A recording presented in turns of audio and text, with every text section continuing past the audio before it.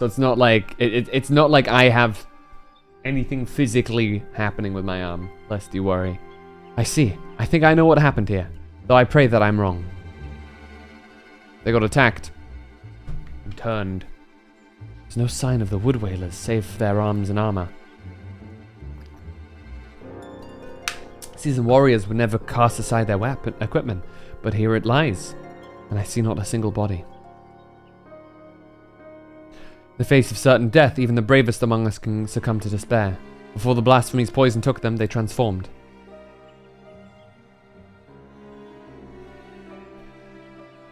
Gleipnir could not have gone far.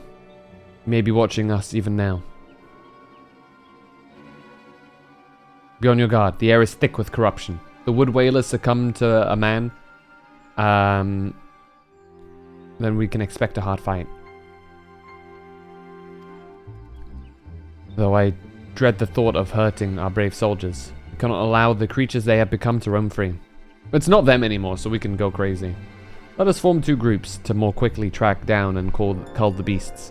Once we have finished, we shall regroup under the boughs of the guardian tree. Boughs, sorry. English is not a confusing language, by the way. Make no mistake, bough of a tree and doe is spelled identically, however it is pronounced differently, because why the hell not?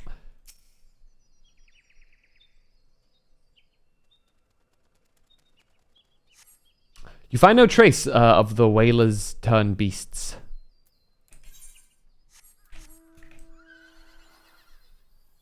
Bam. So it's, as I always say, right, is English is one of the easiest languages to learn, one of the hardest to actually master. Or definitely harder than a lot of languages that do exist. And that is only because, in speaking form, that is at least, right? Because so much of it is so arbitrary. It makes no actual sense that some of it is the way it is. English is easy once you master reading 5 words ahead. Very hard. Because it makes... Some of the things make no sense. For example, why is anhistorical also correct? I don't know! It beats me. It just is. And like, yeah, there's so much of English that intentionally... Because French... I mean, that's one of the reasons, right? That English is such a combined effort of so many languages, be it old Germanic influences, be it French, Latin, in some cases even Greek, and whatnot. That it's seriously, it is some weird messed up amalgamation that ends up having random rules that apply in some situations and sometimes it doesn't in other situations, just because. There's no actual reason that you can find out, logically speaking. You can only know it because that's how it is. Like, you can only find it out because you've been corrected. You know? You can have, like, learned English perfectly just through, like, you know, typical grammar and all, you learn all the normal rules and stuff, and you can still fuck it up just because there are instances where things just change for no actual reason that is obvious to you. You know? So, the work is done then. The loss of so many brave souls is tragic, but now they are at peace, and the guardian tree is also safe. Let's take comfort in that. But I pray that the Great One will hear my plea.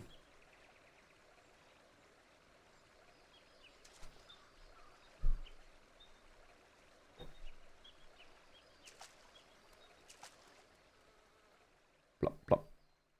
Oh, silence.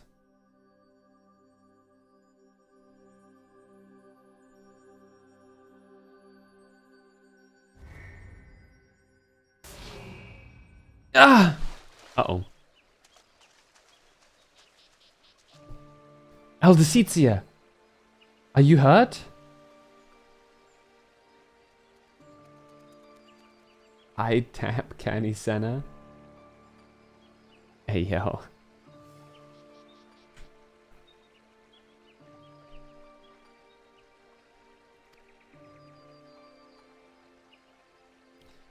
The Great One is filled with fear, an all-consuming fear unlike any I have ever felt.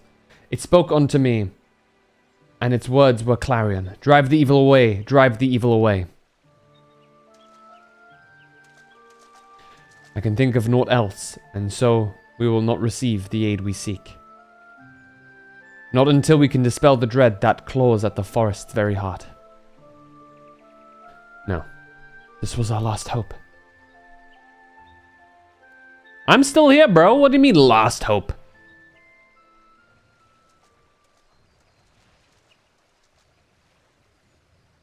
We are not alone. Yo! Oh my god. Chains. There it is. Gleipnir. There can be no mistake. This is the profane beast, the blasphemy that has mired the Twelveswood in despair. Gleipnir. Reminds me of Behemoth. Yeah, they probably share the same model. Stay back! Bong. Dude, I got this. It makes for the Guardian Tree. We must stop it. Dude, let me. I am legit a tank. The poison. You mustn't let it touch you. Such fearsome strength. Can I pull out my damn weapon? Good God. It's one of the few things that annoys me in 14 sometimes. Is like, we just chill sometimes, you know?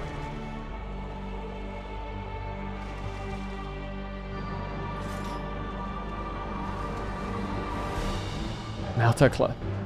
Bro's on 2 feet. Oh shit, memory. Okay, echo.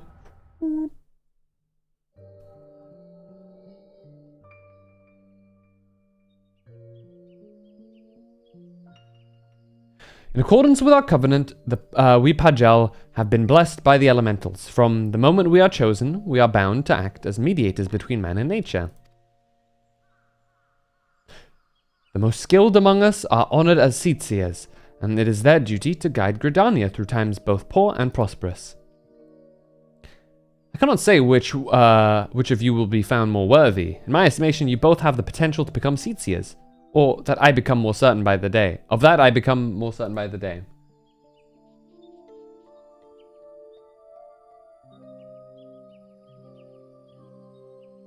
Is that Canny Senna? No. But I don't want to be a Seetsier. Wait, maybe it is though. It's same hair color, same eyes. I don't want to be a Seetsier. I've never wanted to be a Pagel either. I never asked for any of this. Why can't I live a normal life like everyone else? How come I don't get to grow old? Why was I cursed with these ugly horns? I like them, and maybe we didn't choose to be born this way, but I don't think it makes us that different from everyone else. It's a rare gift, a blessing even. And even if we can use it to help others, then we should. And if we can, okay, don't give up on becoming a Seer, Canny. Yeah, there it is. We'd all be worse for it. A blessing? I never thought of it that way. Suppose I just hated not having a choice, but maybe you're right. Dude, Isumiyan is he just been around that long? Hold on. That's the trainer dude, right? The Conjurer's Guild?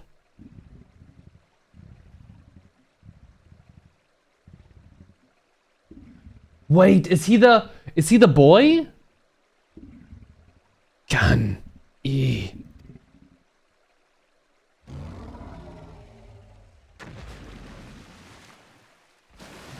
Oh, leap.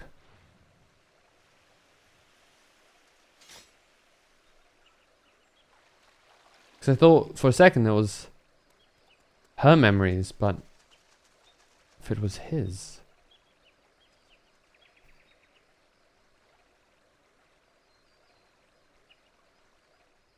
Must have scared him off.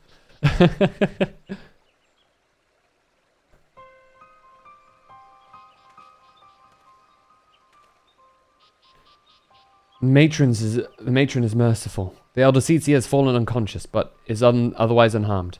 The blasphemy must have not touched her, for I do not see the telltale mark of poison. Still, I am no healer, and she should be looked after by those who are. I shall carry her back to Gridania. We must leave before Gleipnir returns. Await me at the Adder's Nest.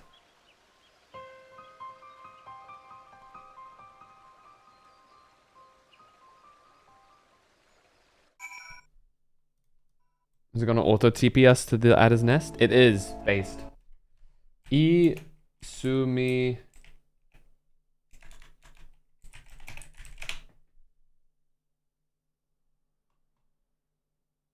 Yeah, he's the master of the Conjurers Guild. How old is he? Good God. Holy shit. The guy's been around forever. If he was there when Canny Senna was like little teeny tiny.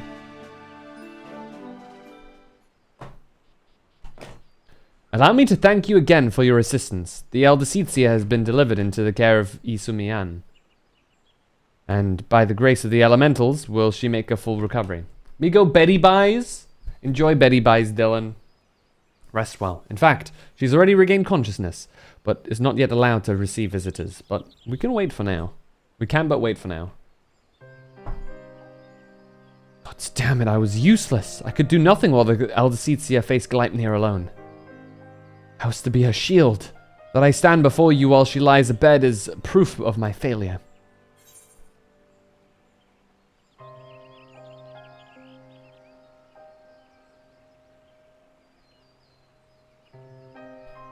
She wouldn't have wanted you to throw your life away.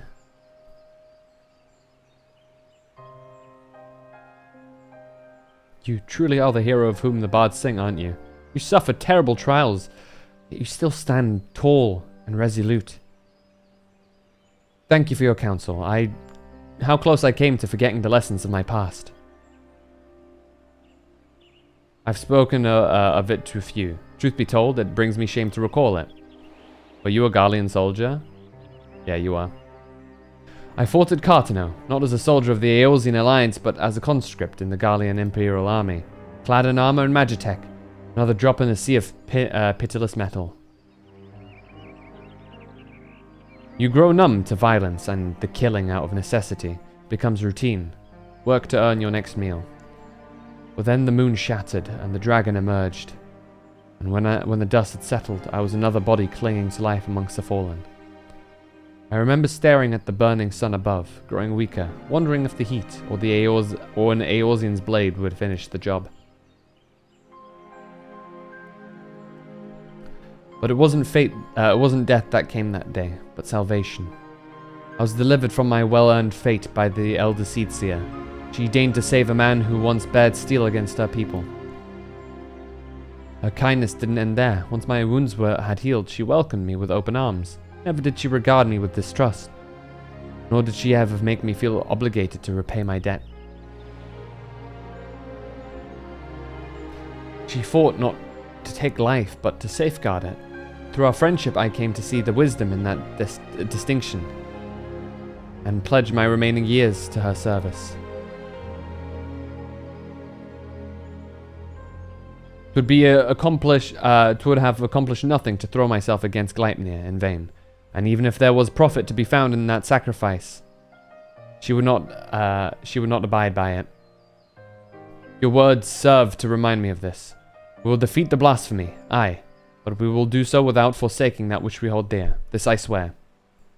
Yeah.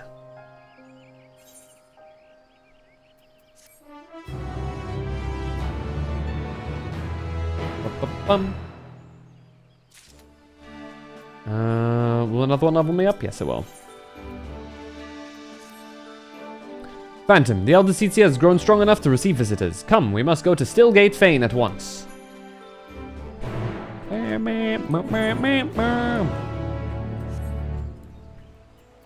Also, we have helmet.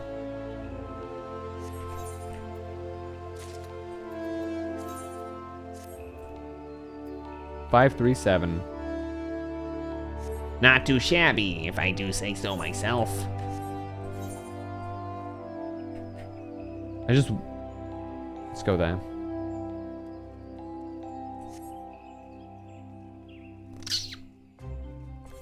Din, din, din, din, din, din, din. Oh. Damn. Conjurer's Guild.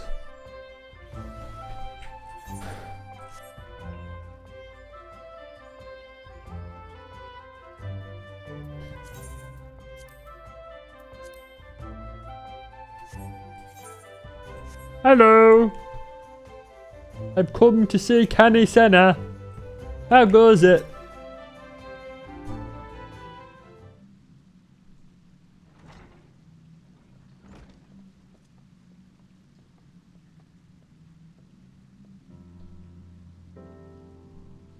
Elder Seatsia, it fills my heart with joy to see you in better health. Yeah, bro, she outgrew him, dude. I'm gladdened by your presence as well, my friend. And lest you wonder, know that the conjurers found no trace of the poison in my humours. If you are ready, I would resume our search of Gleipnir. They may be up to the task, but you are not. It is one thing to engage in conversation, and quite another to go gallivanting about the Twelveswood hunting a blasphemy. I'm aware you are a conjurer of surpassing skill, and would not presume to gainsay your judgment, but have my wounds not healed? Those visible to the naked eye, perhaps. I worry that the strain of your communion with the Great One has taken a toll on you in ways we struggle to perceive. The Great One is a being of purest ether, and you are exposed to its unbridled despair, its raw terror. There may be consequences. I'm aware of that, but Gleipnir must be stopped. Until the blasphemy is laid low, people will continue to die. How am I to carry out my duties cloistered here? How am I to deliver the forest and its people from this despair? It is your duties that demand you remain. I understand your frustration, but if you were to fall in battle, if your guiding light you bear were to fade, then all Gridania would be lost. Rest, Canny. Rest and gather your strength, so that when the time comes, you are fit to do what must be done. In the meantime, trust in your allies. You're right. That said, I see no reason I cannot join in planning our next step. As you said before, conversation is quite unlike gallivanting about on a hunt. Our encounter with Gleipnir has made it plain that we cannot hope to triumph over it as we are. Only with the Great One's power can we achieve victory. When the seventh umbral calamity was nigh, the Great One committed a portius of its boundless strength to extend a barrier over heaven and earth, the Ermin Hedge. Thus was the Twelveswood spared the worst. If we could convince it again to lend us a small measure of that power, we would not need fear the poison. Therefore, I believe we should pour our efforts into placating the elementals, that we might earn their favor.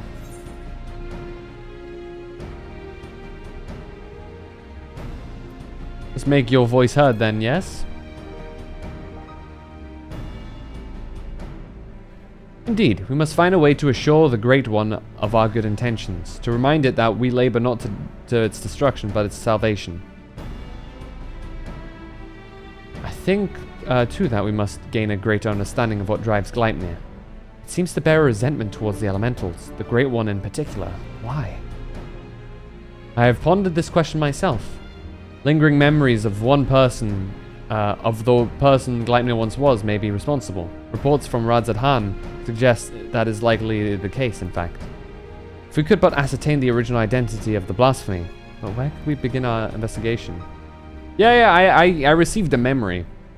You were granted a vision of Gleipnir's past, and I was there? Then I know who he is, or was. As do I.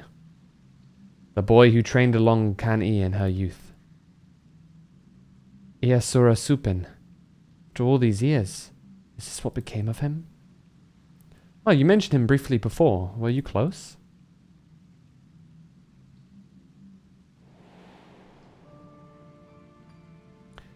Iasura was Pajali like me, but he had never known his parents and devoted himself wholly to his studies. He embraced the role the forest had bestowed upon him, and truth be told, he was a much better student than I ever was. A fair assessment. Despite your esteemed heritage, you never took to my lessons as well as he, ever dreaming of the outside world. Stealing off into the woods more times than I can count. I could not keep watch over you at all hours, not even if I tried. The elder Seatsia, a rebellious spirit? I can scarce imagine it. I resented being a Pajal. It was inconceivable to me that I could not live among the others. I did not scruple to express my misgivings to Isumiyan at every opportunity. Iasura was a pillar of constant support, and it was thanks to his encouragement that I at last embraced my destiny and resolved to use my gifts for the greater good. And we would become Seatsias together, I believed, until one fateful day when we were gathering herbs in the forest at Isumiyan's behest. We met a wanderer hailing from a distant land who told us his beloved was with child, and that he travelled to Gridania to beseech the Great One for a painless birth. He asked us to guide him to the guardian tree. However, entry to such sacred places was not ours to permit, and there was something odd about his demeanour besides. With regret I refused him, but Iasura was loath to turn away a goodly stranger in need. He agreed to guide the man, despite my protestations. I ran to Isumiyan as fast as I could. Together we made haste to the guardian tree. We found the man motionless on the ground, having succumbed to the Great One's rage. And next to him was Iasura, alive but unconscious. In time he recovered and related the whole story.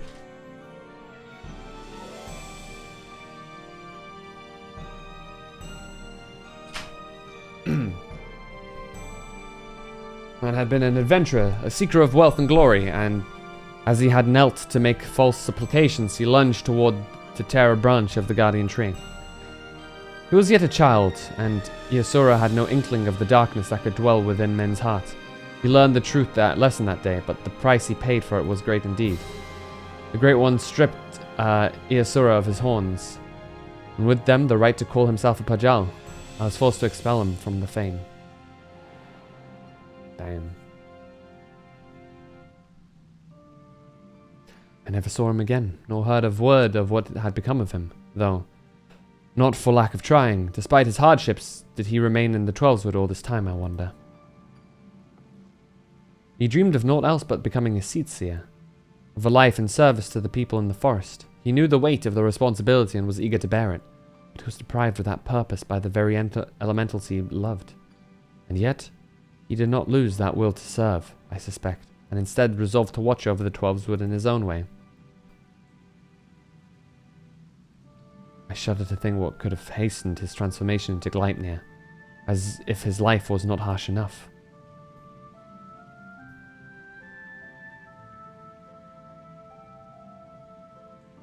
In our final conversation, Iasura confided in me that he would search for a means to calm the Great One's rage and earn absolution. To that end, he said that he would seek the counsel of the Mughals.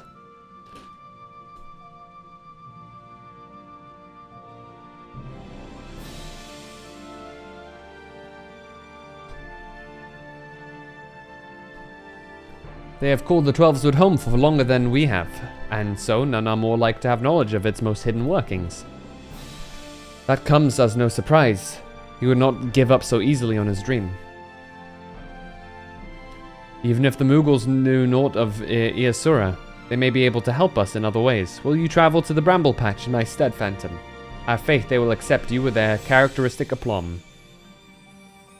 Hell yeah. Bring me the Mughals.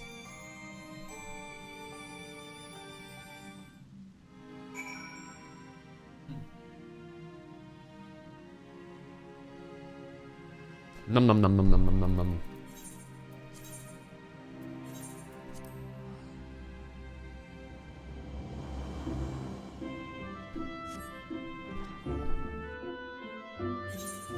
Man. I'm flying on the antelope stag. Well, that works, I guess.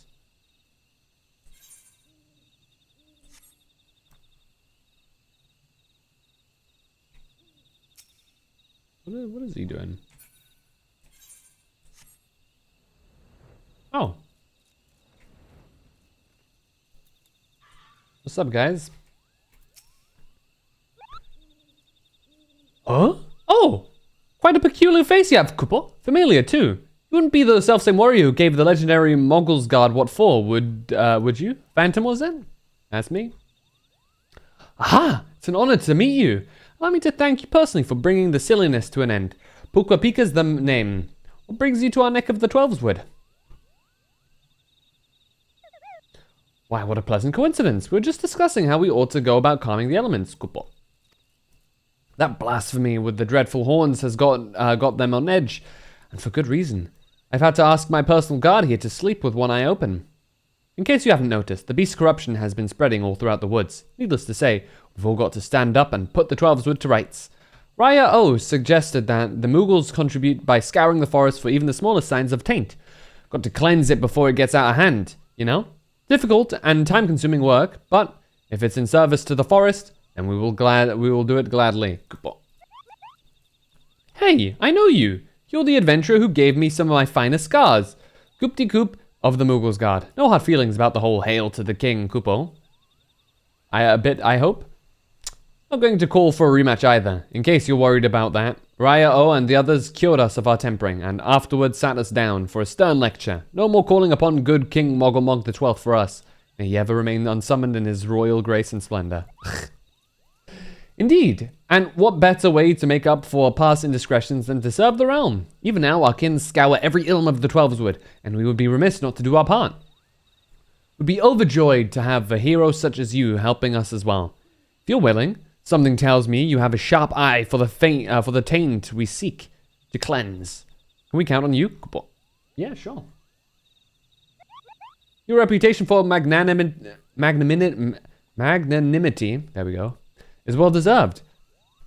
Let's begin by moving to higher ground, that we may survey the area and locate any particularly nasty spots of blight.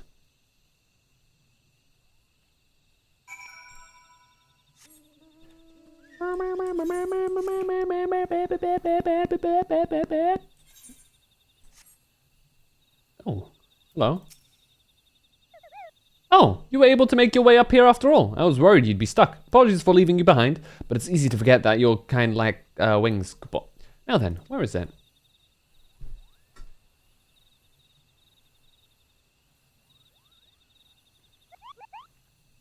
Oh. There, to the south. Let us cleanse the festering taint at once. Nom nom nom.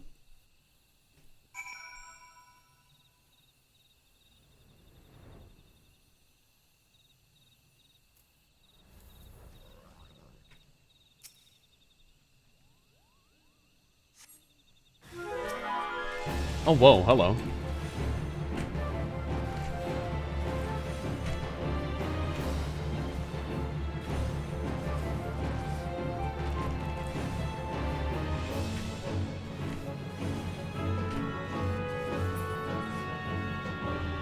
Well then. Bum.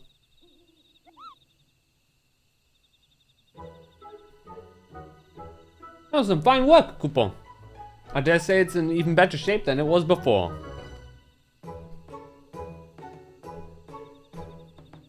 The other ones I doubt was fluttering about, stamping out corruption wheresoever it rears its hideous head. If I were the Great One, I would be applauding our efforts. Well, insofar as being as such a being without hands can clap, I suppose. How goes the taint cleansing, Coop-de-Coop? I did what I could, but I swear, as soon as I finished with one area, two more started manifesting a fresh taint. The forest's ability to heal itself is waning, and the sickness is spreading too fast for even a legion of Moogles to manage. If we don't come up with some better solution soon. The situation is more grave than we imagined, Cooper. Oh, what do we do? We should maintain our efforts to purify the forest regardless, but since there are only so many of us, must also help the forest to remember how to help itself. Brilliant idea, I think. How do we go about doing that? Well, I was just getting to about that part, Cooper. We,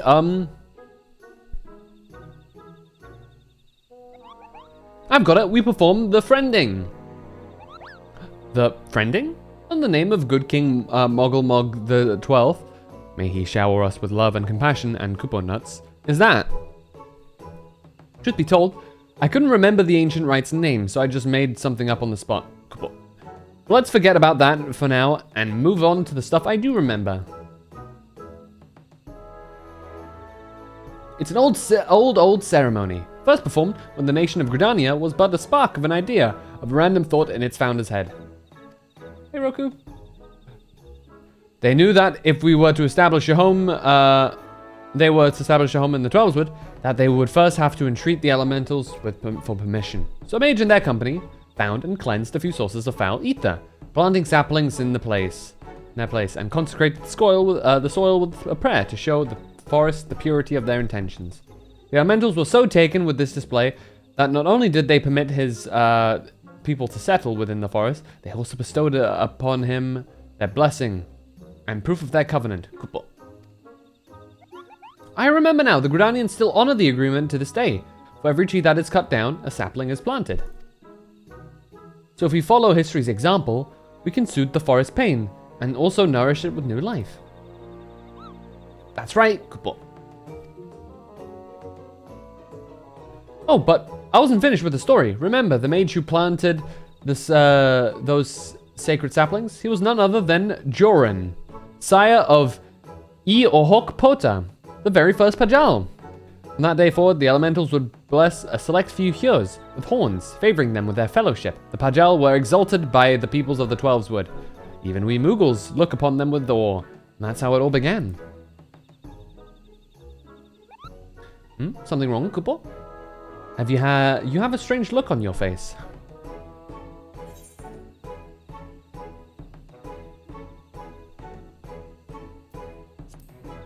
Former Pajal, at least. How dreadful, Kupo. What exactly are you saying? So the man you think may have become Gleipnir was a Pajal stripped of his blessing, and the blasphemy kills with a poison that manifests symptoms that resemble those of the creeping death. I feel sorry for this Iasura. To love the elementals only to be shunned by them, to be surrounded by the beauty of the Twelveswood, and know that he was forever an outsider, all for a child's mistake. That despair could easily have caused him to turn, and this poison that preys upon those who bear the Twelveswood blessing, the Hyurs, just like the creeping death ones did, might be another manifestation of that despair. That would explain the elemental's unease, Kupo. We must redouble our efforts to plant saplings that they never or they might never speak to us again. Indeed. Well, first things first, we must gather as many saplings as we can. Phantom, wait for us at the Adder's Nest and make ready for a long and back-breaking day. Bum bum bum bum bum bum bum.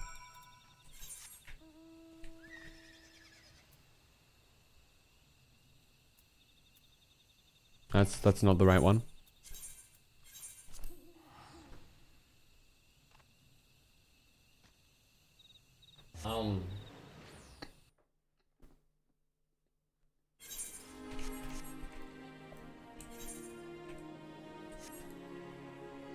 Okay.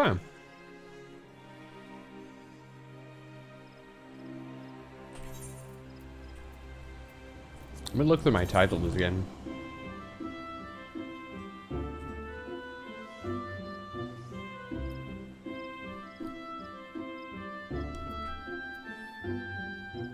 Carrying our song. Man!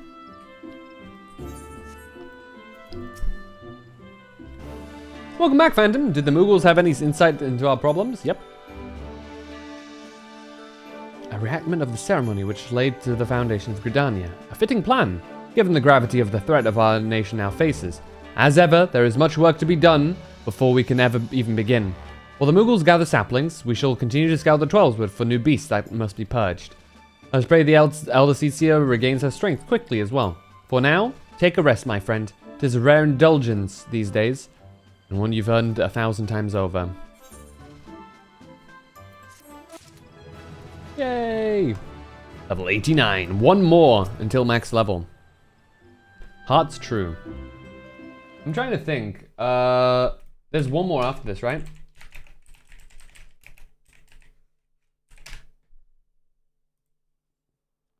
Is this the final quest?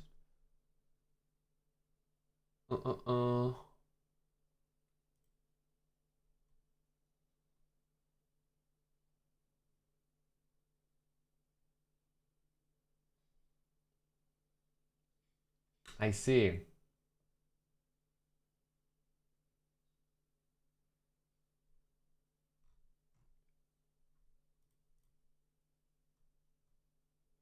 On wings of hope you rise through the night. Higher, oh higher.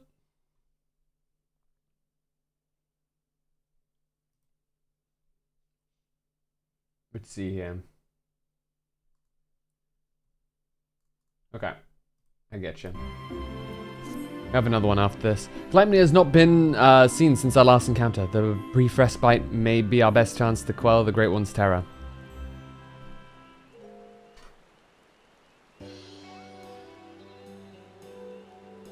Make way for the saplings, Kupo!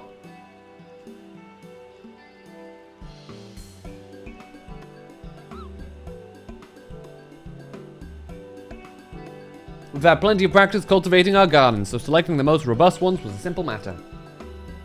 Not the hardest work, so you can help us with the easy part. If you see a spot of corruption, cleanse the taint and plant the sapling in its place. Do it enough times, and the Great One is sure to understand that we're doing all we can to heal the forest. Which ought to brighten its mood. We'll see to the East Shroud. You have no trouble taking care of the rest. Your efforts are much appreciated. We'll begin without further delay.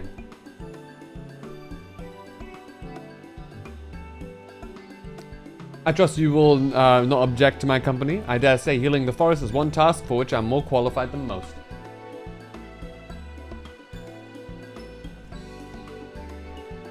Elder Seetsia, are you well enough to leave the city? I should like to think I have been for some time. In any event, Isumi has finally grown tired of my objections and ceased his attempts to detain me further.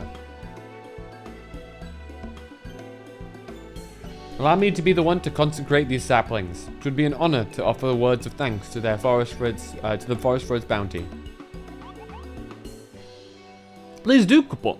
A prayer from the Elder Seetsia herself will surely hasten their growth from a tiny sapling to a towering tree.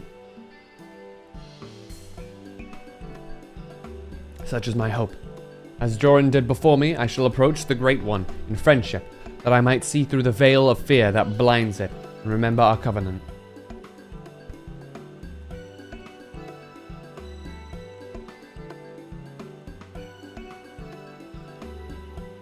Let us begin by cleansing all traces of corruption in the central shroud. To Green Tier. I sense the flow of ether has become warped there. Impressive, Kupo. Not even my keen eyes could spot corruption from such a distance. It is but one of many talents I owe to the elementals. Well then, shall we be on our way?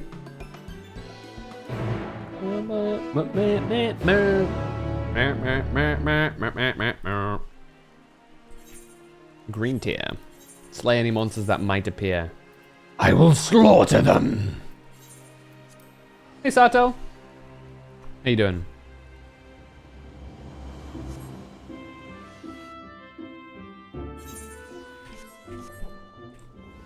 I'm doing great. What about you?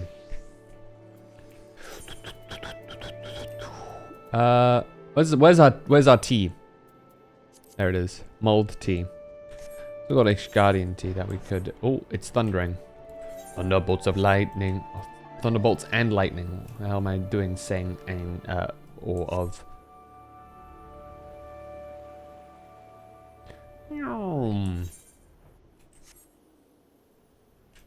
It really is thundering. Good God. No rain though. Just thunder.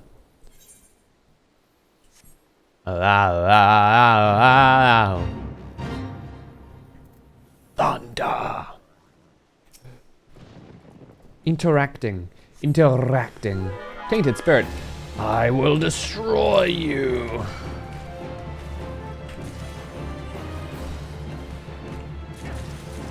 Oh shit, I accidentally... Okay, fine. I got some beast skin. Or beast skin blood. Beast kin. Sorry. Not beast. Beast skin. Beast kin.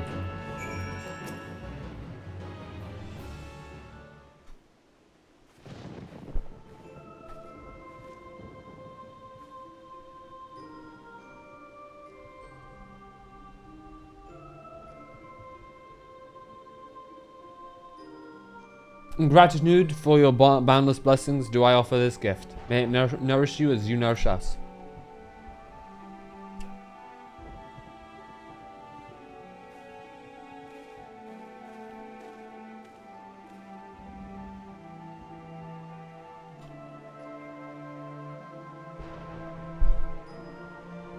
At last, the earth is cleansed. There's a settlement not far from here. We should tell them of this sapling, bid them watch over it and keep it safe from harm. Ow.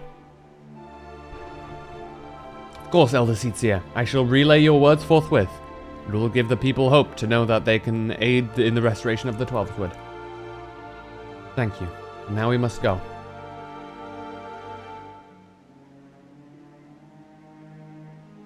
Have we checked Dragon's Dogma 2? I've heard some things. Haven't played it myself though. To Silent Arbor. There's something foul impedes the flow of ether. Let us hurry.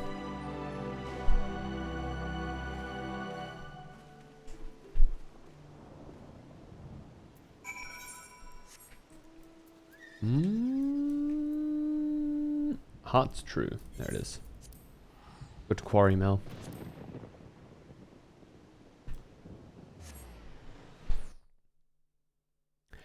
Bum bum bum chippy bum bum.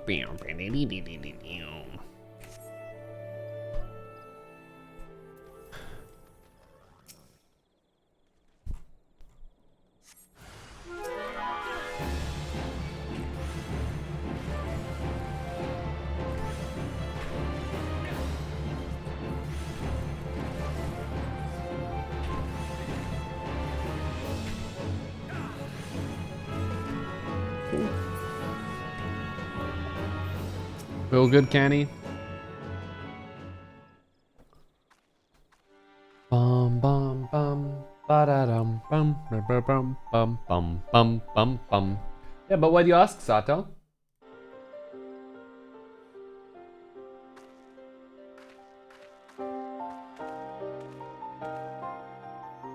The injury has begun to heal, and our next destination lies to the north.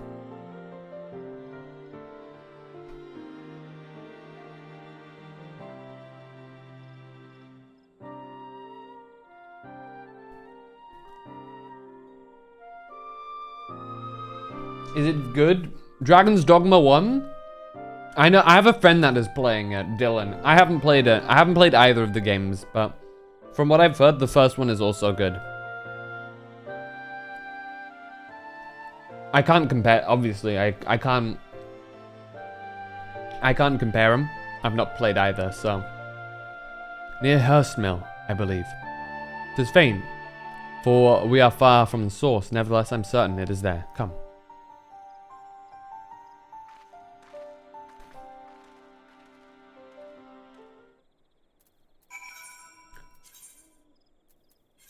Are you interested in trying the games out? Is that why you're asking?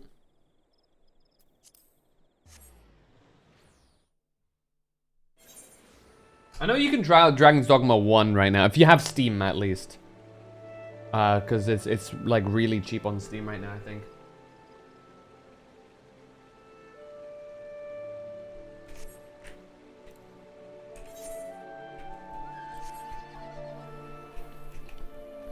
But yeah, by all means, check out some videos, you know. Look at some reviews. Absolutely.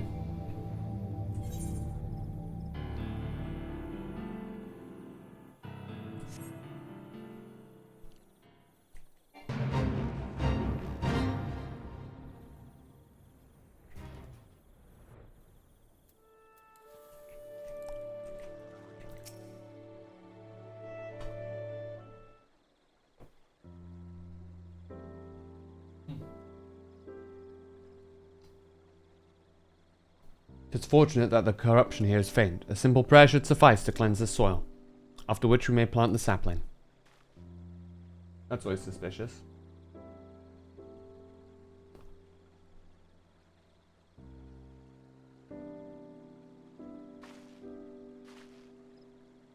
I sense no other disruptions in the etheric flow.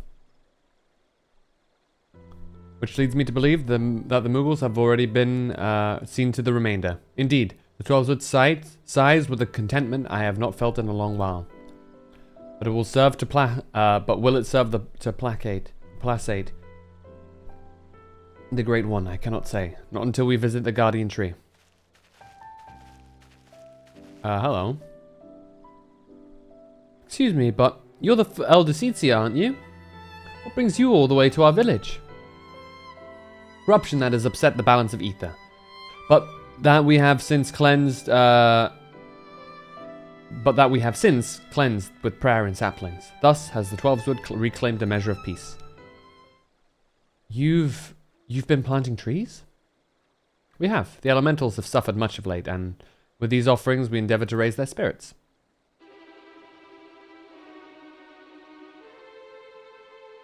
Elder Seetsia, I've got to protest. What of your people's spirits? We who dread every step we must take outdoors. Huh? That terrible monster's still out there, preying upon innocent folk, without rhyme or reason. If it doesn't strike us dead where we stand, its poison will finish the job. That's why we're doing it. I know you are afraid that you and yours will suffer. However, 'tis under the auspices of the elementals that we may call the 12-wood our home, and they too cry out for deliverance. Even the Great One quakes with fear for the blasphemy's continued existence. To ignore their plight is to invite greater tragedy for us all. Rest assured, however, that I have not forgotten the needs of the people. Just tell them that we need to do this to get the help of the elementals so that we can kill it. Easy. We bring comfort to the elementals and renew our sacred ties that we might enlist the... There we go. The Great One in combating gluttony and the suffocating despair it spreads. And so I pray you continue to put your faith in our guardians and in me. Would that we could, Elder Seetsia, but we've been dealing with death and sickness since before Gleipnir's coming. They say the creeping's death, nothing to fear these days, but we know better. One of ours caught it not long ago. We gave her the cure, had plenty on hand, and while we thought it would be alright, but by the time we realized it hadn't done a damn thing, it was too late to call for a conjurer. It was said it was a sad day for all of us when she passed. But none more so than her poor husband, Supin. He was beside himself with grief. Who could blame him? And then came Gleipnir to compound our woes. Supin. It cannot be. Do you speak of Iasura Supin? Iasura? No. Supin was an odd one. But no one mistake him for Bajal. Supin wasn't even his real name. That'd be Elenya. But his wife was fond of calling him Supin for some reason, and it caught on with the rest of us. I see. What did Elengia look like? Well, I would say no more than 30 summers. Kept to himself. Came and went with nary a word at times. Though he had met his beloved, he became more of a fixture. After fixture. Friendly even. His wife was a sickly lass, but she had spirit. Spirit's enough to beat the creeping death. Pity that we couldn't do anything for her.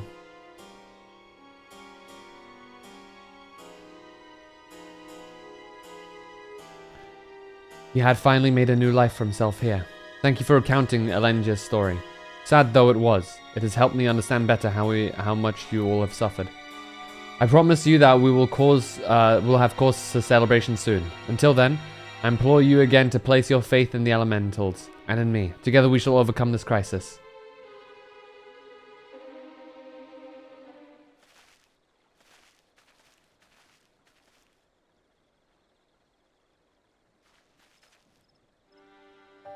Despite what he said, I'm certain that this Elengia was Iasura Supin. To think that he was living so close by all those years, searching for new purpose and finding true love, only to be robbed of that fulfillment too. Well, he's still a Pajal, empowered by the elementals. He could have saved her. Could he have saved her? He would have dwelt on the question, night after sleepless night. I know I would have. Mayhap in the end he came to blame the elementals for his helplessness, for her death, and in despair he was consumed. Aye, the animosity would linger, endure, and in vengeance would Gleipnir find its final purpose. We have done all we can to show the Great One the purity of our intent. Let us hope that he will accept us as, we will be accepted as friends. Friends! Friendos. Ba ba ba ba ba ba ba ba. Higher, oh higher. Can't go much higher than that with my voice.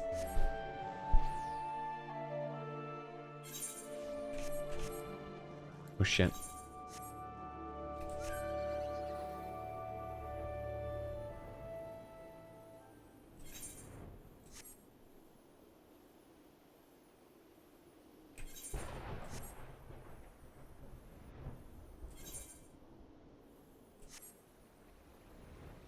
Can't eat Senna. Our supplications cannot have escaped the Great One's notice. May it be enough to receive an audience. Let's see.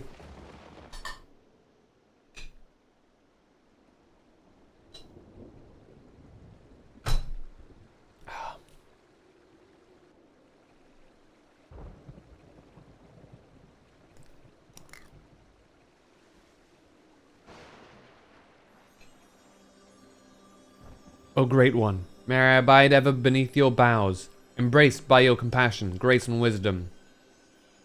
Distill the fear within your heart, and know that I am your faithful servant.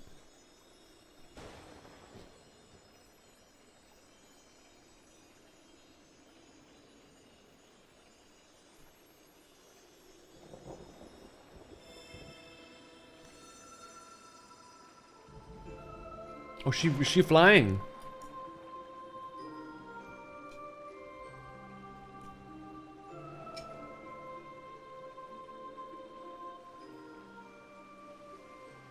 Oh, hold on. I got this. All feeling. Passing corruption. Refreshed, renewed, green, flesh restored. Child of child, covenant honored. Friend, friendship, peace. It worked! The Great One speaks through the Elder Seatseer. We were right to follow Joran's example.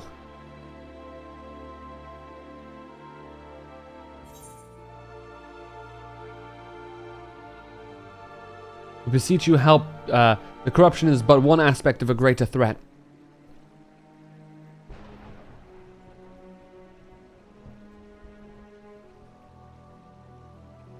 Profanities spawn, despair's orphan, sadness and anger.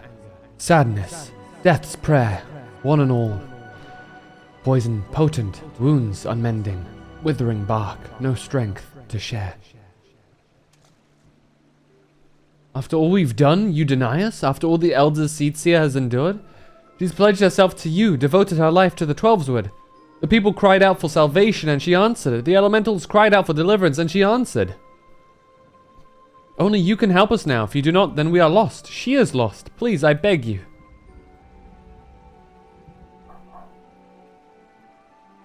We beg you.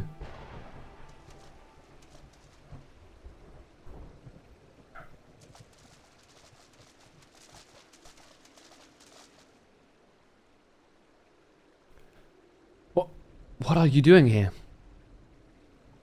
We've been dependent on the Seatseers all our lives, blaming them whenever something goes wrong, without ever considering what we might do ourselves. Aye, but no longer. The Elder Seatseer has gone to incredible lengths for her people, and so her people have come to return the favor. If her plea alone is not convincing enough, then we will raise our voices in support. We couldn't let them make the journey without protection. That, and we couldn't let them put us to shame. We too have come to stand with the Elder Seatseer and beseech the Great One for aid. We all want the same thing, don't we? Peace restored to the forest, so please, share what you can. However little, do not forsake us. Do not forsake her.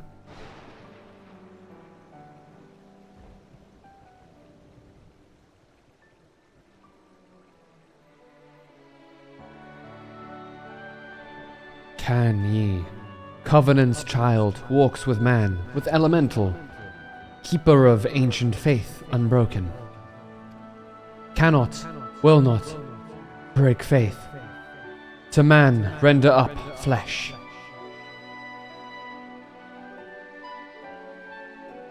Then you agree to help us?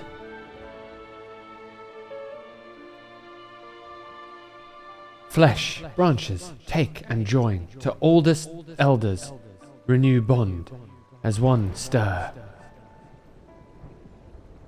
Raise up to heavens, covenant's symbol, our staff, all join, all bloom, all peace.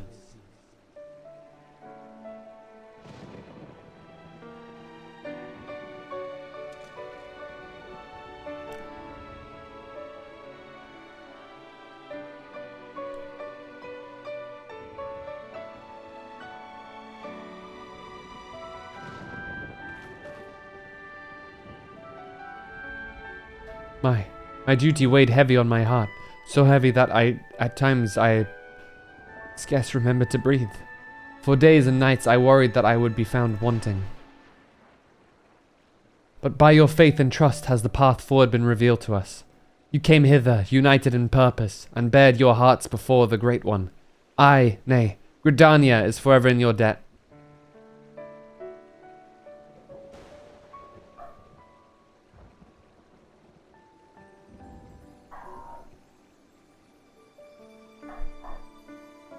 The dogs do be barking. Shush.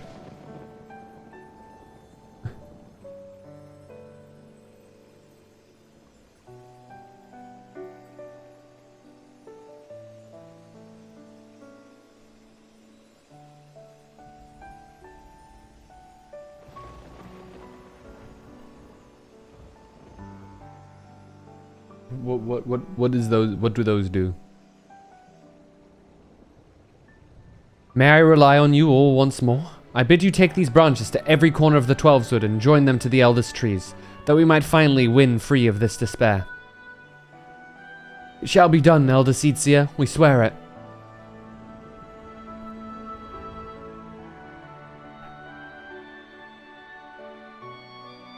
Once the trees have been bound together in spirit, I shall carry out the Great One's final instruction and cast its cleansing power all across the Twelveswood. Yet I must remind you, my friends, that Gleipnir still stalks the forest. It will not remain idle. It will attempt to stop us. Go with hope in your hearts, but do not lose sight of the danger.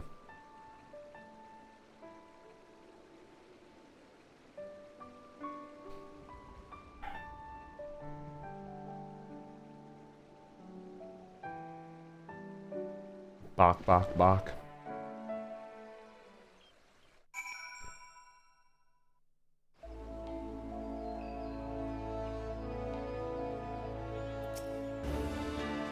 I admit, for a moment, I thought it wouldn't work, but the Elder Seetsia moved not only the hearts of the people, but that of the whole forest, that of the forest itself.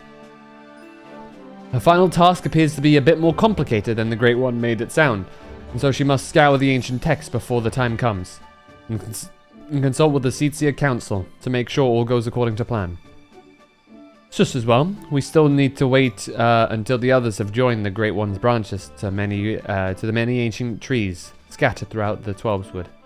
Then, of course, there's the matter of Gleipnir. It will not go peacefully as we work to hasten his demise. When he comes, we must be ready. Okay, that's the last time we can continue that until the time arrives that we may be level 19.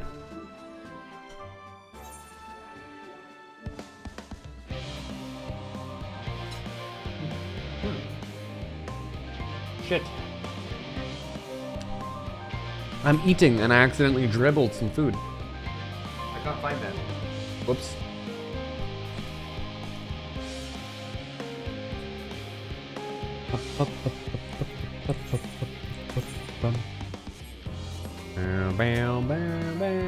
Ah, Master Phantom.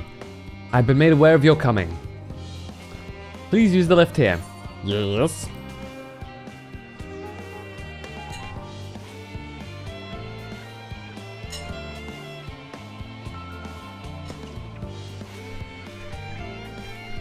Alright.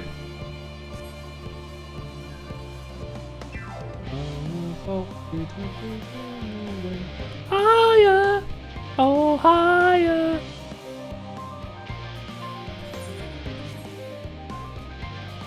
I don't know why the dogs are barking so much. Fucking hell. Alright. Fortunal. Fortunal is ready to lead you to Heidelin at last. Her children one and all. We make for the lift at the center of this chamber. Come.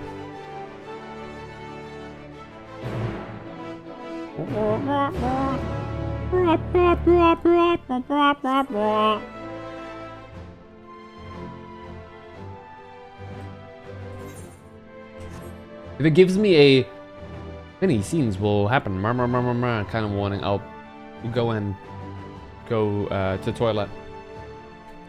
There's a toilet. Will you go Shadowbringers drip all the way? I can't I have not found drip that looks better. Like legitimately. I would if I found cooler looking gear, but I can't find any cooler looking gear.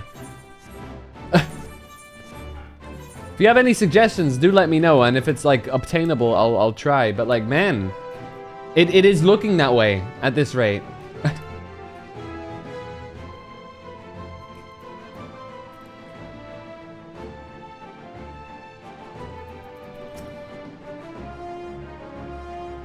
Some glam does take some grind, I suppose. Yeah. Also, all of the things that I've been shown that people are like, oh yeah, check this out. Like it's great and stuff, but like, yeah.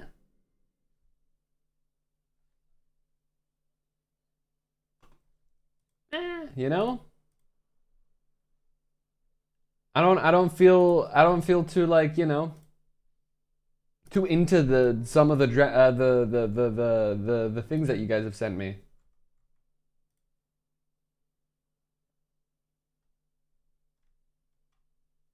Hold on, let me just.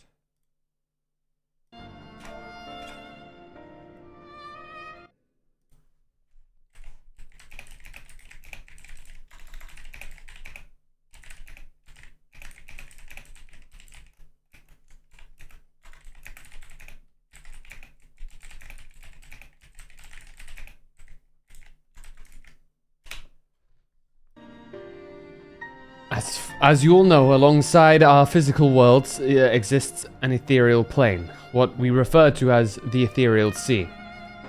The heart of the star, the physical and ethereal are one and the same. Thus, the deeper we go, the easier it becomes to pass between said planes. We utilize this principle in constructing the Antitower, and once more, here in Thormazane. No sooner did the Forum decide that an exodus from the star would be necessary than it began to work on this facility. Our work culminated in a device that allowed us to peer deeper into the ethereal sea than ever before, in search of Heidelin's ever fainter echoes. Echo? Hear, feel, think. The Asioscope, I guess? I don't... Or a Teoscope? I don't... Okay. That, the scope. The scope. And you communicate with her through this device? For a time, yes, but since the 7th Umbral Calamity, it has been rare to hear even a whisper. If you wish to reach her, you must journey close to the center of the star, and we have ever dared. Beyond the scope. Even so, I make no guarantee that you will find her. Nor of your safety. Not so deep in the ethereal sea. Oh, is that the final zone? The ethereal sea? We understand. But if we are to deliver this world, we have no choice but to try. Oh! Oh god, we're gonna see dead people. Because that's where that's where everybody returns to, no? Good god. I know. I only wish we could do more than observe your progress so far. Or from afar, sorry. The scope's ocular lens by which we may peer into the ethereal sea, without placing ourselves at hazard, lies above us. Though, we can through it we can watch and guide you. In those swirling depths, there are pockets of ether so dense and turbulent that they can unravel one's soul. If we determine that you are at risk of coming into contact with such a pocket, we will recall you with teleportation magics. To that end, it would be best if one familiar with the composition of your souls remained here to assist in assessing said risk. Otherwise, there's an increased probability that we'll extract you too early, so... Y'shtola stays?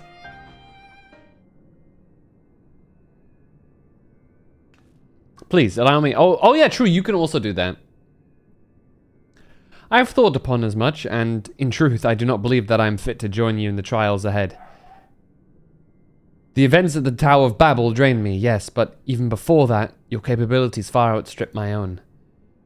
There's no time to have a weak link in our vanguard, no matter how much she may wish it were otherwise. If I assist in the manner of that Master Fulchino has laid out, however, I may still be of use. Will you trust me to do so? No! You're a Lalafell! No, I'm kidding. I can think of none I trust more. Compared to all the effort you put into keeping us alive while our souls were in the first, preventing us from dissolving into ether on a single expedition ought to suppose no challenge at all. Oh yeah, does Fulchino know about you guys going to another world? And even if we did, I expect you would hunt us down and restore us to health somehow. You flatter me, but rest assured that I'll be keeping a close eye on all of you.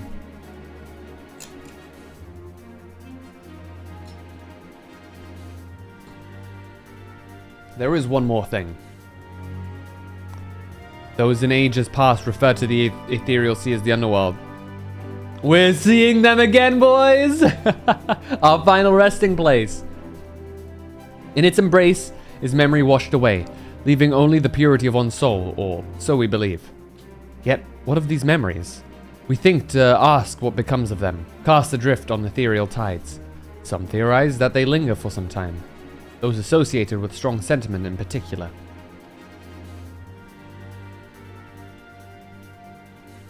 In those depths, memories of the departed may even coalesce around you, for hatred or for love.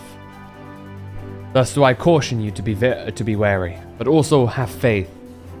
Remember those who did gladly extend a hand to you, that they may lift you up once more.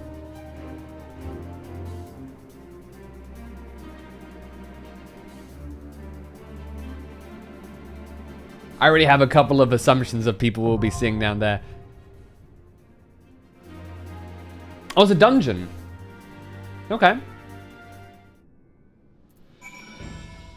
Okay, in that case, I will go peepees. Just before we enter. Oof, what a lineup we can choose from.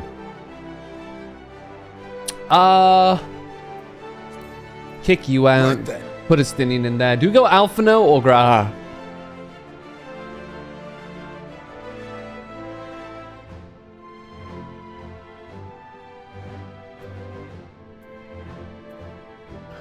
We'll go Graha. Ever ready. We'll have the 3 cat people and a Stinian. All right, I will be just a second. I'll be right back.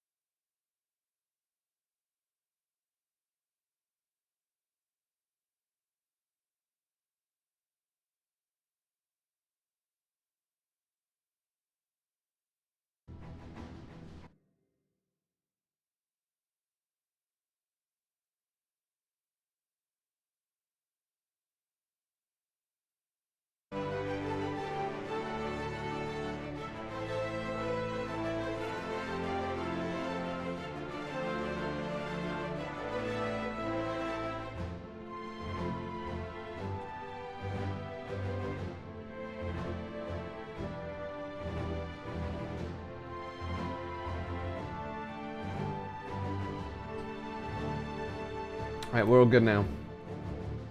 Hello!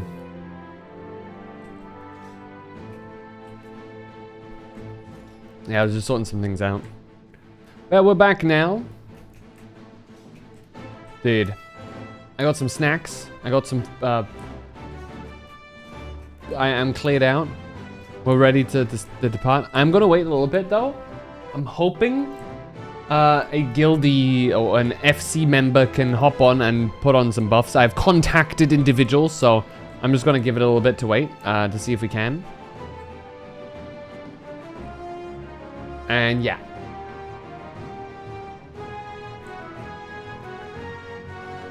Ooh, I can stand on that? Oh. Yes.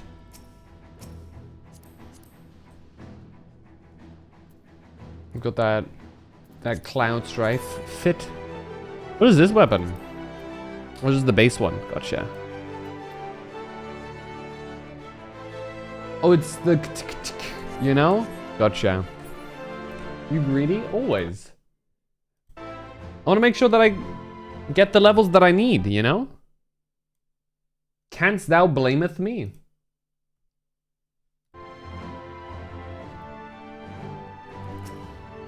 Look at this guy. Level 90. Oh, he's got the Endwalker gear. Oh no, I can't try. Oh wait, I can try it on. You fools. I can't try it all on. But I can, I think. Can I?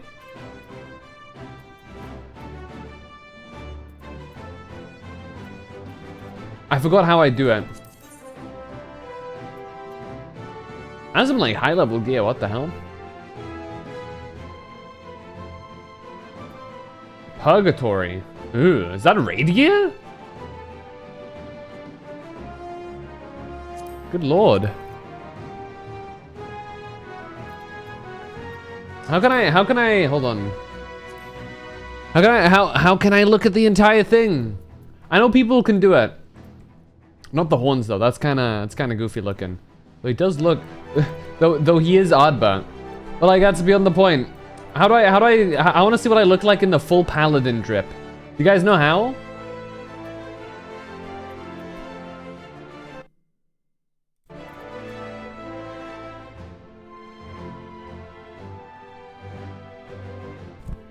Do you know how that works?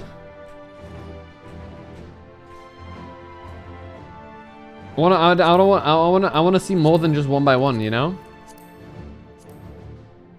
Ah.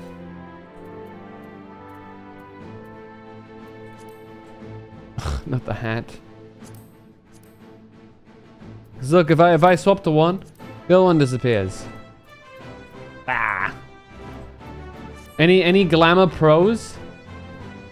And how I can like, that's a sick, I have to say that's a sick gear. I wanna see! I wanna use it! I wanna be dripped out. 640, that's like high, that looks high to me at least. 640, that's, I could be better though, actually, now that I think about it. Alright, right now the top is is it 665? Is that the best possible gear right now?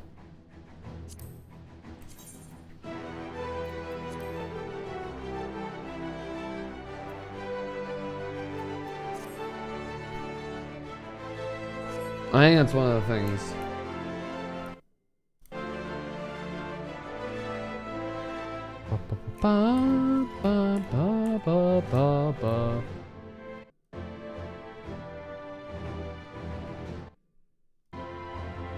I guess I'll never find out how to overlay somebody's drip onto mine in its entirety.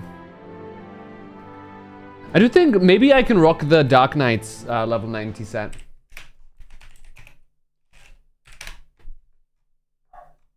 The artifact armor.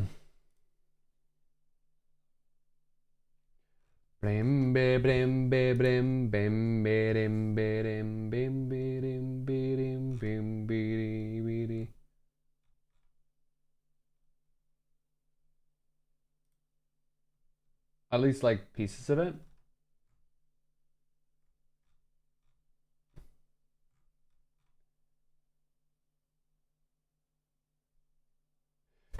I like the, I do, okay. I really do like the Shadowbringers one, but why is it so purple? Can I get a variation that's not purple? For the Shadowbringers one? Or is it just stuck as purple?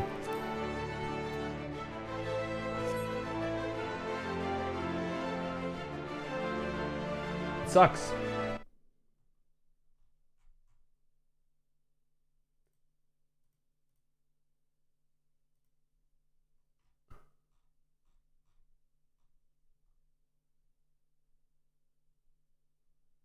La la la la la la la.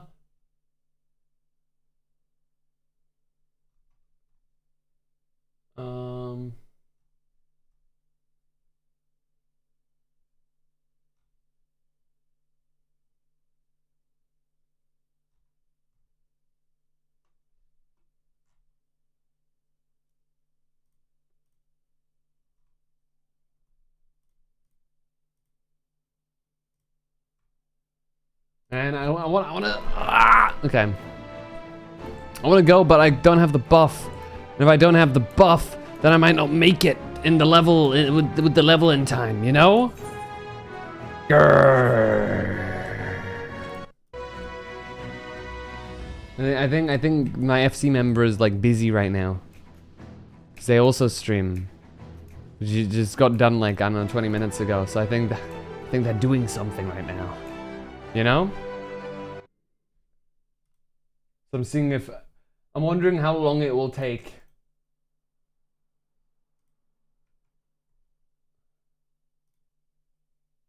You know? Hold on, let me take some sip. Food? I mean, food is gonna be one source of XP, true. Unless you mean they might be eating, I don't know. Mayhaps. Would they be eating now? Probably not. They're NA. I think like, I'd imagine around like California time. So it would be very early to be eating dinner.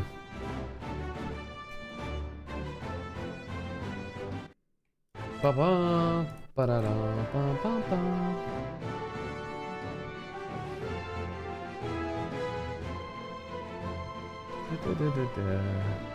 Oh, interesting.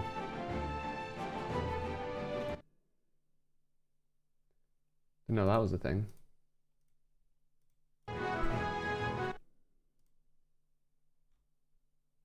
Yeah, what the hell? Okay.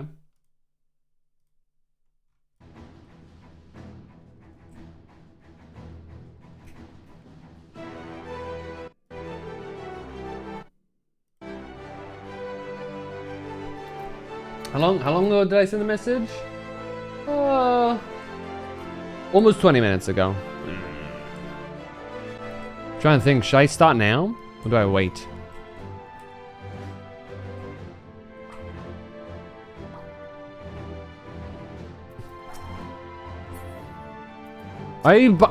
Why am my dog still barking? That's insane. You know you can move the center of the screen for big bosses with shift up. Oh, but why though? I can just do this. I feel like this is fine, no? Control? Oh, I see.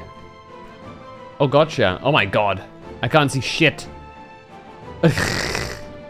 Interesting though. I did not know that. Can I do control down to? Oh shit. Now we're down.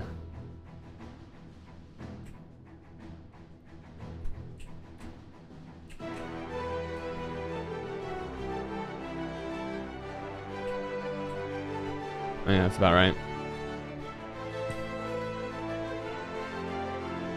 Right? Yeah.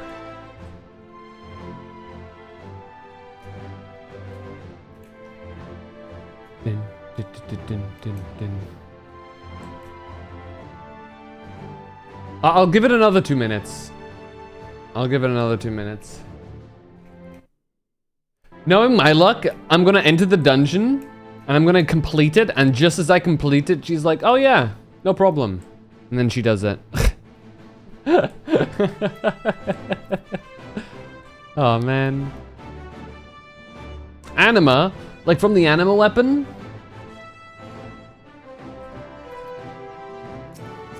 You're a scholar. Or summoner, sorry. You get a pixie as a summoner? I didn't actually know that. I still haven't done the next part of this. The sharpened one, that's the glowy one, right? Yeah, that's kind of sick.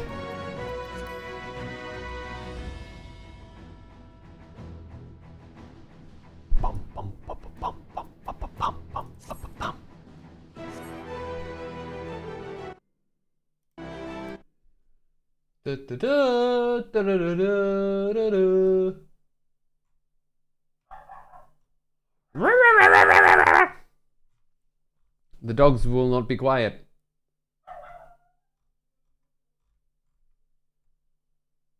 Ba ba ba ba ba.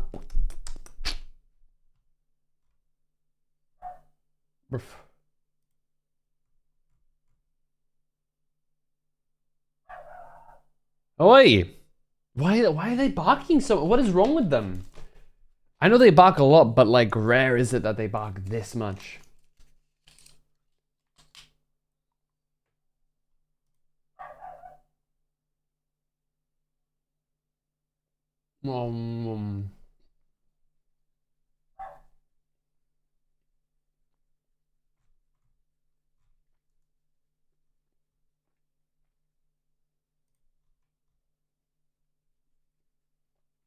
Holy moly.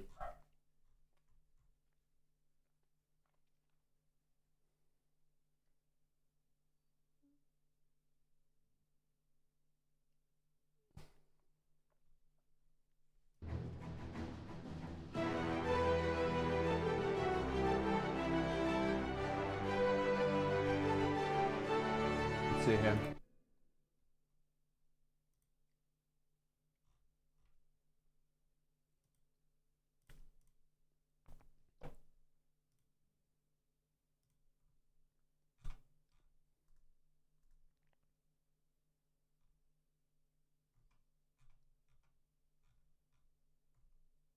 I'm still hyped about Dawn Trail though.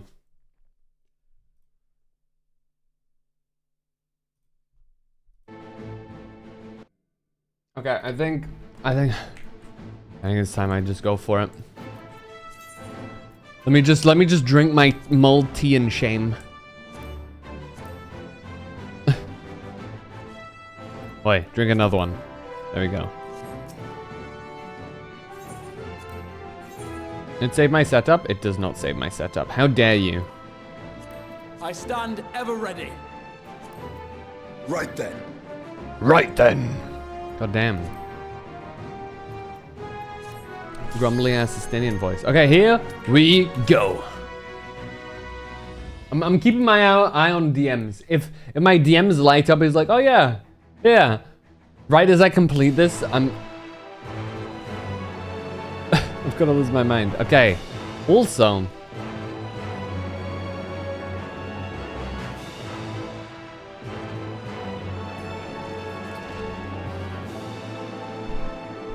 here we go.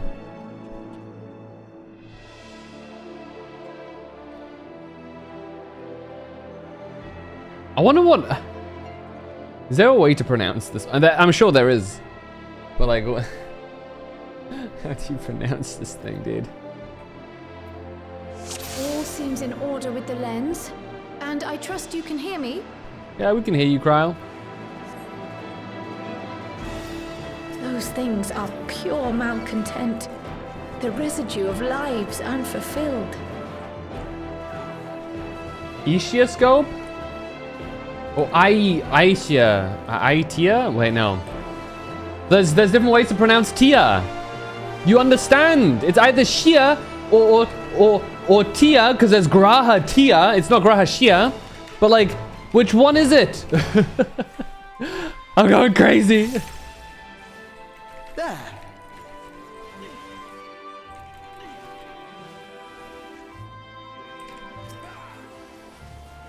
Itioscope. Is that confirmed? Am I about to hear an NPC, like, you know, say that? I'll take your word for it.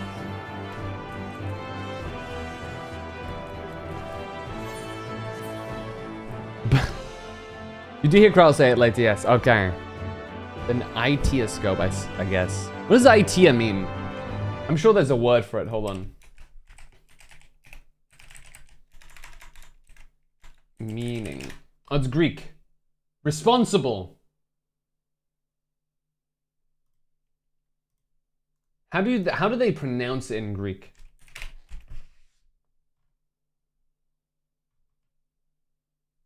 Four-star rating. That will have to do. Idea. Okay, idea. Okay. Take its word for it. Idea. Itioscope.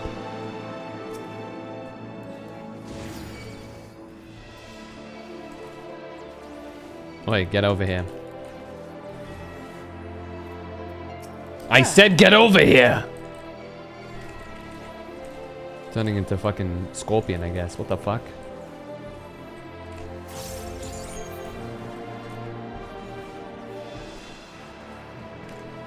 Get over here!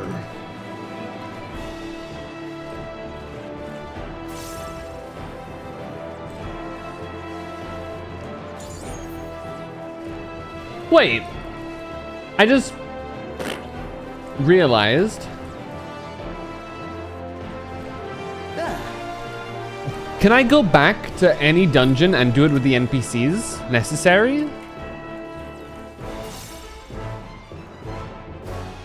At like any time?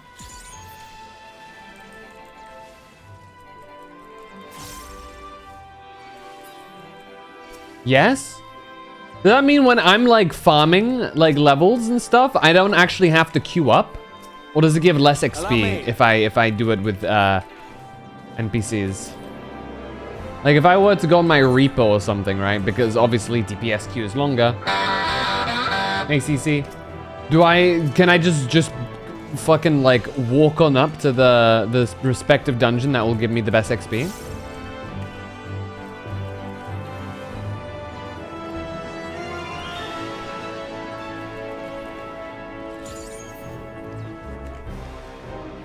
How's your day been, CC?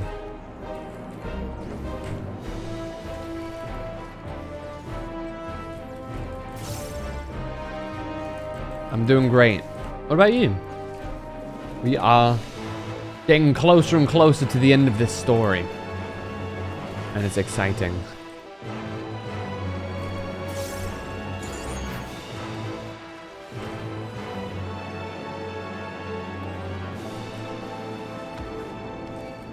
Would you have the duty support that gives you all available dungeons with NPCs? Gotcha.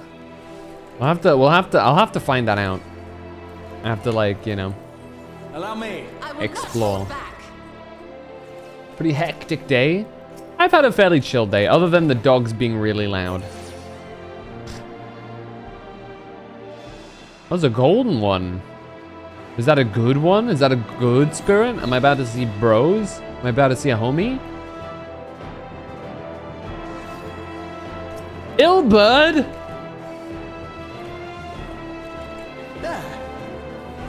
Fucking Ilbud. Even in death, you're a little shit.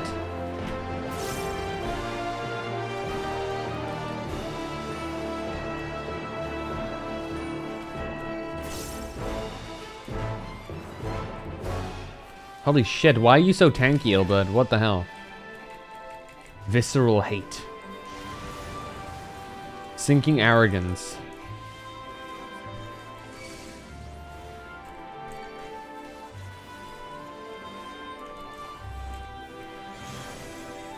Okay, who is it? Oh shit! You're mine. Is it Louis Soir? That's his staff. Whoa! Good God.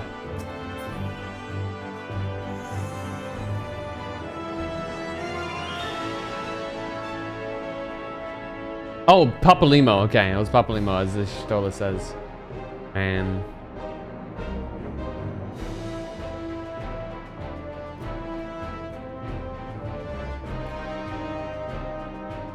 Alright, who's this?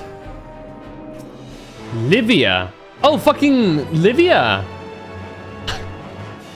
You cannot have him.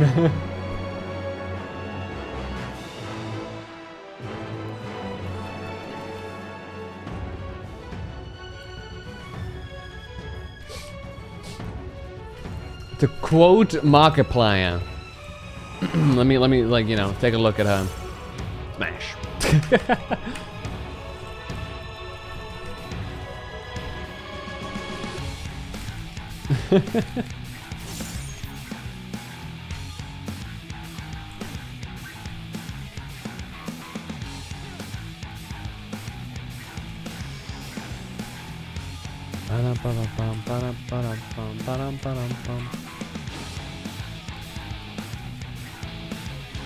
I know who everybody's gonna be in this one. Oh, that's gonna hurt. I have not like quite figured out how to decipher where the attacks are gonna be and whatnot, but we'll find out.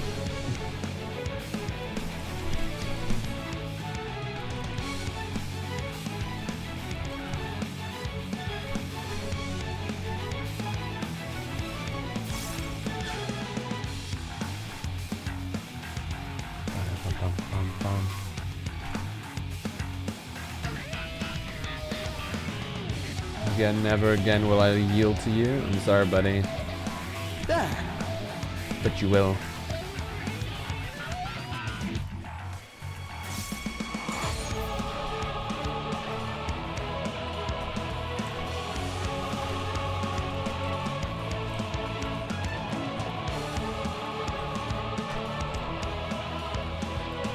Frustration. Are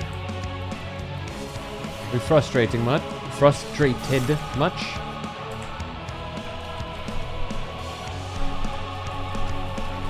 Oh shit.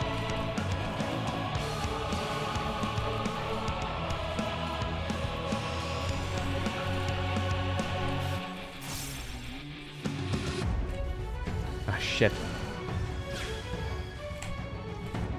You're mine. Holy shit. Okay, let me just pop that shield up. Good god.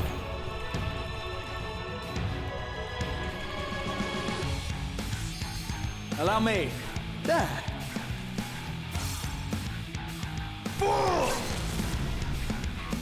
Nope.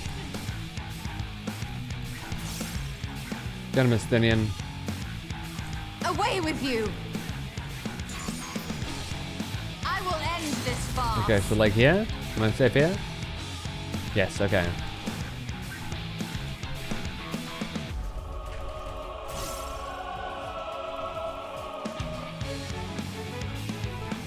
Frustration. Angry.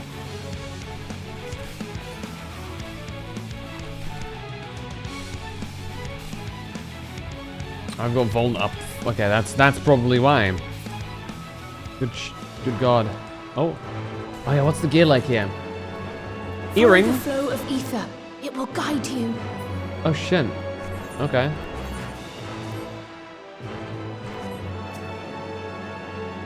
What does a new earring look like? I can take that. Whoa! The ether is too dense. Oh, I'm losing you.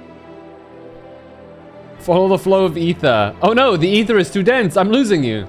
This was hold up. This whole operation was your idea, Kryle. All right, who's this? Do we know? Oh, just sinking dissension. Should I just pull him? I'll just pull him. Fuck it. We're wall to walling.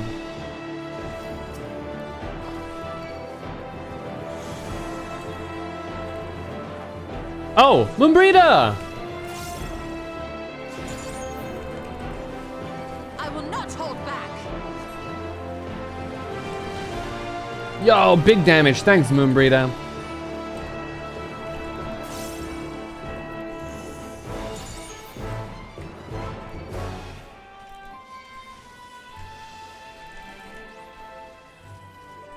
I I will not hold back. I wonder who else we're gonna see.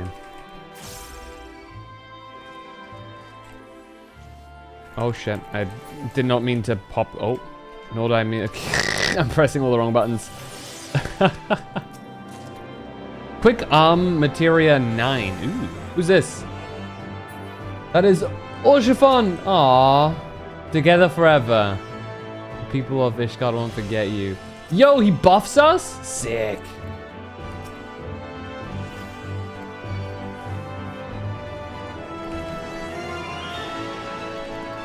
I think I can take the next wave too.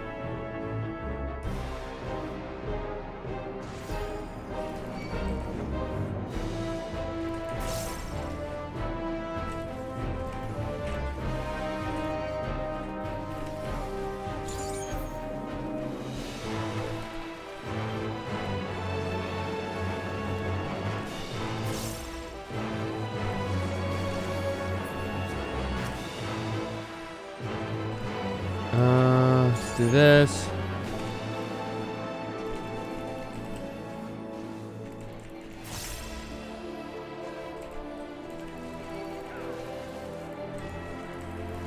Go.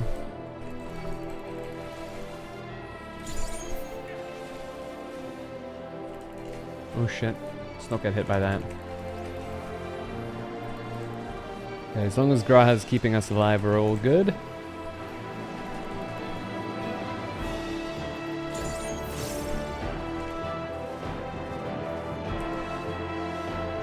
We'll summon my dude.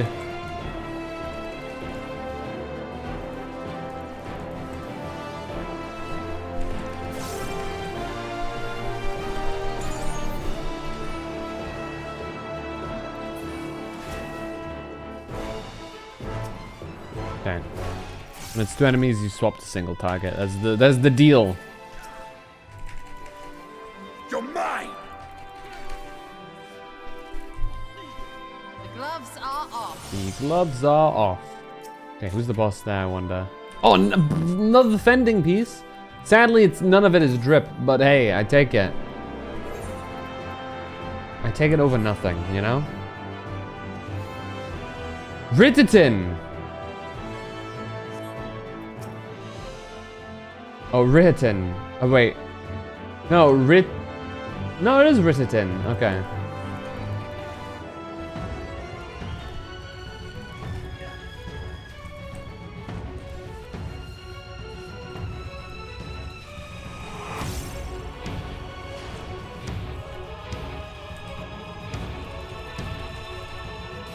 Oh. This hurts even more now, knowing that he was actually like just really decent dude, you know? All things considered. I mean, he was still an enemy, but like, Allow me. It's not like... It's more of a, you know, regret that it had to be done kind of situation, you know?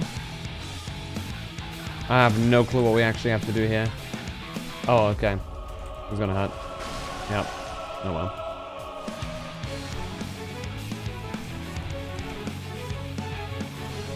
There. Holy damage. Probably doesn't help that I, you know.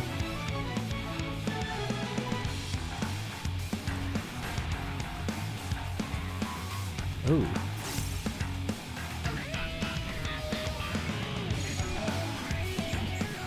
Oh, good God. Gloves are off.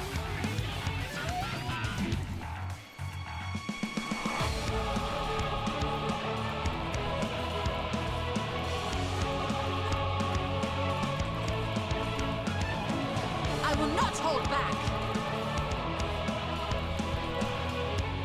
One do tank buster.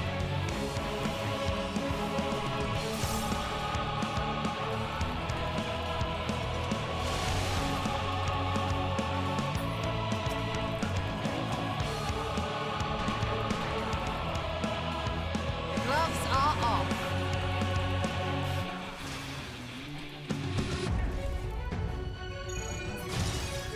Go.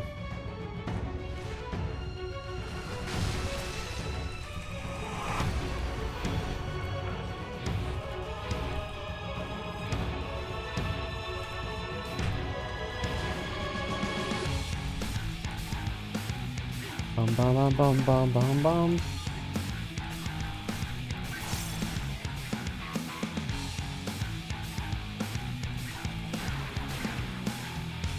Okay.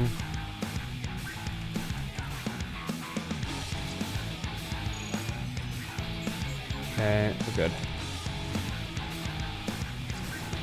He's almost dead too.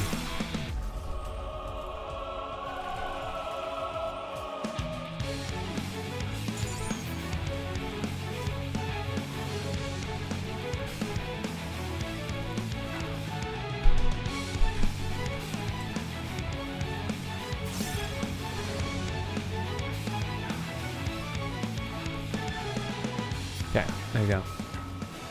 I fail you. Dude, Belsar's our bro now. You'd fail him more if you, like, you know, killed us. Ironically enough, by, like, you know, not killing us, you've actually done right by him. Such a warm glow.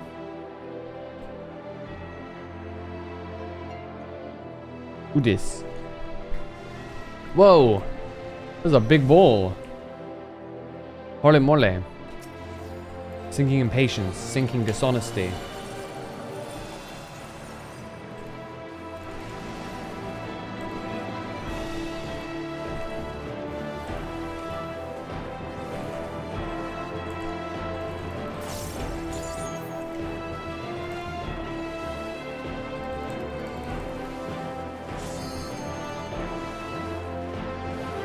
Allow me. Allow me. Allow you to do what? Heal me? You better. I'm being unnecessarily mean to Graha. This place is really pretty. Oop. Brown. Can you guys do enough damage? Yes, you can. Nice. Good job, guys. Good job, enemies, for doing enough damage to pop my Blackest Night. You underestimate me. Blackest Night is in one of those weird positions, right? You kind of want them to do enough damage to, like, pop your shield if there's, like, few enough enemies. But if there's lots of enemies, you kind of hope that they don't. You know? I'm truly honored.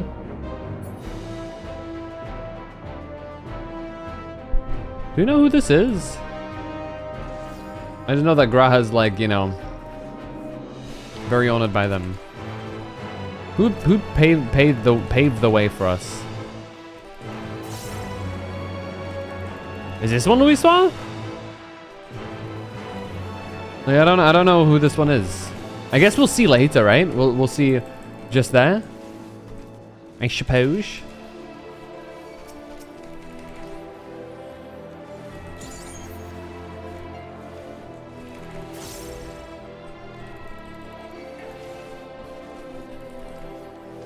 An Ilbert was there. Fuck's sake, of course he was. Allow me.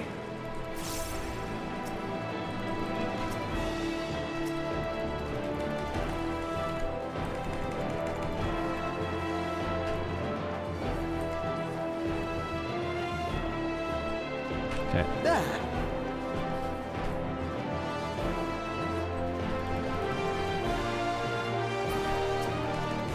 Sinking dishonesty. Okay.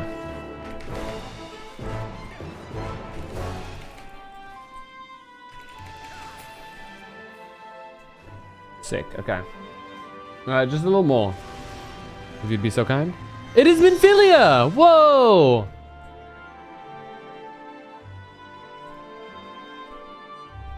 I had a... That was, honestly, that was my third guess. I'm not even joking. After... Second guess. After Luis Suave. Because she does guide the way. It's like, wait, third guess? Who else would I have guessed? And the answer was no one. My brain made that up. This will hurt. Looks like she's like still like here though.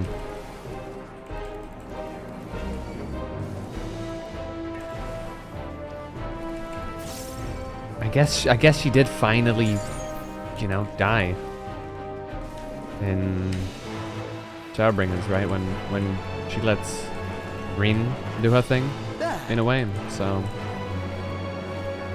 yeah, Smoj.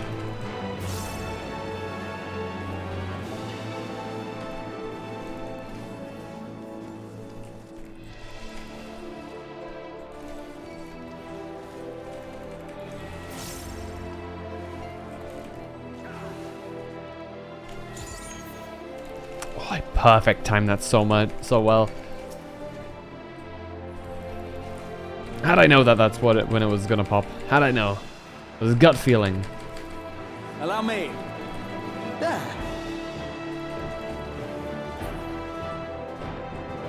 Alright, who's gonna appear here? Which little shit? It's a singular one, so it's gonna be strong. Oh. Sinking regret. I regret having had the misfortune of seeing your face.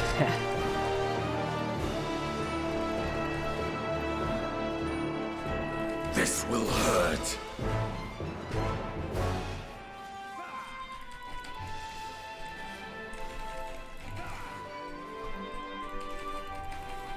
Okay.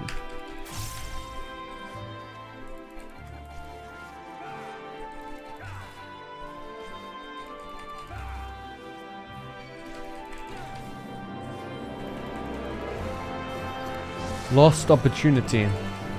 That's kind of a vibe. Thanks, Manphilia. Battle Dance Materia 9. Okay, who the fuck is the last one? Right, who's dead that would like bar our way?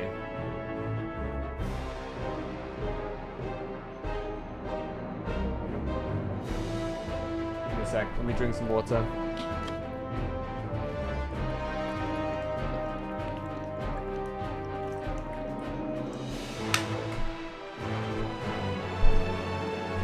Let's see who it is. Who it is. Bum, bum, bum.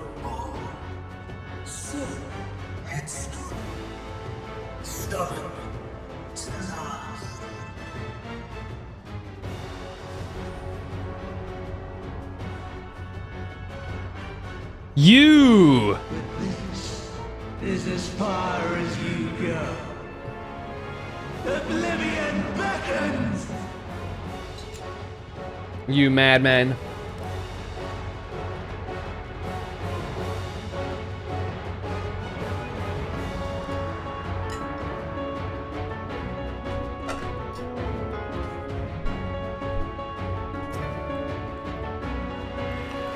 Many faces have I worn, but this is my favorite by far.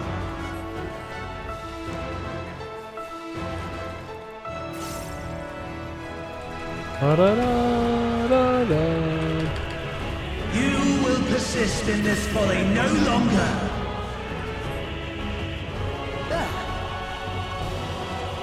Okay, what is going on here? Oh, I see it. I see it. Okay. That's crazy. The stage is set. You're mine. You're mine. What is this? What is this orb in the middle?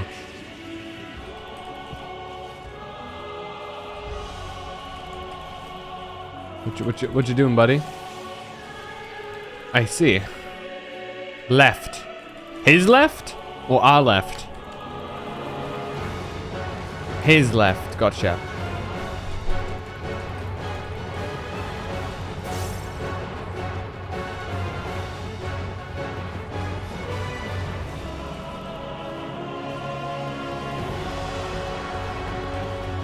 Let the curtains rise for the main attraction. Curtain call.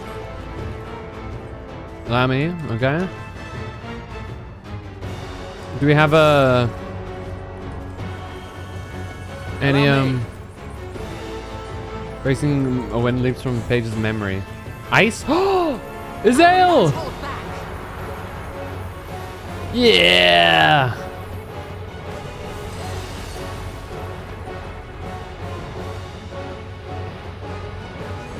Please have a Stinian comment on that. My, what a boorish audience you are. Aw, kind of sad Azael, Stinian doesn't say anything there.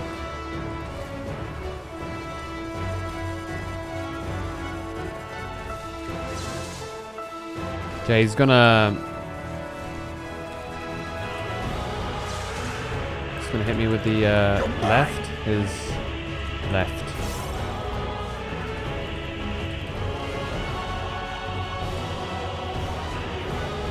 Okay, are you not gonna tank buster? I mean, I'm okay.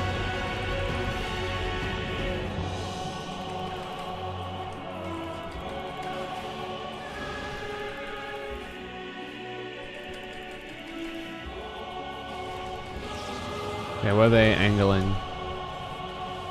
Okay, I think we should be fine here. Yeah. Okay, left.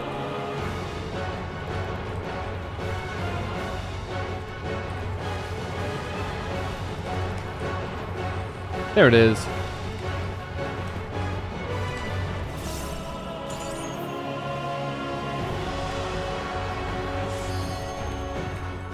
Go on, do it, Estinian.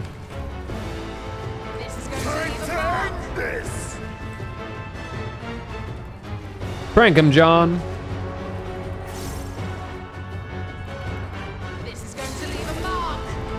No, don't you do it, Y'shtola. Let Estinian do it.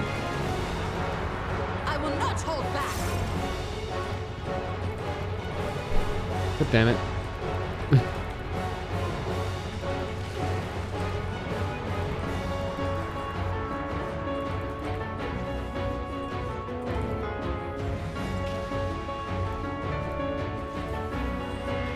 Dark Force, can I in time?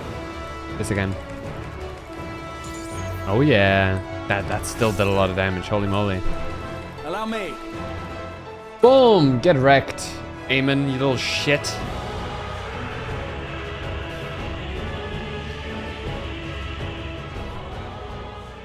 Lies. All lies. Oh, you said that we still beat you. Your dreams, your hopes, your futures, delusions and lies. Well, that's the point. Oh. He just flies off. He just flies. Zoom. Nothing's really real. You know?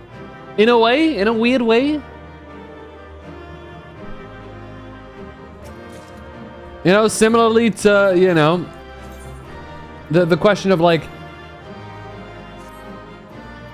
do things exist? I sense yet a presence. Ooh. Like in the way like if particles aren't being observed, do they exist or something like that, right? Like that's a in technicality, all reality is but like, you know, a weird way that we perceive things. But I guess bro's a little bit too you know, cuckoo to fully accept that. You know?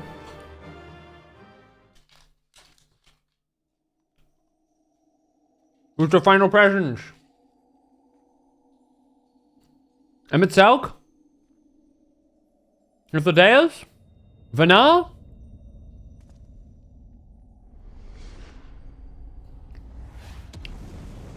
Oh! Please tell me it's one of those.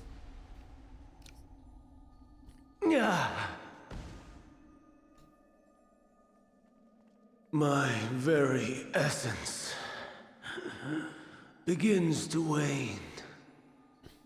Sweet, sweet agony.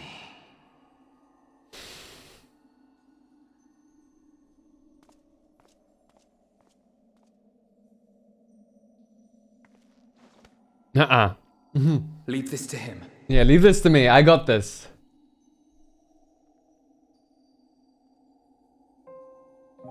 Come to deal the coup de grace. You are pathetic. Good. Watching you struggle against the inevitable is bad comedy. Fuck you. Do you have any memories of Meteon?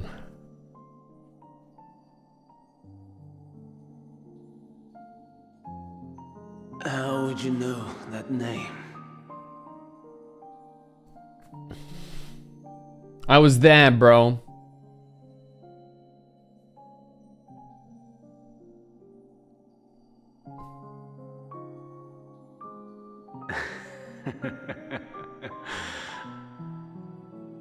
Then it was you.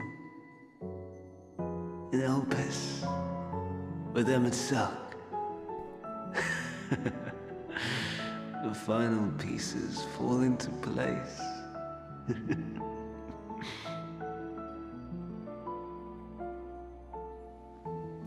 In my halcyon days, as the mortal Ammon, I was haunted by a dream. Night after night, the faceless multitude, the voiceless cries, shards of shattered memories. But slowly, the fog began to clear. This was Elpis. And I was Hermes. Recurring though it was, I paid this dream little heed. It was only when I was granted the seat and memories of Fandaniel that I knew these visions to be true. They were the memories of Hermes that he himself erased using the power of Kairos.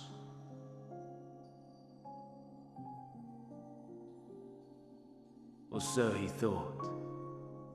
In his attempt to burn away the events of that fateful day, he succeeded only in searing them more deeply into his soul.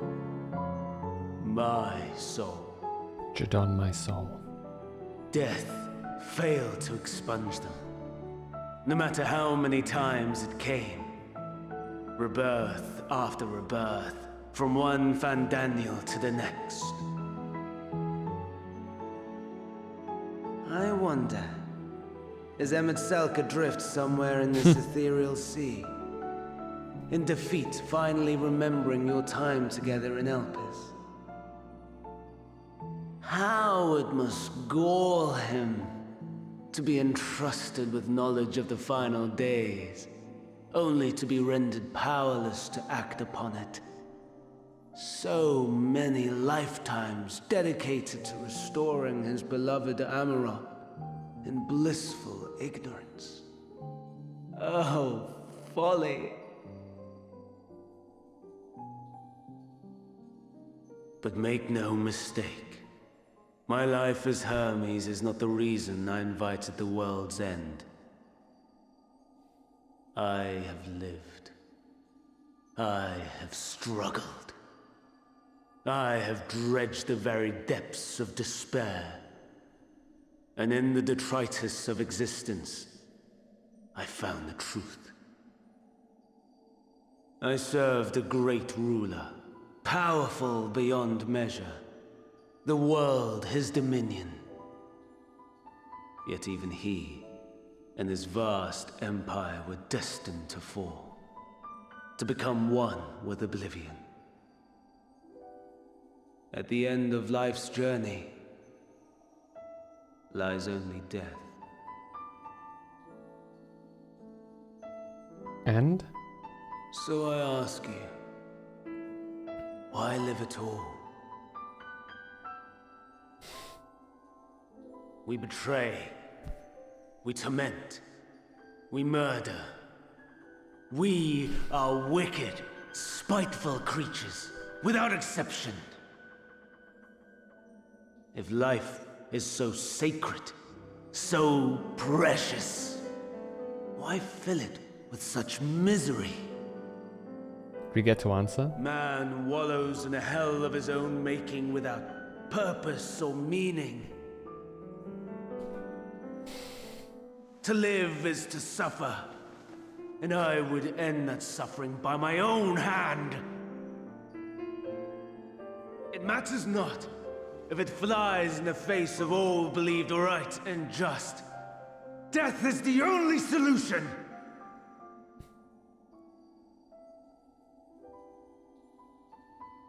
That is my truth, my answer to the question. And yet, even as the words pass my lips, I am filled with doubt. Has my search reached its end?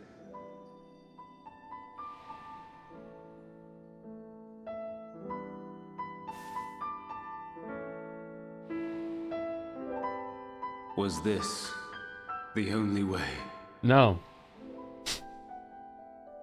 It wasn't. It never is. After all these years,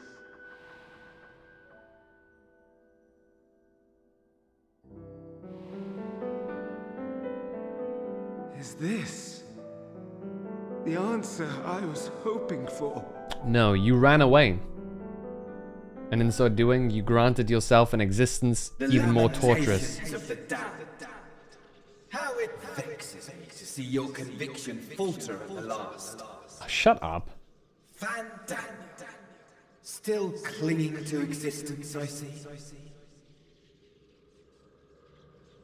You, who champion death so fervently, unwilling to accept your own, refusing to be purified and swept into the sea of souls, as do I. We prisoners to memory, watching as the world turns.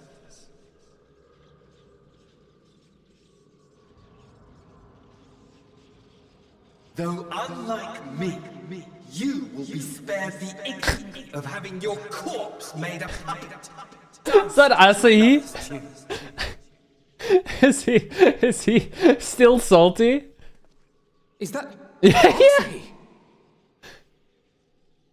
How very astute. But let me be clear, I have not come to consort with the likes of you. Nor have I come to bemoan the state of the world following my untimely demise. In fact, I delight in mankind's downfall and the anguish it brings the savior of the savages. He's such a little shit. If I played some small part in the chaos, all the better. Not that I was in any position to resist.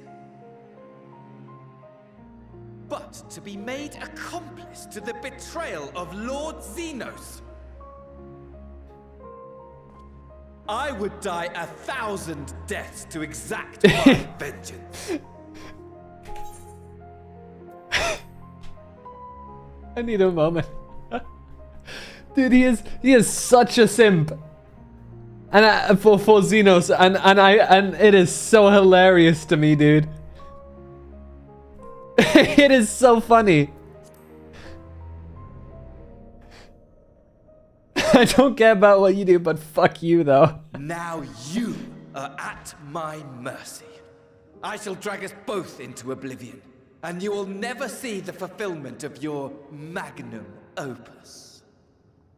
Even should you be reborn, your desperate search for answers must start again. He is the incarnation, the personification of spite, isn't he?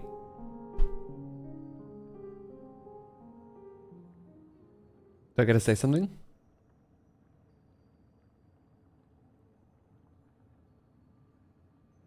Am I?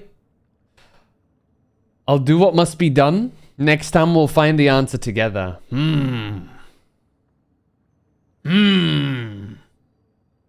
I'm not gonna stay quiet. I feel like I should say something here.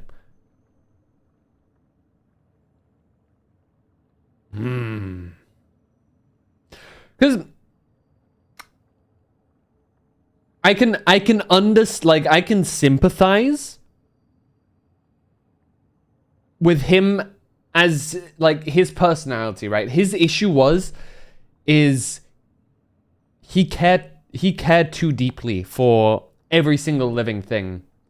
So the finding out the fact that everything is gonna die regardless and nothing ends in true success basically broke him, right? Which is empathetic, right? Like, I think everybody has had, you know, those at least, you know, moments of despair, of like, what is the point in anything at all, right? Especially doubly so if you're like, you know, somebody who is an emotional person and you feel for everything and everyone, right? You turn on the news, you see horrible things day in, day out, and that can like absolutely wear on your soul and in extreme cases, I guess, come out with a mentality such as he. But at the same time, right, bro, you've doomed all of existence. Or you've tried to, you know what I mean? Like, I understand. I do feel some form of empathy for what brought you to where you are. Oh yeah, thanks for reminding me, Oreo. Let me turn off my sound alerts.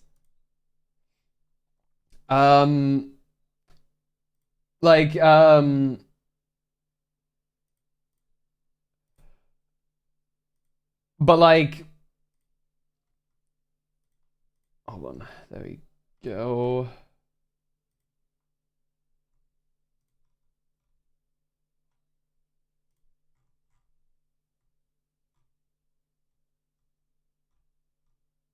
Bam. I think of all the things, right? I can feel for him, if that makes sense. But I could never like agree or like, you know, even forgive him for what he's done. Right? The people he's killed, or the people that have died because of him. Some, like, many of which because of, like, how the despair thing works, seemingly. Can't come back. They are gone, you know? The way it, like, rots away your ether, like, from my perspective, from what they've explained so far, you know? Imagine the fanfare places as he drags him to hell, yeah.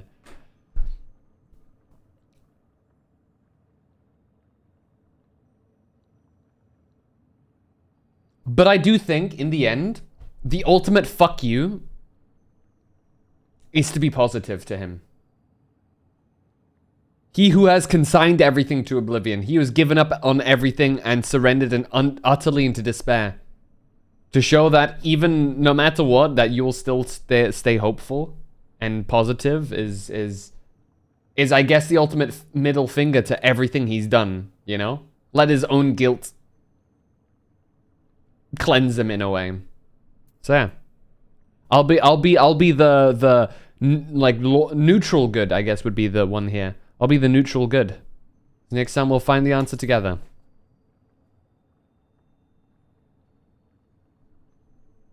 Even here, even now, you have every right to hate me for the fool I was. For the monster I became. But I will not beg forgiveness. The tale of Hermes, the man who knew so much, yet understood so little, ends here.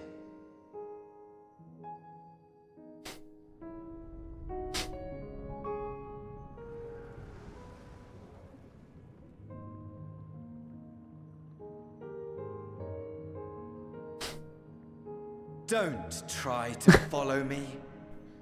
I had more of you people than I could stomach in life. Never mind in death. Likewise. I pray we do not meet again. You had better hope not. God, he's such a spiteful creature, isn't he? Oh my god.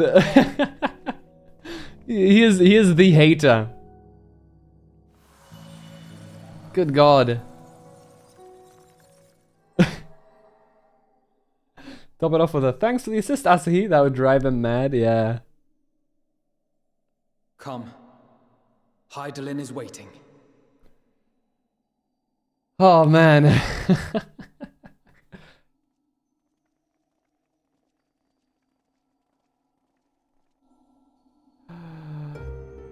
Oh shit. Okay. I expect a trial to pop up here.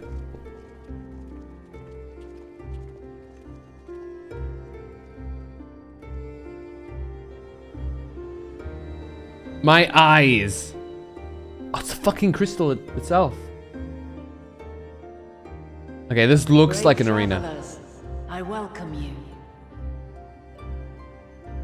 Holy moly! You've, changed?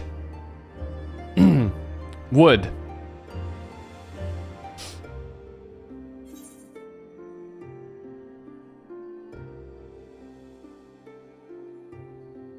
Do you go, we meet again, Vana, or you look different? Smash. I'll be like, I think we were pretty close to Vana, so I'll just hit her with a we meet again, Vana. If she, I wonder if she gets pissy and is like, yeah, I'm Hydaelyn.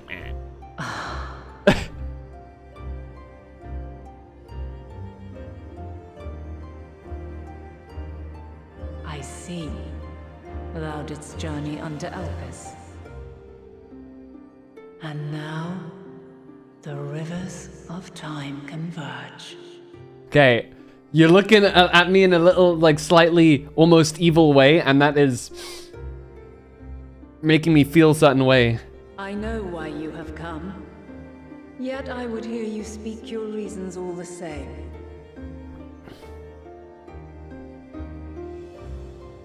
You created the moon to deliver mankind from the final days.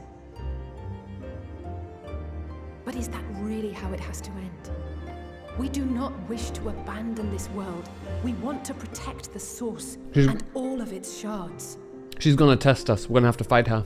To flee is but one of two paths.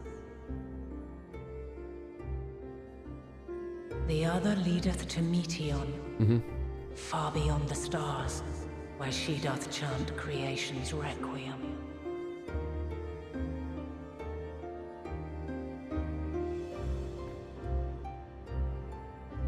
Her domain is formed of dynamis, pure, absolute. I can take it. Where emotion and memory govern all, ether will avail you naught.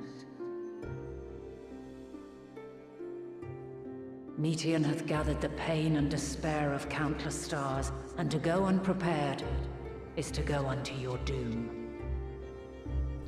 Thus I must test you. I can feel it. We'll beat her. We'll win. I swear it. Okay, Alize, chill. Is what I might have said. Yeah, there we go. After everything I've seen, all the times I've succumbed to my own anger and fear, I can no longer pretend that courage and faith will be enough. But are we truly so powerless that our only choice is to flee? Far from it, my child. Dude, the way she looks at you is like... Long ago, the inhabitants of myriad stars, many more prosperous than Atheris, sought to free their worlds from life's woes. Sorrow and anger, conflict and hostility, despair, and even death itself. But as Meteon reported, every attempt ended in failure. Darkness abideth within every living being, and can never be cast out. That's no needs for, like, an issue. It's just how it Neither is. reason nor faith can challenge this immutable truth. It's just life. To live is to suffer. And in suffering, find strength and purpose and hope.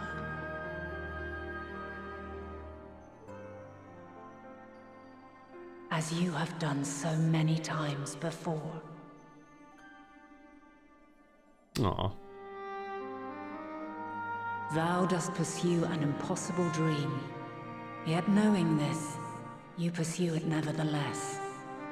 And thou hast learned to depend on others as they do thee. He's going to give us each a personal pep talk? Thy yearning for the power to save the powerless hath ever driven thee to greater heights. Thou hast grown strong.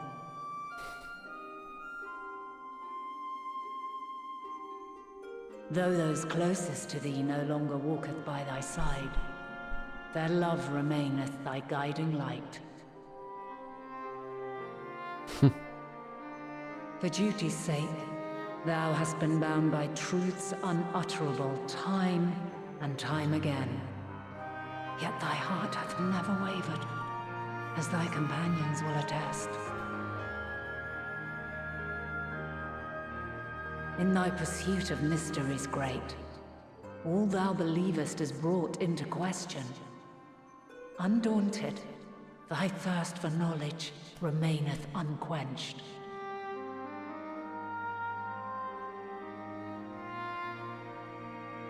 Stinian. The fires of hatred that once burned in thy heart burneth no more. From their ashes doth spring the light of love, warm and pure. Aw. As witness to black calamity, thou despaired at man's helplessness. Resolved, thou didst unite a distant world on the brink of collapse.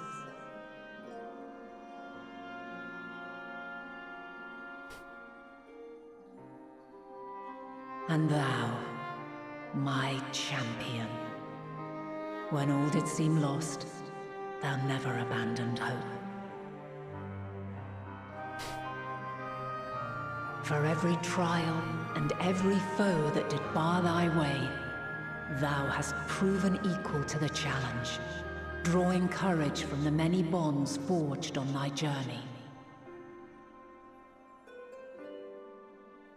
You have all known despair, and though the end approacheth, you walk on, heads held high. Therein lieth your power, the strength to silence the song of oblivion.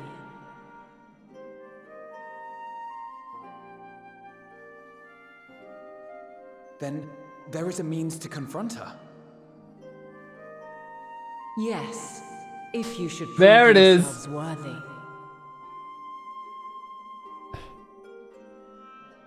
Hark!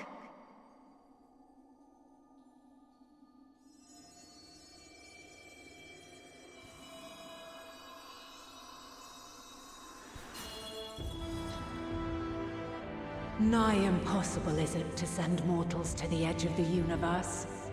Should you fail, there will be no second chance. As the will of the star, I ask of you this. God, the music. Do you possess the fortitude to stand firm when all around you doth crumble? Do you possess the faith to vanquish despair itself? Should you lack the strength to best a supreme deity, I cannot allow you to make the journey. You must leave this star and never return.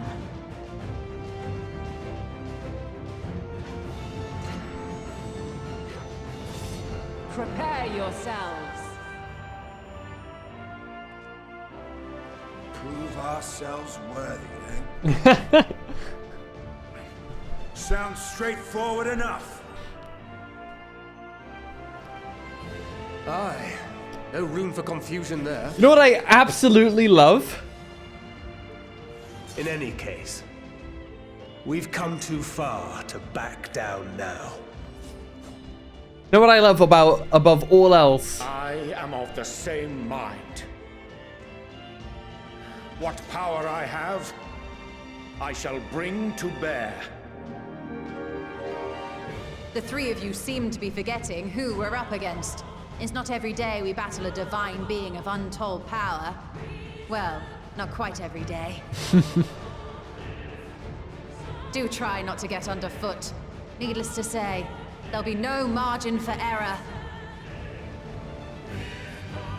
Let us hold nothing back. For the people of this world and those beyond the rift. We're throwing hands all of a sudden? It's a test to see if we're, you know, capable of going to fight the final boss, I presume. Alas, the question I posed to thee in Elpis hath remained unanswered these long years. I would hear thy response, warrior of light. Shouldst thou emerge victorious? You can call me by my name. It's all good, Vana.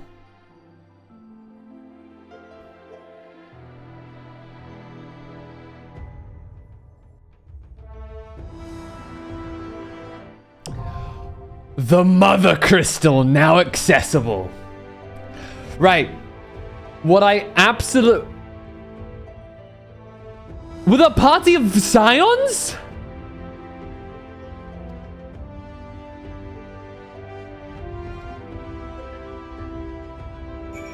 Ha! Oh boy. 1, 2, 3, 4, 5, 6, 7, 8. Oh boy. So sick to do this with everyone? As in like the NPCs, you mean? Or do you mean like with people? I guess I'll always get to do this with people, right?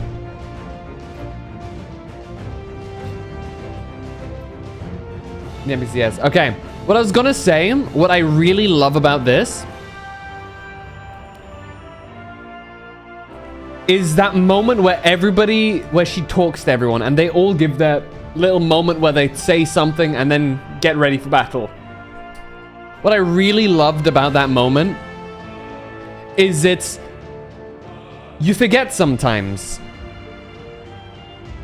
but it's moments like that remind you, this is Final Fantasy. That moment was so textbook Final Fantasy in the best way possible. And I absolutely love that. Stall? 3 minutes? We can take a look at her. She's wearing trousers. That's pretty cool.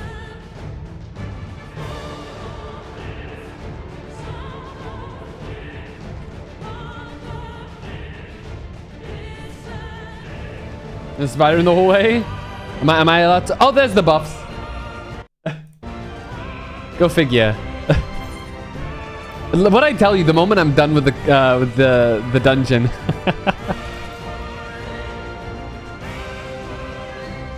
No. We're eating good food.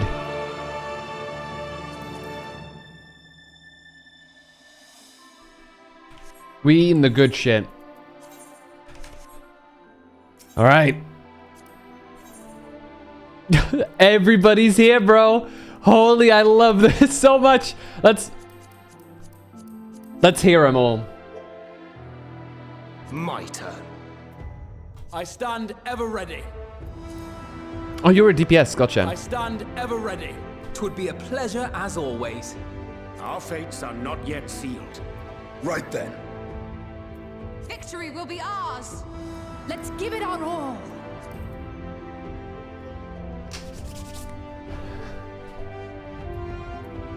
Let's go.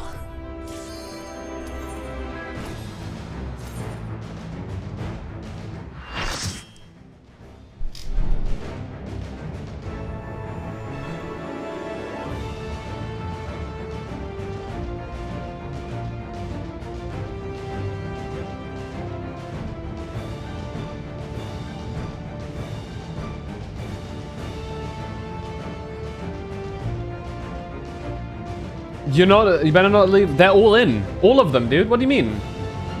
They're all part of it. I, the last of my kind, shall test thee. Yeah, you can't leave anyone, Oreo. Prove thy worth.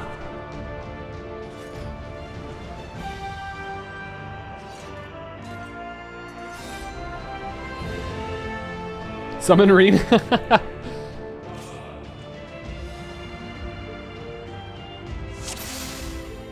I thought you counted 8 NPCs. 7 plus us.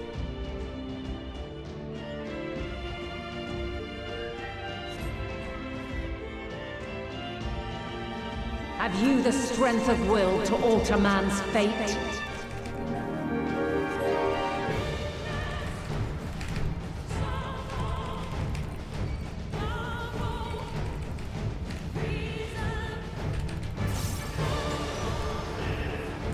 A change of arms. May the test continue. Dawn Mantle. Which one is that? I forgot. Oh, it's the dancer. Where near or far. Holy shit. Okay. 2 people. And now this.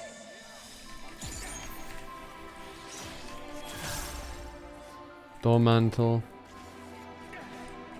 I'm gonna go behind her, I guess. Magos. Okay. Light unyielding. Willful. Oh, whoa, really? I see.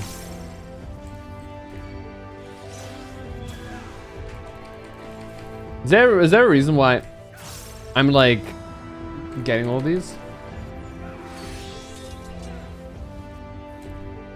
By blade. Holy shit. Hold still. It's gonna hurt. We're fine. You might.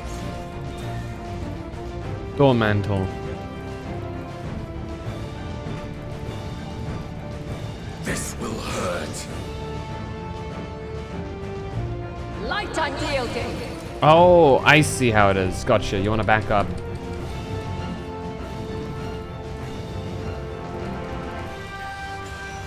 Holy shit. Try and stop it.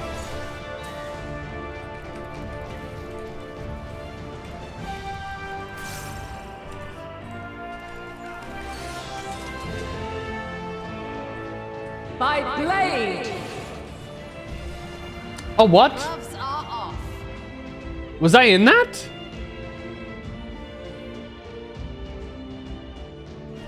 Wait, was I in that? I didn't see what I was in. What?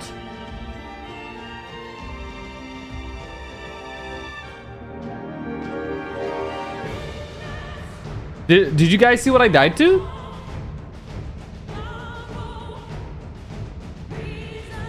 Rip? The hell did I die to? They follow me around like they're my bodyguards, dude. The strength of will to alter man's fate.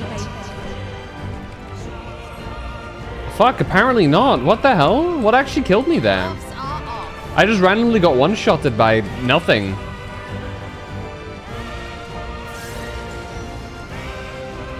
A change of arms. May the test continue. Prepare yourself. I will not hold back.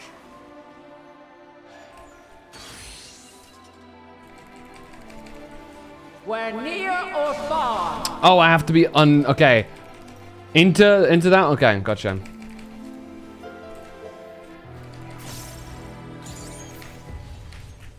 And now this. Okay, so this is close. Okay, no, this one's further away. Maintain distance. Light unyielding. Okay, nice. And you touch the wall. Oh, that wall? Does that wall kill you? The outer wall? Try and stop me. Yes? Okay. See, I didn't know that. I thought it was just fancy. By blade! You underestimate me. There, I'll handle the the stars shall grant thee succor.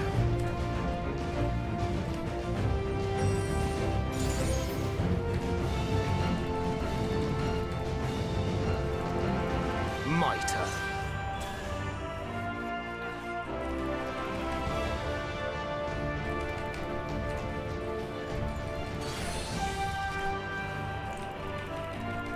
We're near or far. You underestimate me. Ingrid? Thank you.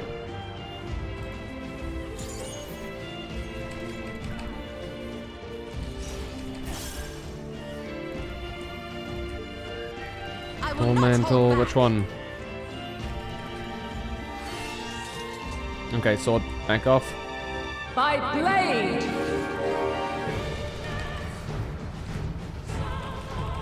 The crapshoot on boss walls will kill you at times, yeah. To me. Oh. What's she planning? Oh! Yo! Whoa! Here.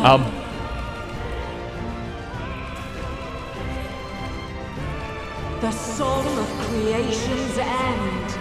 Uh-oh. Feel. Really? Really, guys? That's what you're doing? The sorrow at hope's demise. Feel the sorrow. Oh. Think. You're mine. Here, feel, think, man. And find your way in the darkness.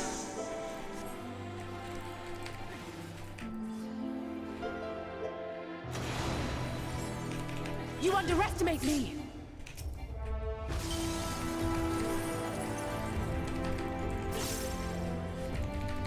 What you guys doing? Keep hitting it.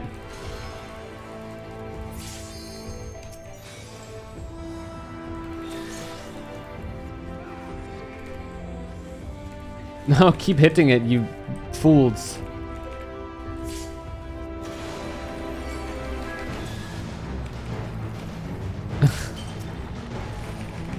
That was really close.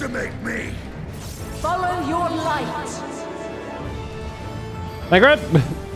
Or fly, my children, and never look back. Brace yourselves. Ooh! Oh, I'm fine. Then you are resolved. With heart and steel. At least give it to, like, Estinian. Oh my lord, what is this? By crystal's light. Let's give them a show. Oh, dude, what? You now. She's got so much health.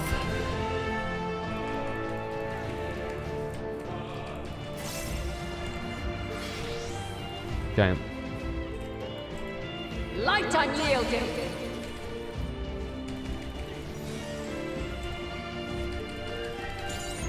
You know Alize isn't patient enough for that? God damn it, Alize. Refulgence eternal. Okay, what do I do here? What does this do? Okay, balls. Uh-oh. This is gonna hurt, I guess.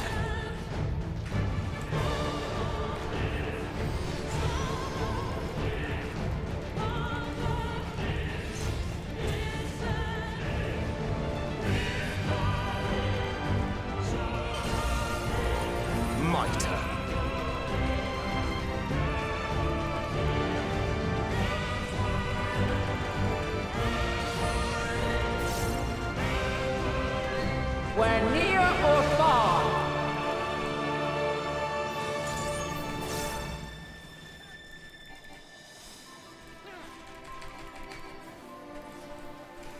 Oh god. Okay, we're alive. We're high or low. Oh.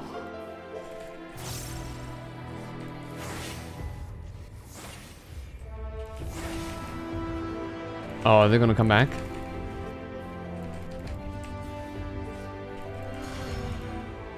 Ah, shit. Hey, guys. Oh, God.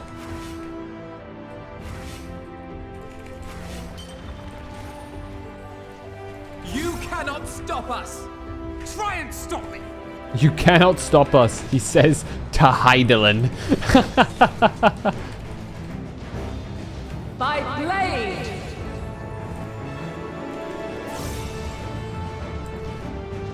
You're mine! You cannot stop us! Oh my God, we're fine. We're fine. Come not to fear. Radiant Halo. Which one is this? Gotcha. Thank you.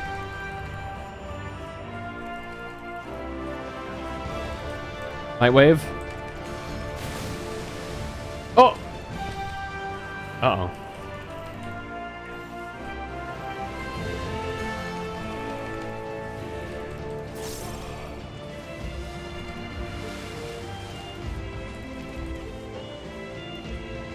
Oh my God, what the hell?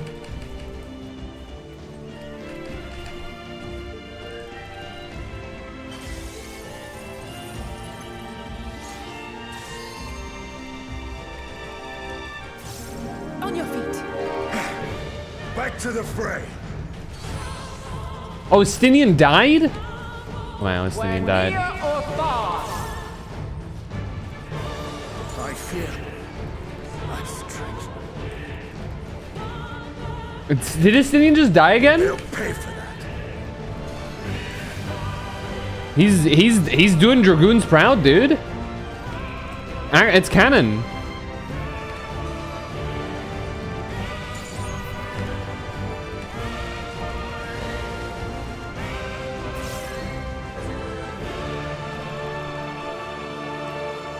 You underestimate me.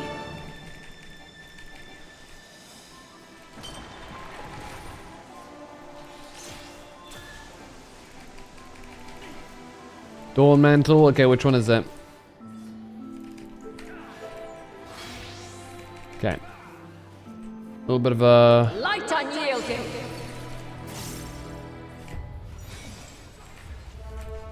Try and stop me!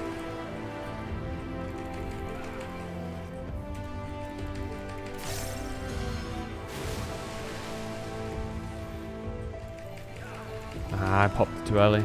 Shit.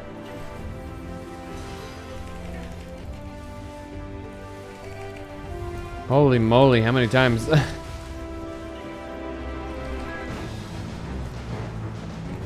If I may. Crystallized. Okay, we're almost there. Hold still. Okay, which mantle we popping to now?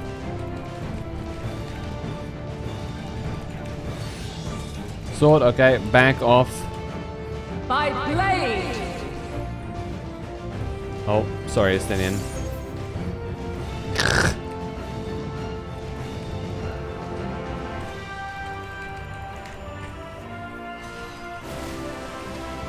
If I may. What?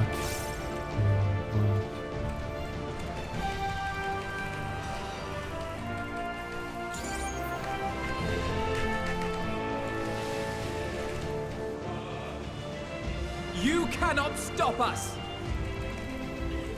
Make ready. It ends here, Heidelin. We have proven ourselves worthy.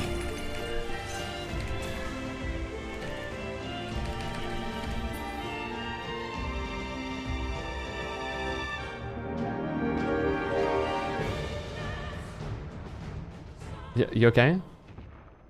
Sorry about that. Sorry, Vanna. I kind of got lost in the fight. You're not gonna disappear, are you? Man has the strength to.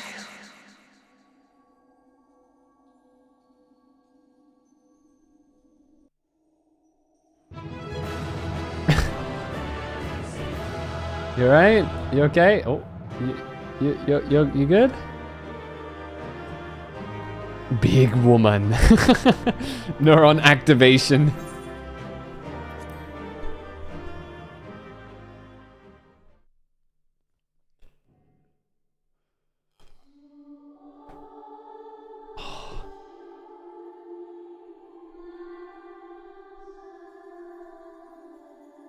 No, this can't be happening.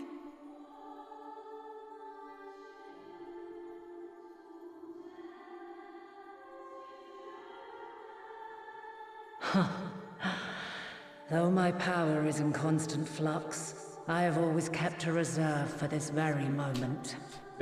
Like, you didn't have to do, like... It was a true test of your prowess. You have done well. I mean, you could have, like, helped us. There is one thing I must ask. By sundering the world into 14 shards, the ether of all living beings too was divided. This reduction would in theory allow us to more easily interact with Dynamis. Nerd emoji. Having seen mankind brought to the very precipice of extinction, you wished for us to develop a means to overcome despair.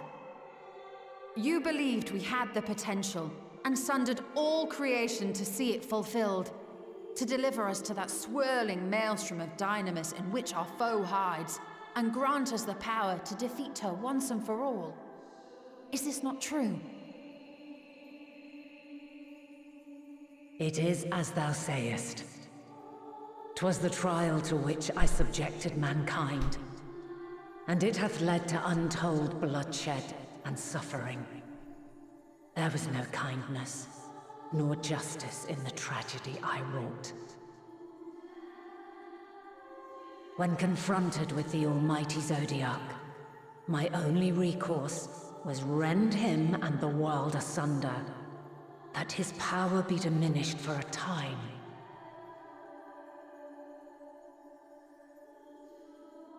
And so it came to pass. Now you, my chosen, have surpassed my expectations, surpassed me. I entrust the fate of the universe unto you.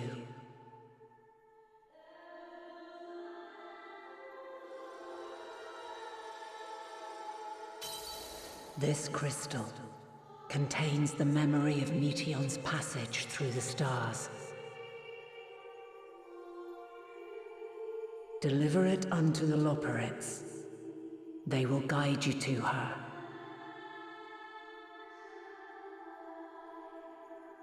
You wanted me to answer a question or something, right? The answer to your question on... Though they may be capable of crossing great distances, there is a vast difference between traveling to the moon and the furthermost reaches of the great expanse. And unlike Meteion, we cannot simply soar on waves of Dynamis to our destination. Indeed.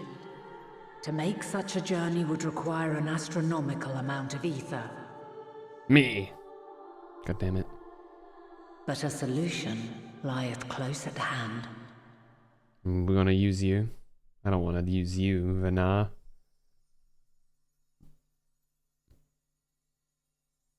Of course. Yes, my child.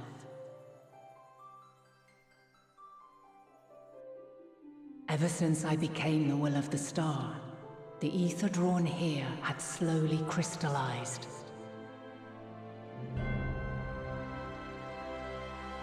They who have answered my call know it well. While I have remained hidden, it hath become the embodiment of the planet's will in my place. A faceless, omnipotent force of nature.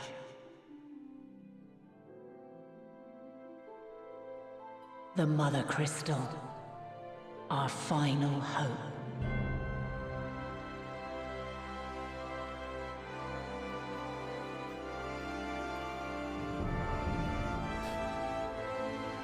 Alas, I can do no more.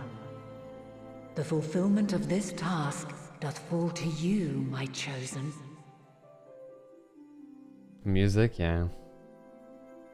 Now, heed these words. Darkness and light, despair and hope. As goeth one, so goeth the other. Become light, become hope.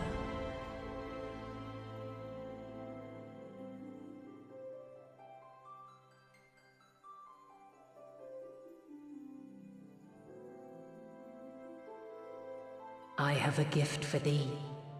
Come closer.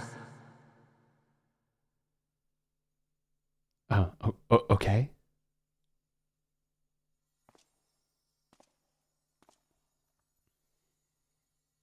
Long have I searched for a means to safeguard the future of this star. Though I knew failure after failure, by recalling thy tales and my promise to thee, I found the strength to carry on. Though the world is ever changing, thy thirst for adventure hath never waned. Thine unshakable resolve never ceases to amaze, to inspire. As a mark of my gratitude, I bestow this final gift. Thou dost possess the crystal of Azum, yes?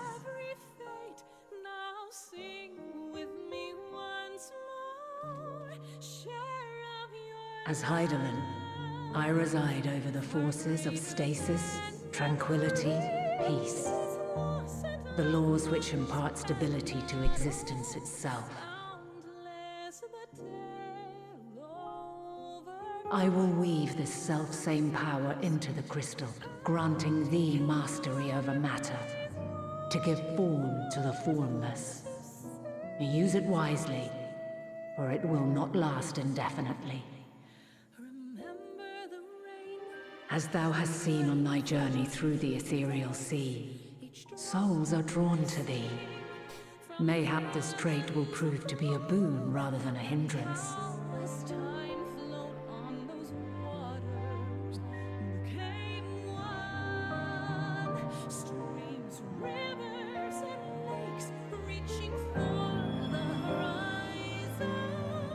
It is thy hopes and prayers that enable Azum's invocations and give them life.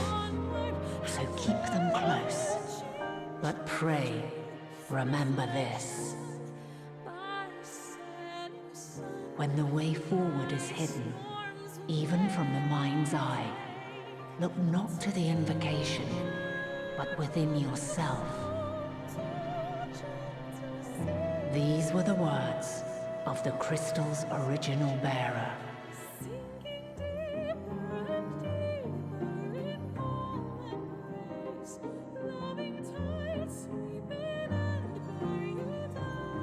With that, my work is finished.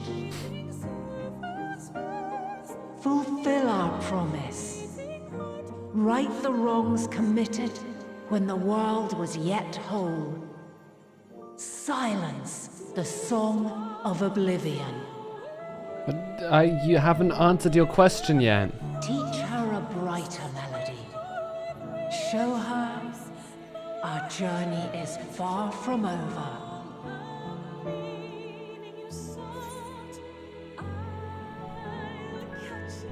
We'll find our way there now.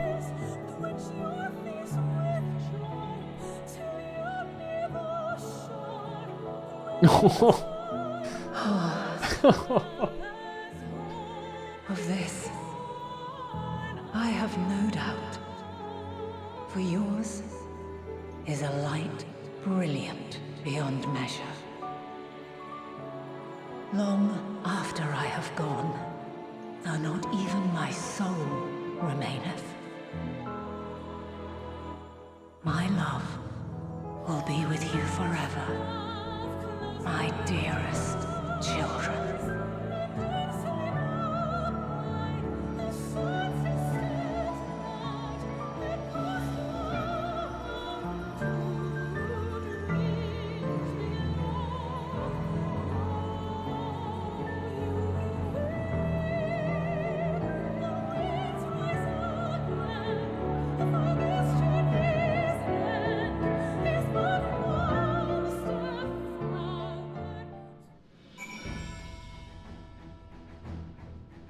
Man.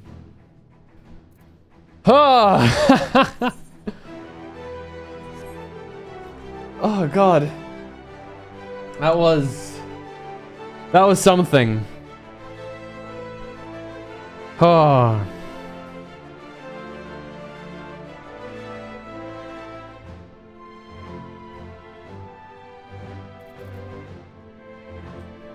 '07 in chat for Crystal Mommy.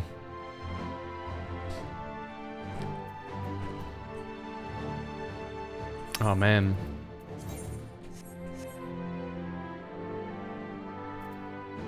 Well, didn't get to we didn't even get to answer our question. Now it's time to beat some sense into that stupid ass chicken across the universe.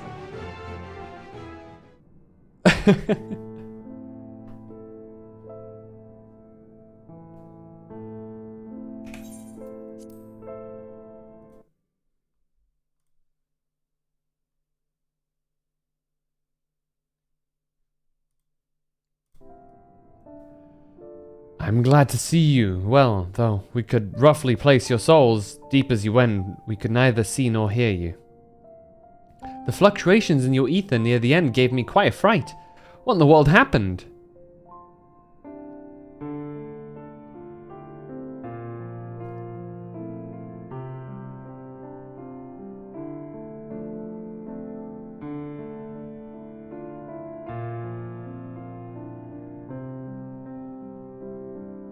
Answers, man. You mean to say Hylan is... No, there's no time to feel our feelings. We must carry out Hylan's will without delay. We'll find Meteion if it's the last thing we do. If you wouldn't mind handing over that crystal, that is. The fancy navigatory one.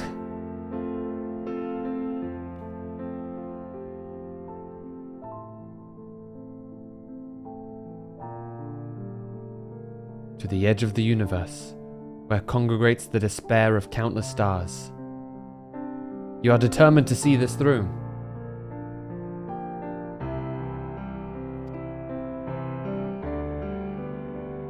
We are. Should words fail us, we will fight to the bitter end. I know that it pains you to accept this. Would that I need ask nothing more of you. Yet, we have only two means to travel the great expanse, the moon and Charlene's Ark. I'm all too aware that without both of them, there will be no exodus. But I nevertheless beg you to honor the agreement we made. The Forum's decision will be honored. You've earned the right to use the ship as you see fit, and I could not rescind it even if I wanted to. As it happens, I do not, and would do all within my power to aid your cause. That settled, might I suggest you rest a while? Proving oneself to Hydaelyn is never easy, and despite our unparalleled genius, we'll need a day to make the necessary calculations. You may as well take advantage of it. You can chart a course through the sea of stars in a single day? Ye gods. Shall we head above ground for some fresh air then? And perhaps a nap. Do Mikote, like, canonically like taking naps? I wonder. Like, is that like genetically ingrained as like a part, like the cat aspect of them? Do they just go like, ah, yes, nap time? And it's snowing. Pretty, pretty. How many quests are there left? Will I hit 90 before, Will I hit 90 before the final fight? Because I do want to be 90 for the final fight. Aha! I've been expecting you. I heard about your foray into the ethereal sea. The students have ventured far and wide, but never quite so deep as that. Are you experiencing any after effects from your prolonged exposure? Nausea, dizziness, hauntings? Well, have a pleasant sleep, and if you do experience any unusual phenomena, please let me know. I shall add it to our records.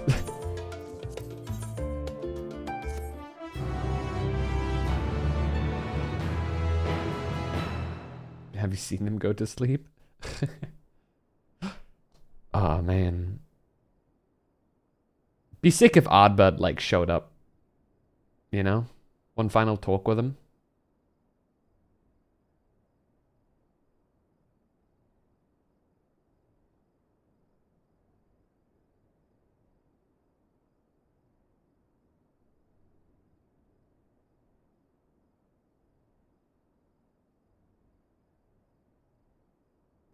Why is my head so far down on my pillow?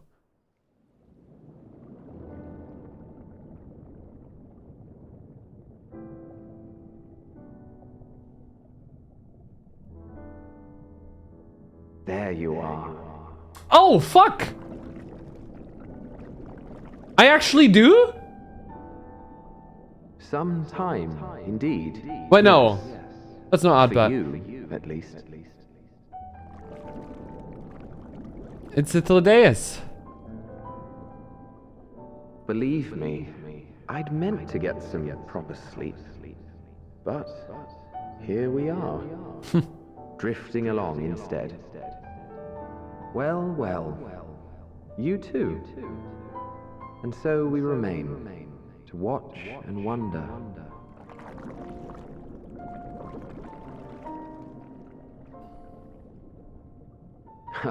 Yes, indeed.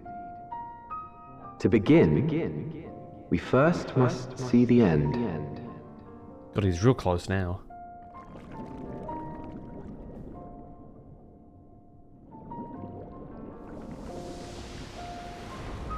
Wow, that was kind of trippy, I'm not gonna lie.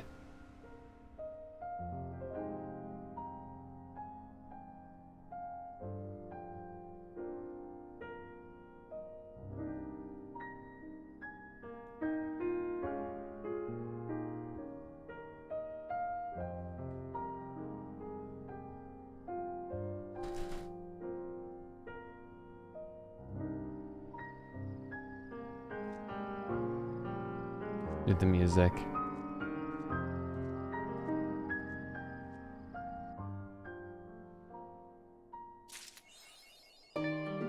Fast within your arms. Let me guess. Wait. First, it's a continuation of the... Hold on, it's a continuation of the songs, right? Oh. Yeah. Hope's Legacy. Right? Hold on. Let me pull up the Song of Hope.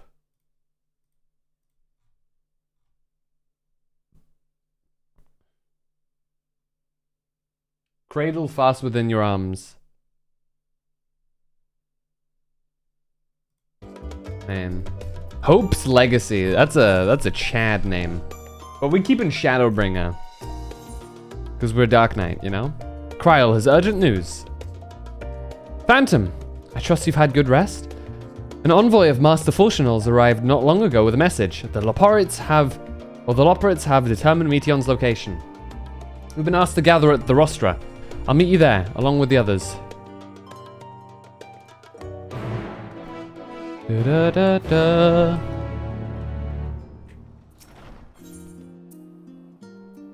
The Rostra.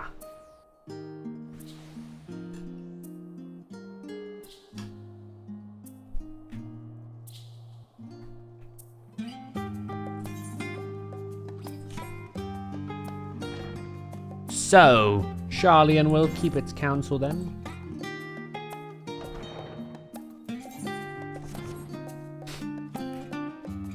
And we're past that, we're like, we're homies now.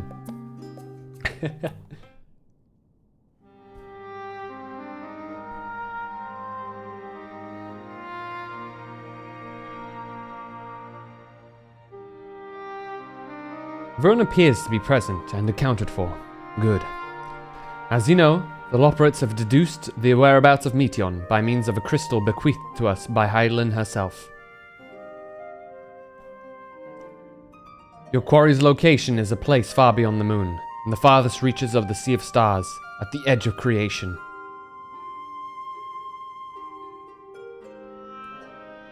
A veritable Ultima Thule? Thule? Thule? Thule? Okay.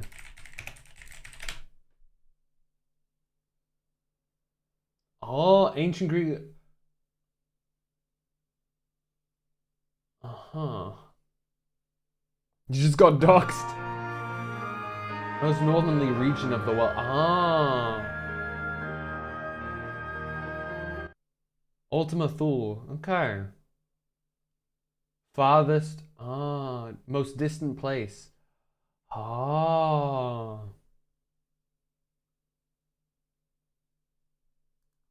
That's cool.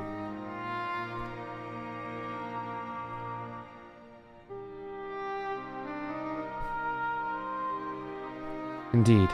How then are we to reach it? An excellent question. Luckily for you, I have an equally excellent answer.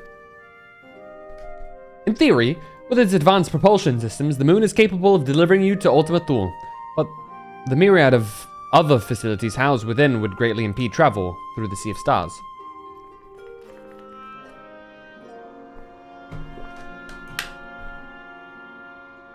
How do you... I'm curious now.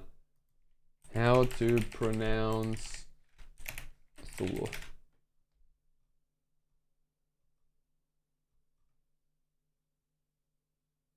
Oh, really? Thule. Thule? That sounds too American for my taste. Any other... Oh, is this the creepy guy? Brands related to outdoor and Good God. and probably because it is a Swedish company. Okay. That's a company. That's Thule. God damn it. Never will I know. I guess it is... Wait, Thule. Okay, it is Thule. It is Thule. Ultima Thule. Okay.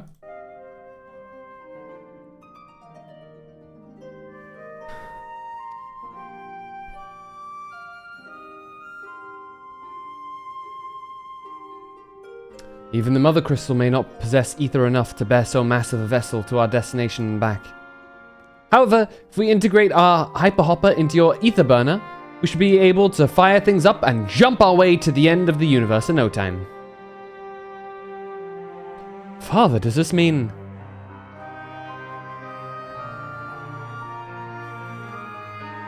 Bear in mind, this decision was not made solely at my discretion, but with the consent of the Forum. Hearing the Loporrits' proposal, the Forum was faced with a grave decision. To commit the Ark to this endeavor would mean abandoning both our plans to evacuate to the moon and to resettle on another star. Needless to say, the proposition invited fierce debate. In the end, however, the Forum was swayed by the simple fact that Hydaelyn believed you possess it of the strength needed to overcome this crisis.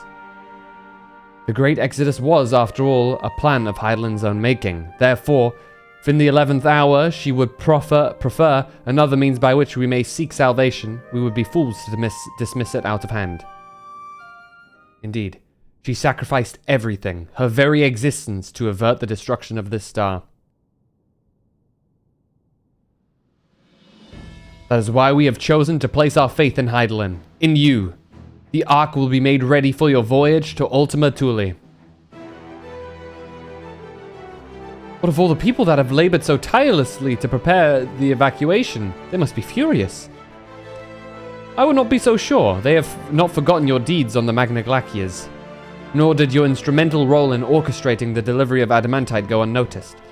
No, the people do not protest. Quite the contrary. They have expressed unwavering support for you and your mission.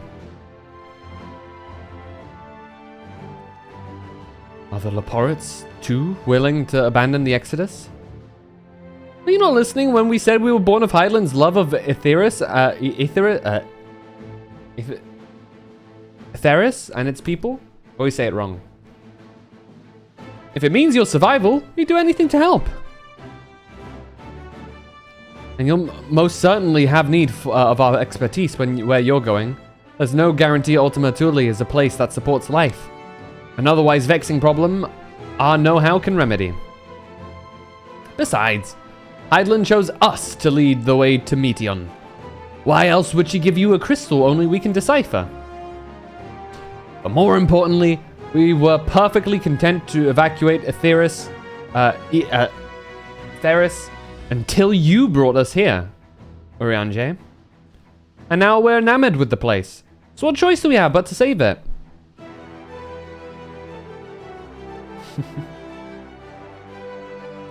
Of course, none of this is possible without you and the Scions. So I must ask, are you certain you wish to do this?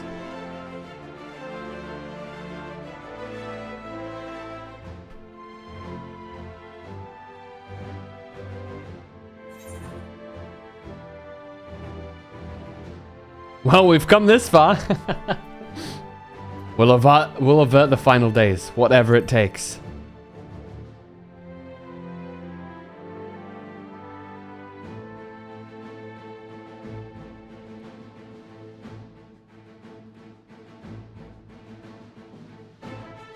Very well.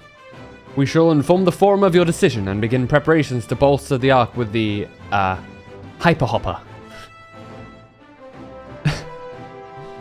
The Loporites will coordinate with the Ilzabad contingent to have the necessary components transported via the Tower of Babel.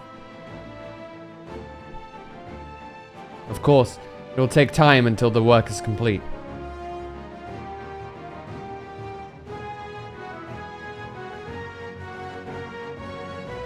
For now, pray, take your ease. It would seem there is naught to do but rest and prepare, shall we? Yeah.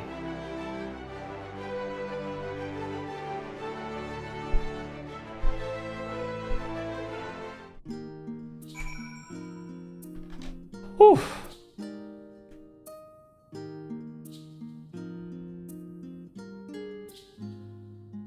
Man.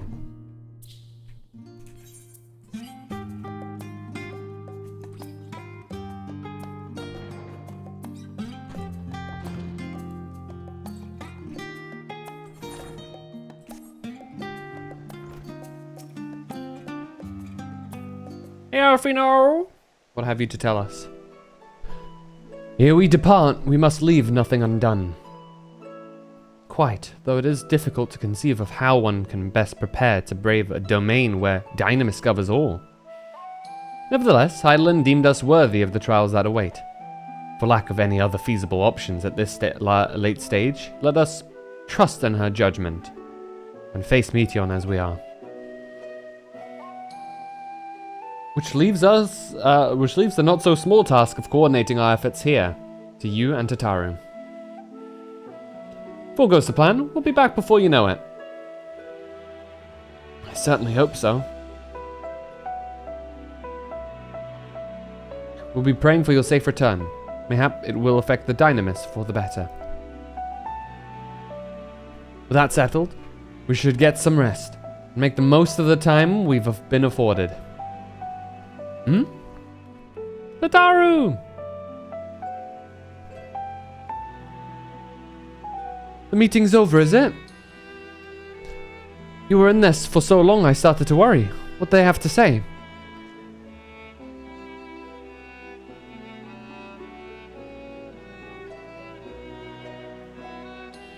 The edge of creation.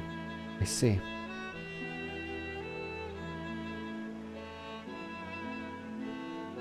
Rest assured, everything will remain in order until you return. And you will return. Actually, Phantom, could I borrow you for a moment? Looks like your plans for the interim are decided. When the two of you have finished, meet us back at the Baldessian Annex, alright? Alright.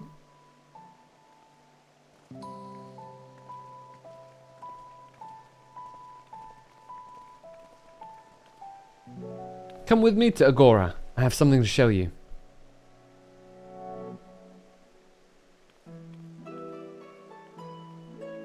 Alright.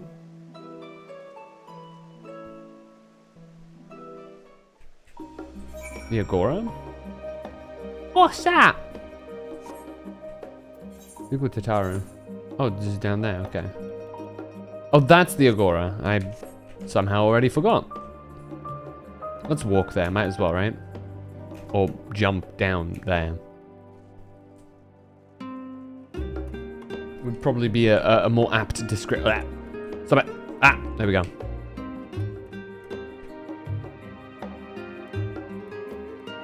Tataru! Welcome, Phantom, to Tataru's Boutique. Taru's Boutique, okay. I've always done my best to provide the Scions with fashionable attire, but in your case specifically, I can make an extra effort to strive for the most functional yet stylish clothing one could ask for. Not that I'm playing favorites, but you are the Warrior of Light. Faced with this unprecedented task, I knew you would need an ensemble unlike anything I've created before, and that I wouldn't be able to do alone. And so, after enlisting the aid of the world's finest artisans, I finally completed my career-defining masterpiece. But then inspiration struck, and I saw a golden opportunity, just begging to be seized. With the help of some Thavnarian refugees, I decided to set up shop here in Sharlayan. Of course, I would never charge you for any of our works. Perish the thought. Vasarud? How are things coming along? Everything's in order, Mistress Tataru. We'll be ready to begin, ready to open shortly.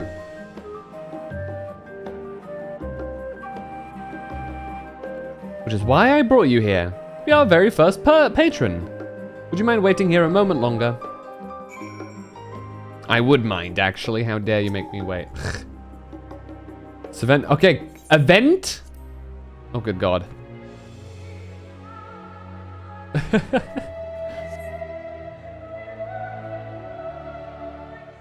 What's she gonna make us do?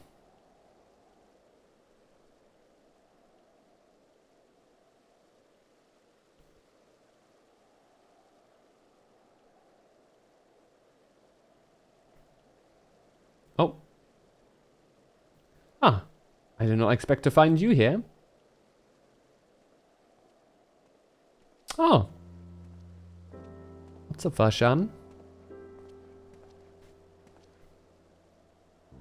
I imagine Nadana would also wish to offer her regards. Alas, after delivering our dragon scales to the engineers, she remained to assist with their work on the ether burner. This simulacrum, too, will stay in Sharlayan, while I oversee matters in Radzadhan. It is a rather convenient means to keep abreast of developments pertaining to the final days or anything else. It also allows me, after a fashion, to watch over my people in this distant land. Varshan, I was hoping you'd stop by. Can't thank you enough for allowing your artisans to work with me here at the boutique.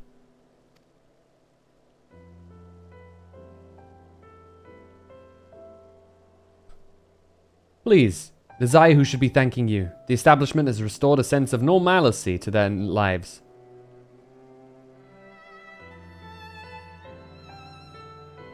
You've blessed them with newfound purpose and a means by which to support themselves in these troubled times. What's more, when they at last return home to Radzadhan, the experience and knowledge they have gained in your employ will no doubt prove a boon to the artistry and commerce of our land.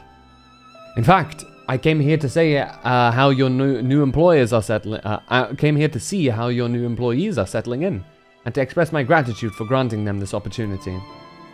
It's an opportunity for me as well, believe you me. Your artisans have taught me so much about Thavnarian craftsmanship. Their resourcefulness and ingenuity are nothing short of inspiring. Can't wait to see what kind of wonders we come up with. I pray you every success in your endeavors, Mistress Tataru. Before coming here, I heard word of the Forum's decision, of what will soon be attempted. It was only then that I finally understood why my father called this star the last bastion of hope. Indeed, it was the last bastion, for the flame of every other star he encountered had likely been extinguished. In the boundless dark, the light of brimming life must have been blinding in its splendor. You journey into the heavens to protect that light. May the scales of my kin serve you well. I have faith you will prevail and restore peace and tranquility to the star.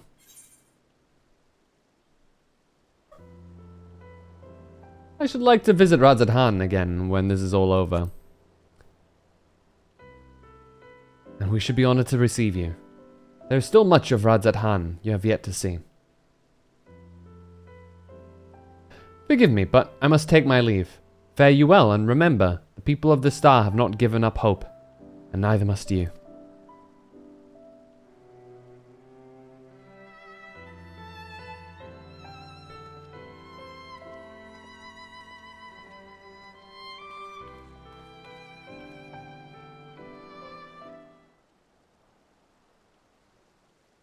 Okay, who's the next person to show up? That person is struggling, whoever they are. Good God. In that set of armor.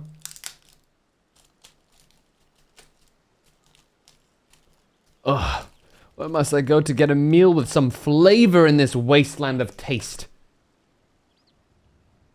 I knew it was a Manolane. How'd I know?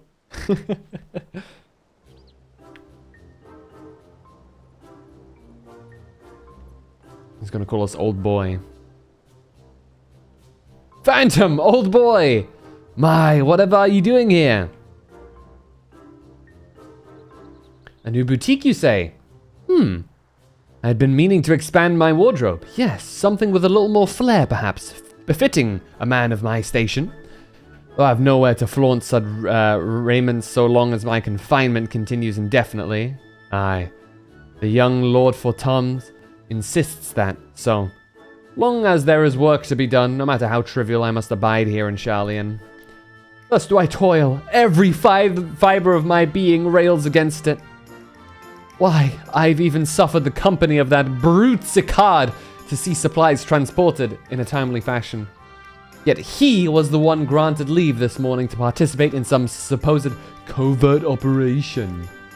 So I suffer instead for his otherwise welcome absence, now burdened with extra busy work, and without Onoa here. There is no one to prepare my meals. I came here in hopes of finding a nice cafe, perhaps. Alas, the Charlian delicacies I've sampled were lacking in every respect. For hearty meals, what you're after, I'd suggest the Last Stand. I'm not gonna tell him to eat Archon loaf. That's just mean. The cafe over on the pier. Their cuisine didn't appear all that appetizing, but if you vouch for their cooking, then perhaps I will give it a try. Thank you for the suggestion, and ta-ta for now, old boy. This guy.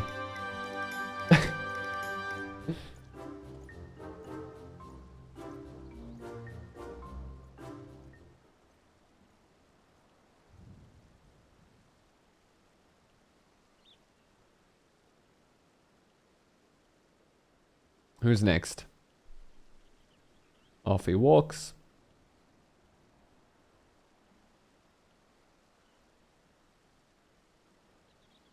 Well, well, is that Phantom and Tataru I spy?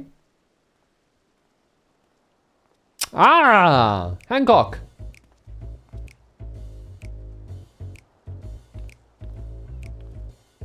Hancock? What are you still doing here? You said you were returning immediately after dropping off your cargo. Yes, that was my original plan. After all, any expertise required aside from the delivery of goods is well beyond my purview. But what manner of entrepreneur would squander an opportunity to study the markets of the northern seas? Worry not, I will return straightways to Kugane once I have finished. Of course you would find a way to turn this crisis to your advantage. She wounds me, the industrious woman running a new boutique. I'm not blind to the travails of those who fight on the front lines to deliver us from ruin. Indeed, I have every confidence they will succeed, and I would make myself and my business ready for their return. If you believe in them so devoutly, then why not put your money where your mouth is? Fair enough, Tataru, fair enough. There is naught more I can do to help ready the Ark and her heroes for their maiden voyage, but on your return, I shall host a grand celebration in your honor at the Bokairo Inn.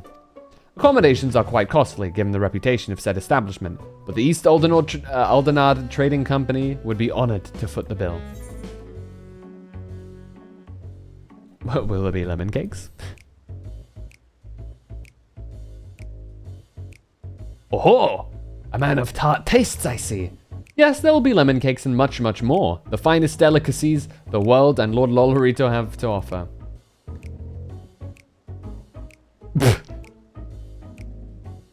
But let us speak more of this upon your return, lest I draw even more of Tatara's ire. Until next we meet.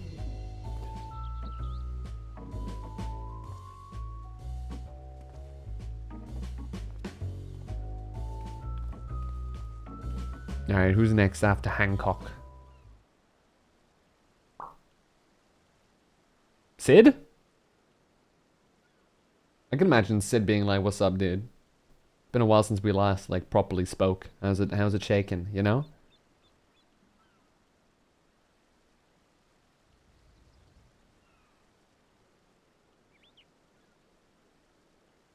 Give us Nero? Oh god.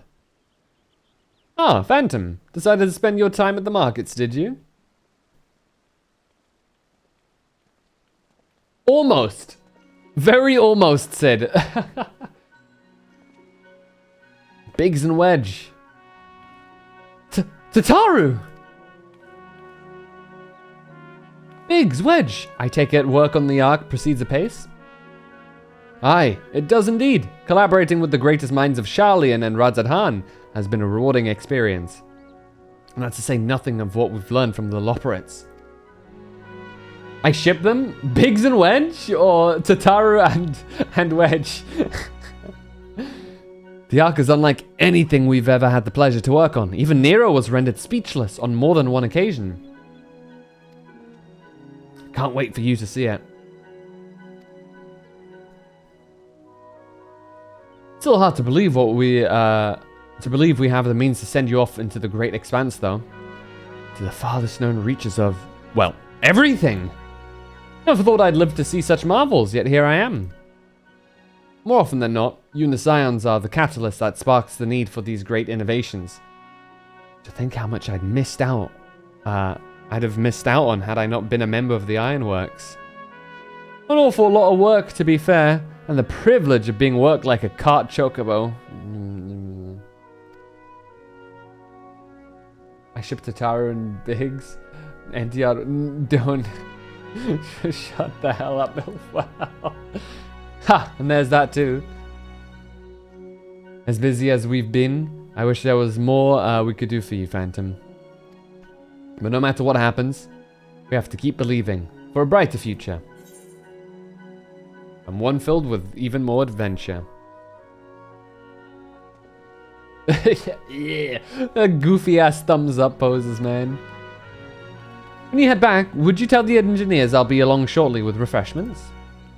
It's very kind of you, Tataru. They'll be glad to hear it. And on that note, Wedge and I should get going. Still a few more supplies to gather before we return.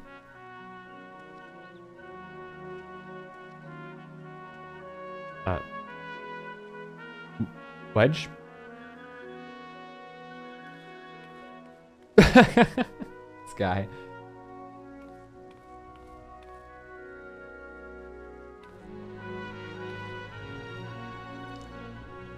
Terribly sorry for the wait. Right this way, if you please. Wait, you're one of the people I saved, right?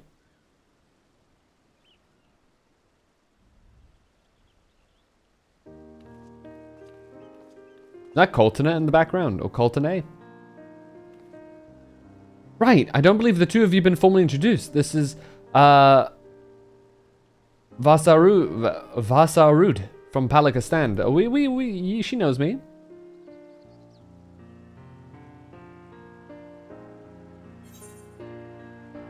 Have we met before?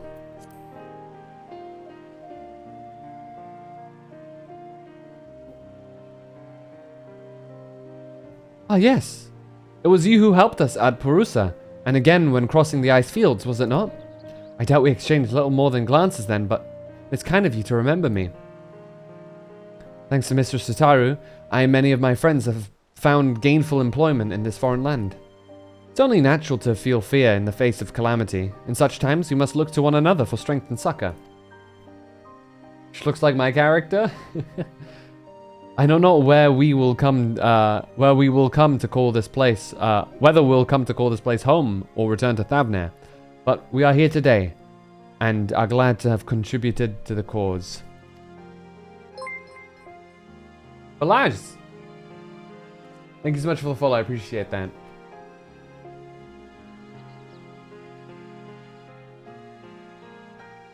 And contribute they did by helping to make your new garments as durable as possible. We put our hearts and souls into them, and I have every confidence that they'll keep you safe in the battle to come.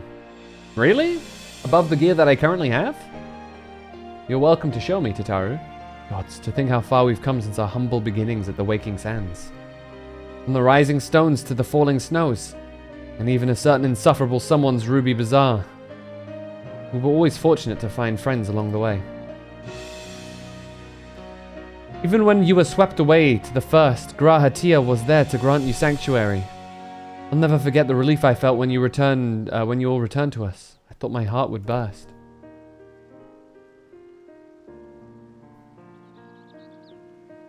Yours has been a long, long journey. And I've been privileged to watch, often with bated breath, as you persevered time and time again. For all the joy we've shared, there's been much sorrow as well. But I've long since learned you can't have one without the other.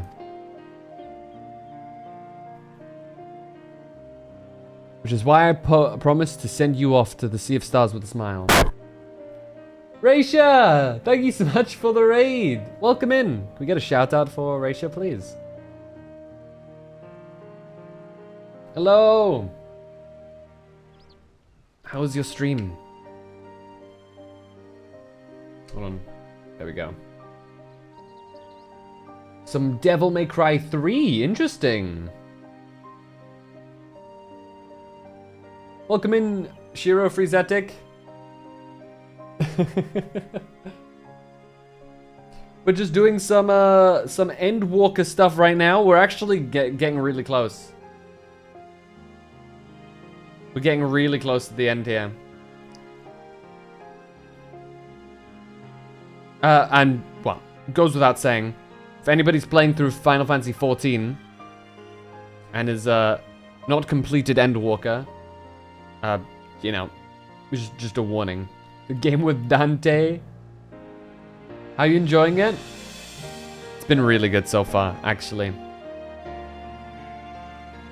We just overcame our final trial before going to the other end of the universe.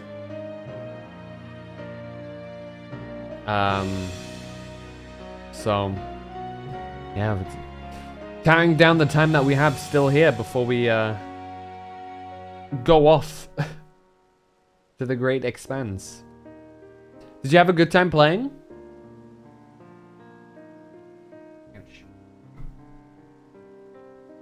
There we go. Yeah, thank you again so much for the raid. And raiders, anybody who is, you know, tired or has other things to do, feel free to do so. You're not obligated to stay here. So make sure you get your rest, your food, whatever you need to do. And yeah, and I just appreciate you guys stopping by regardless. Welcome to the cult. Not a cult. I'm playing it. I love Virgil in it so much. Have you played Devil May Cry 5? That's the only one that I've played. I just know like I know general lore.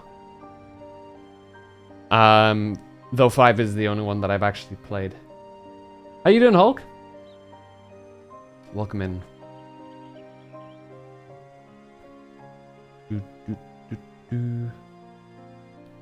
And I think if we reach level 90, we'll do the quest for what's the final role quest. I think that allows us to get our gear too, I think. You know, Lurking, looking, trolling. Such. You better not be trolling anyone here.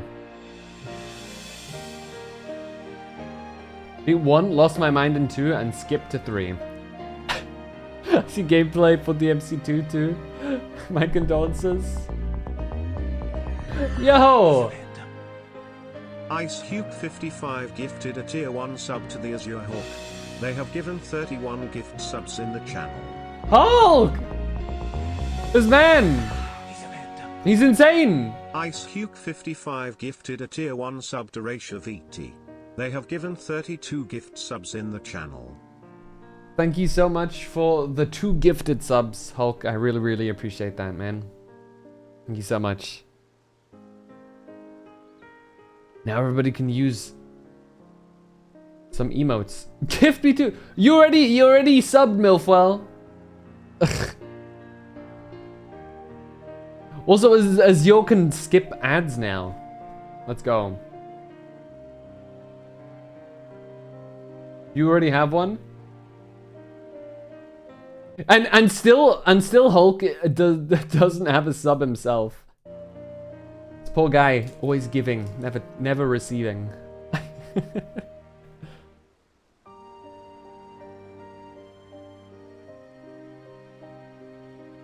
Leave me be. This poor guy. I think Hulk was was the one who gave me my current one too.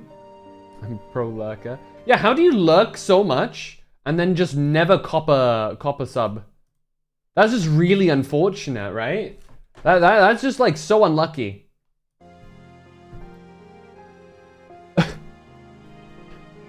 Man, one of these days, Hulk, if somebody gifts a random sub, it might come to you.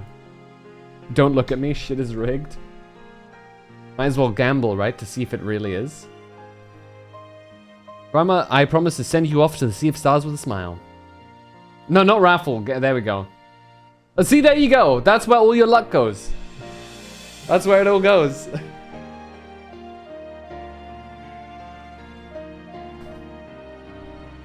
was fun for the last, for like an hour because I was laughing so hard at how much you can just use the gun. Then the last 2 hours before skipping was just...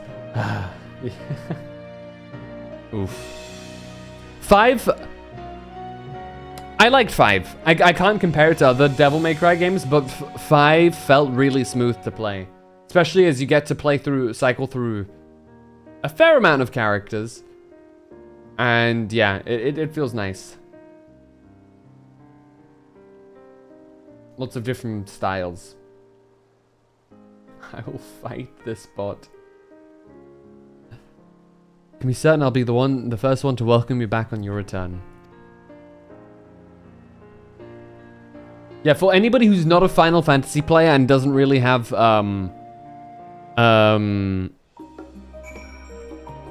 who doesn't have any intentions of playing 14, just for context, we're just about to go off to fight depression in order to save the universe. It's important to note that depression is also on the other end of the universe. So yeah.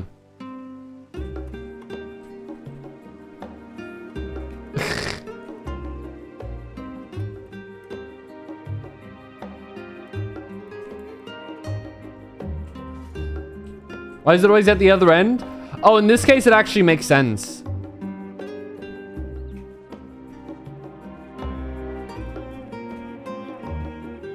You know I'm here, right?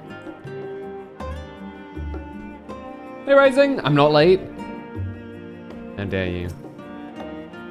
In addition to your new ensemble, we have weapons and weaponry for every... Oh, shit! You're the guy, lady, I can get the good shit from. You can now obtain job specific. Oh! Oh! Oh! And I can get all of them? Oh, that's kind of sick. What is this? What kind of an axe is that?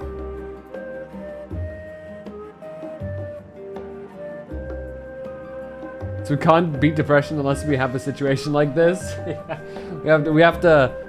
Oh man. Lightbringer. I am the Lightbringer. And so we can just buy all of it? That's sick.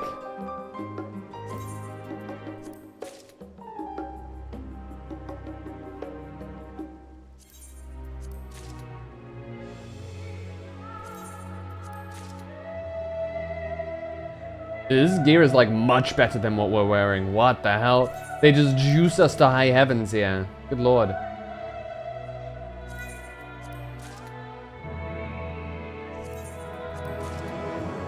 I think I got everything I need here, right? Yeah. Wait, so there's my... Oh, I can like... Ah, what's... Ooh. That's a clean sheath. Okay, what's the katana look like? A little switchbladey. I'm not too sure about that. Death sickle. Good god. That's alright.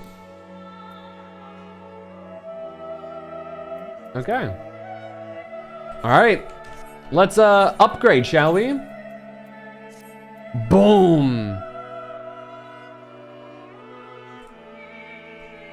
That is a pretty cool set of armor, I will say. Dye. I know we can't dye it yet, but yeah. Let's see how the dyes work. Uh-huh.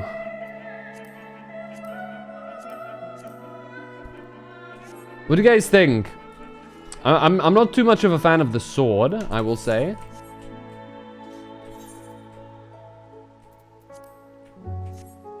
Hold on. Let's whip out the other sword. I want your opinion. Guys. I mean, to be certain, dude. Tataru's right. I have to head out here again to house sit and dog sit. A great day though. Hell yeah. Thank you again so much for the raid. And that's not the way to... That's not... It's my glamour dresser.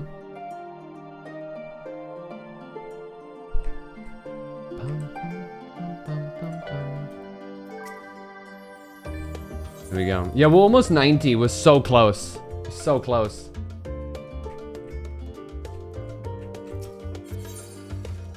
I still maintain that the Shadowbringer sword is like one of the drippiest things in existence.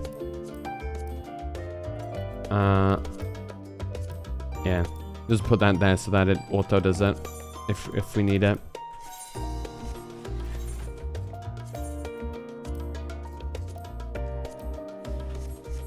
Yeah. I think you can't beat the Shadowbringer's sword, dude. It looks like it's made for this set. What? So what do we think, guys? This, or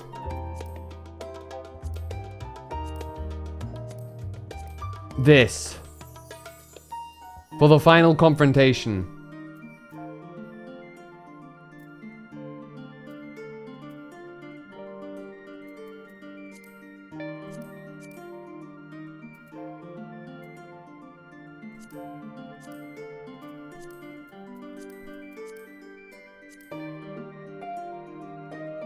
Okay, that does look really cool with the helmet, but we can't wear the helmet because that gets rid of character. There we go. This or this? Thoughts?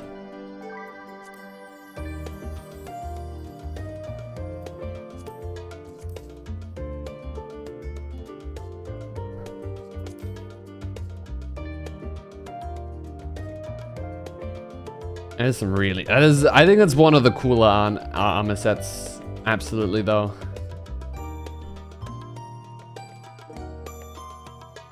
We might as well claim the warrior set, too, honestly. Because our warrior's at 88. Really close to 89, actually. Specifically, now that I think about it.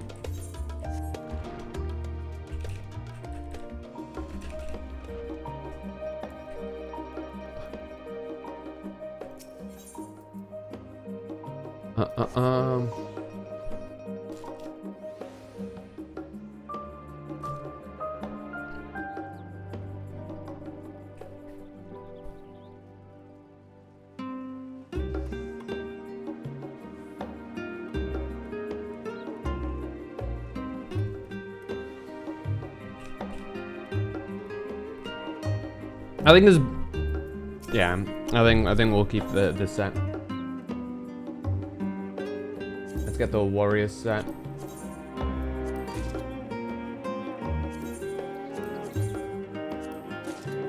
Hero's Shield. That's the end. I'm really glad that they make it so easy to get everything.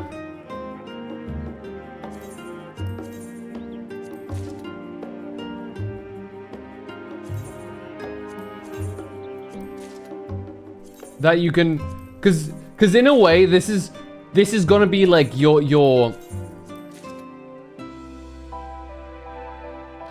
this is gonna be your gear for the final fight, right? And it's very clear that that's the case. And I'm happy that they like allow that.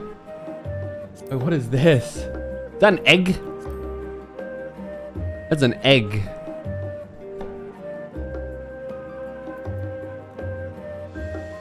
Asura's rod. Well, that's a pretty cool rod.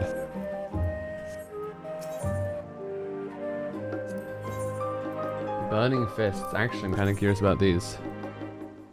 Oh, they're very light, very non-gear.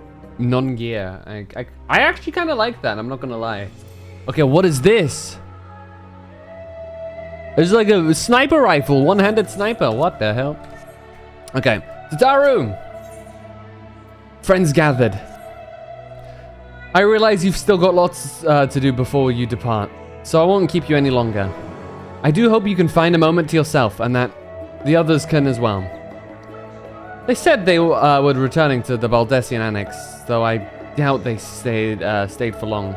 If you decide to go looking for them, I suggest speaking to Kryl first.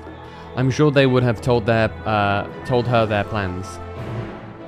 Final Fantasy 14 knows what their plans were. Yeah, I still think this is probably one of the coolest swords, and I think it fits this armor set better than the actual. Whoa. I still think this this sword fits this set better. Holy shit! I've got a tail protector. I just realized. I've got armor on my tail.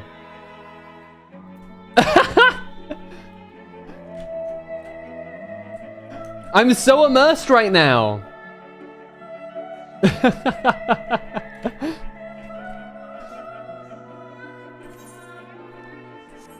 That's great.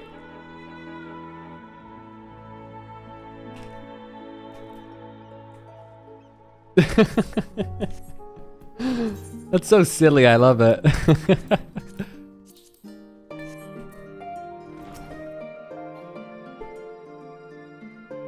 You're back! I take it you received your gift from Tataru. Do you not see this new drip? Was the surprise long in the making, with many hours of fretting to get everything just right. I'm glad to see it realized and with great success. If you're looking for others though, they've already taken their leave. Y'shtola, Thancred, and Oriange have gone to the last stand for a bite to eat. Alize and Grahatia, meanwhile, thought their time would be better spent poring over books of Numenon. As for Alphino and Estinian, well, they've elected to pay a visit to the Levier estate, though Estinian seems somewhat reluctant to go. Estinian's meeting the mom. I'm sure they would all be glad for your company if you've the mind to seek them out. Should you be feeling peckish, I suggest heading to the last stand before Y'shtola and the others finish eating. But of all else, it would be foolish to run headlong into a battle-fatigued mess. So remember to get a good night's sleep. Okay. Okay. I'll go to the last stand.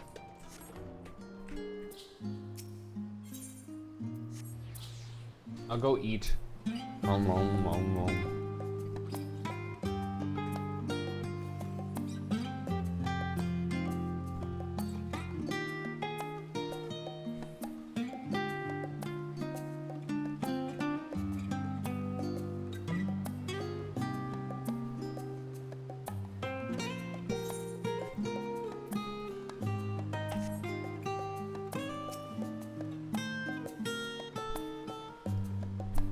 Come to make a trio, a quartet, have you?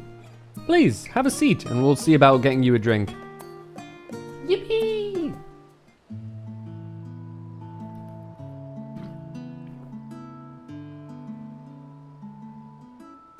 Your business with Tataru is finished. Mm-hmm. You see this new drip I'm rocking? My, what a thoughtful surprise. Actually, you probably Whatever don't would see you do it. without her? I am actually really sorry, Ishtola. Whoops. And she's right. Oh god. It hasn't been all. Whoops. I kind of forget sometimes. That Master Louis Soir gathered us together to form the Circle of Knowing. Since then, we have experienced much. But rather than feeling wiser, the more I learn, the more I find my knowledge lacking. Forsooth. As a student, vainly did I believe that I held the secrets of creation in my grasp. Yet that which I had seized was but an insignificant sliver of what awaited in the wider world. Every encounter, every experience hath served to open mine eyes, enlightening and humbling me in equal measure. Even from those whom I called enemies have I learned many a valuable lesson.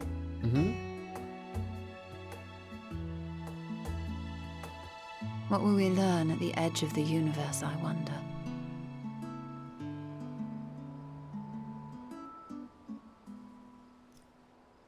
Ultima Thule. Oh, it is Thule! Where the bringer God damn it. of the end makes her nest. According to them. I, for one, can't possibly imagine.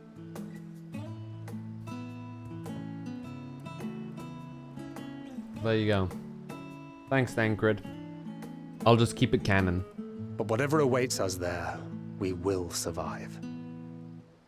We must. For her.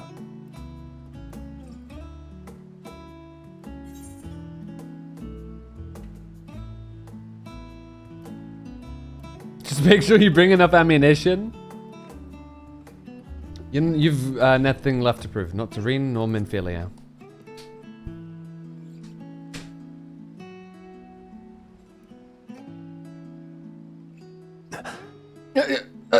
Called out. Is aught the matter?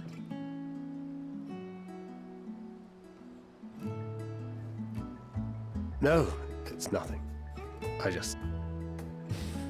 Well, lately I find myself surprised at how much I've changed. Aww. How much we've all changed. I always take these moments to eat. When they're voiced. We've come far together, and if we have aught to say about it, we'll go further still. True. Aye, we will avert this calamity and return home. In preparation for which, we must give thought to what we hope to achieve after the proverbial dust has settled. What with the primals and Ascians all but dealt with, I suppose we'll need to look for new hobbies. True. In all seriousness, though. In uniting to overcome a common foe, the disparate peoples of the world have found a way forward together. It's a truly gratifying sight to see. For now. Indeed.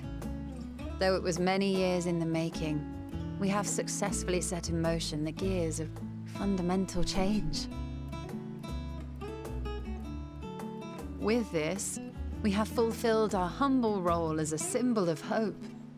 And I dare say it is time to bow out.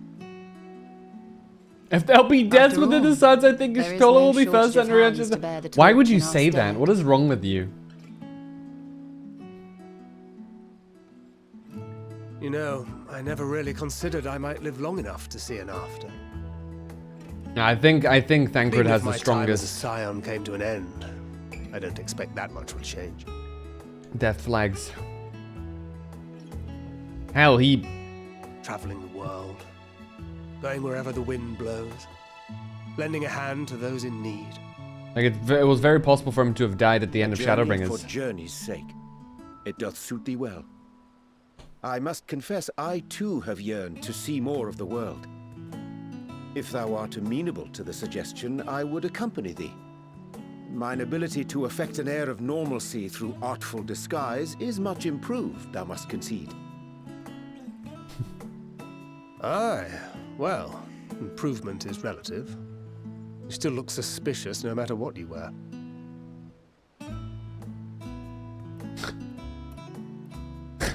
He's pondering it. What of you, Ishtola?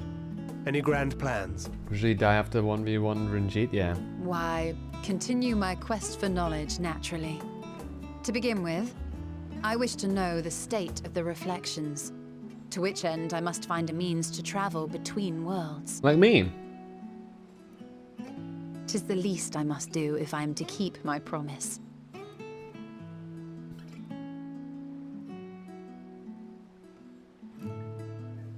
Should my pursuits prove unduly arduous, I won't hesitate to call on you. Meet our tribe And again. in return, I will take you to see Reen one day. I'm sure you cannot wait to see the fine young woman she has become. Spare me.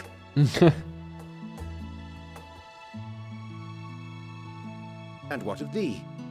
What wouldst thou pursue at duty's end? Me?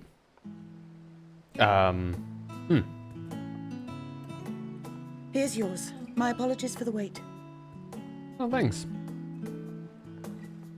Well, she's got some great hair. What the hell? A toast. To victory. To victory. To our comrades. To the future of the star. To hope.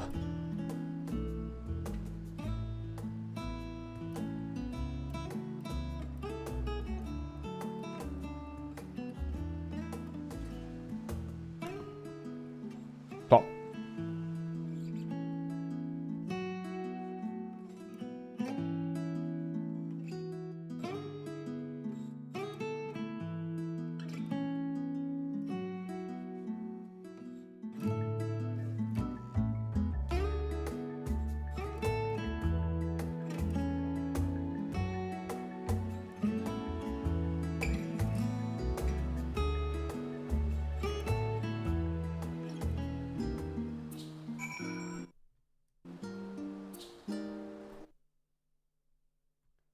Bum, bum, bum, bum.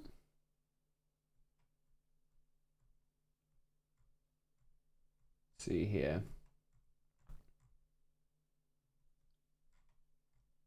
I see.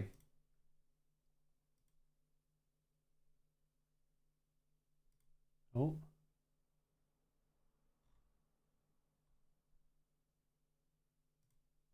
Okay. I'm just sorting some things out, so don't mind me. Alright.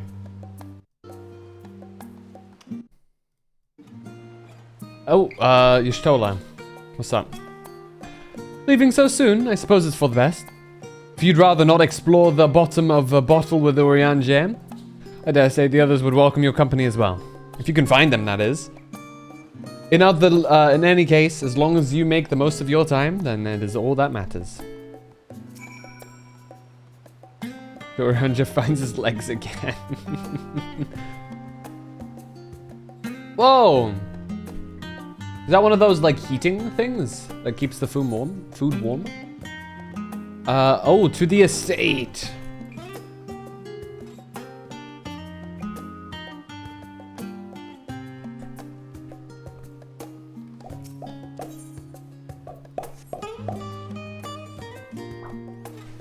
Alright, where is, oh shit. The music here is so pretty. Oh! Fancy he's getting dressed up! What? Surely this isn't the first time you've seen me without my armor. He's getting all dressed up to meet the MILF. Oh. What brings you here?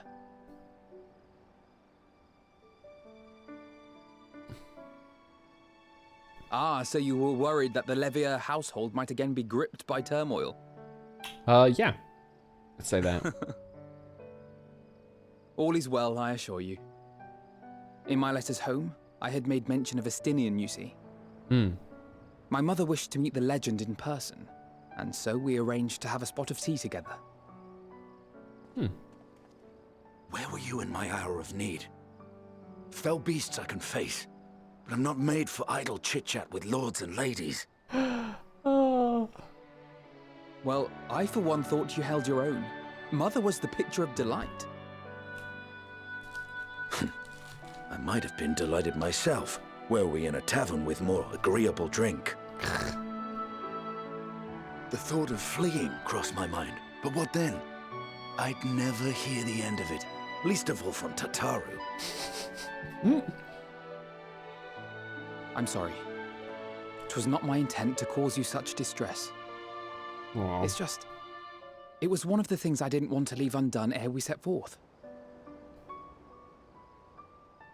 That's not to say I think we won't be returning.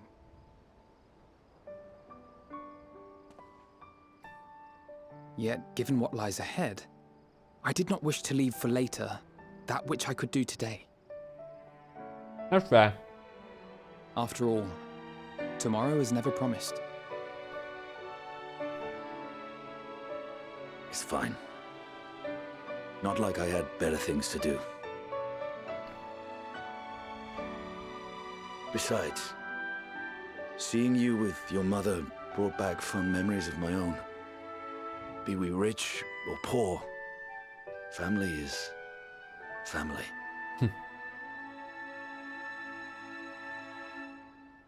Well, it's past time we were on our way.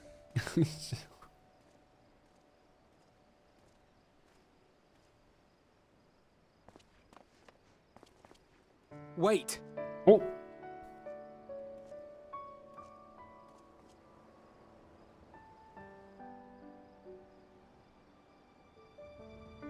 Since I left home, I've made a great many mistakes.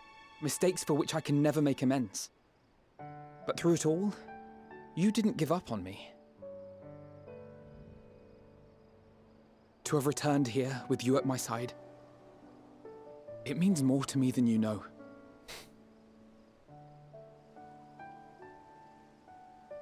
Who? Me or an Estinian? Thank you. From the bottom of my heart.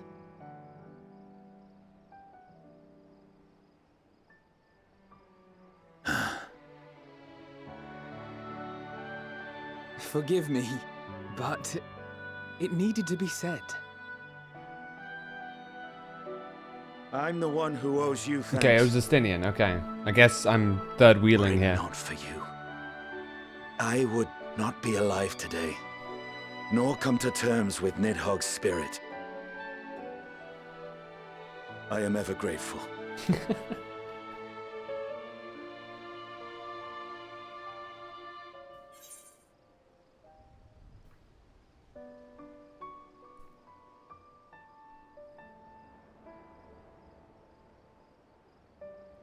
Was I would thank you both as well? I'll be counting on you.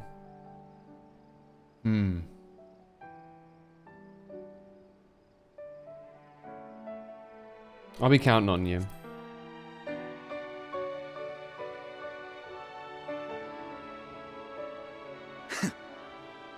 Because that's what he wants to hear. I know, and I won't let you down.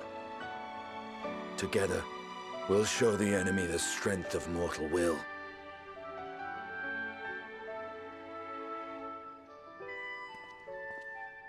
I thought that was you plural. I was kind of hoping for Alphino to also have like a part there. Oh well. Sorry, Alphino.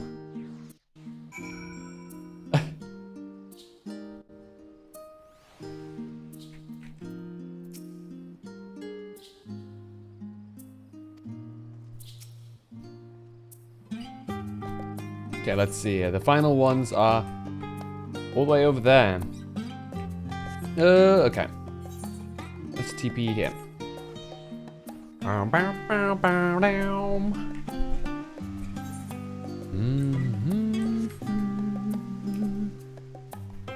Puddingway, what are you doing over here?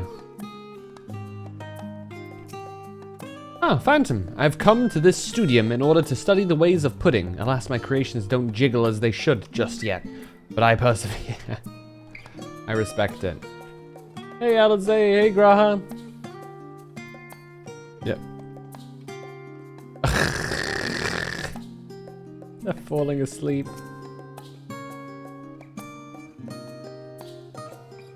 You try speaking with Alize, but she's fast asleep. The dedication to pudding, I commend.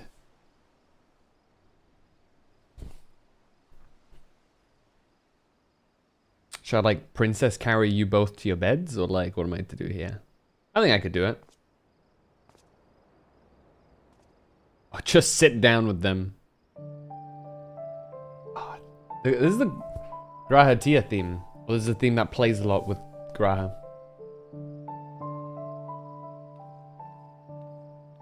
Oh. Hey, Kryle. Oh.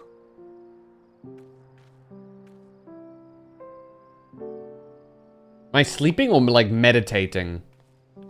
Oh, I'm meditating. Gotcha.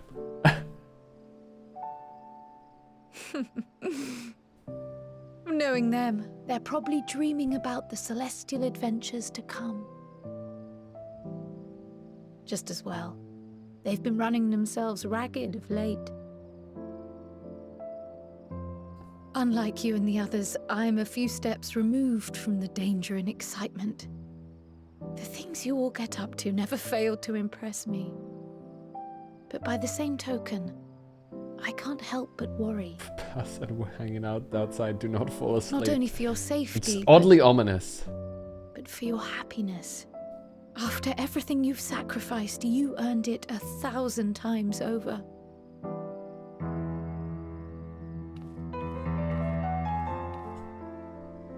From the simple pleasures of tucking into a hearty meal or collapsing into a comfortable bed, to the grand triumphs of visiting legendary lands or finding true love, you deserve all the joy in the world. There is so much that life has to offer, so much to be treasured and shared with those we hold dear. So promise me this.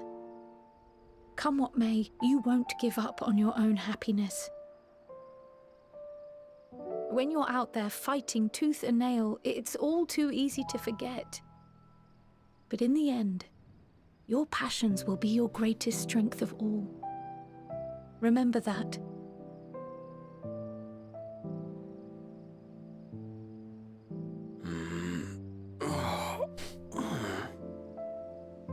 Good morning, sunshine. Oh, this feels familiar. You sleep well? Well, 'tis good to be...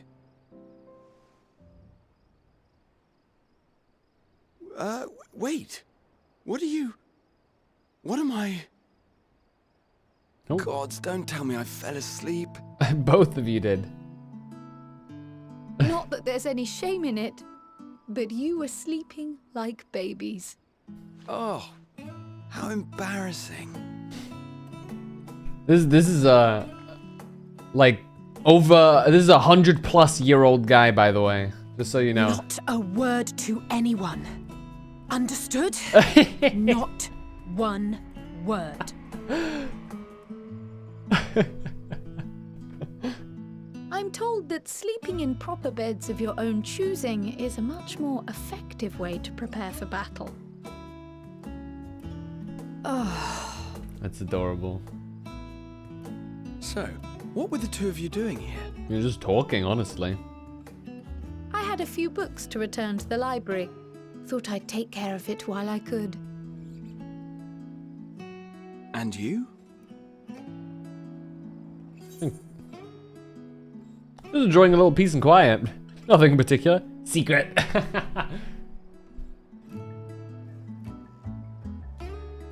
Yeah, it is secret.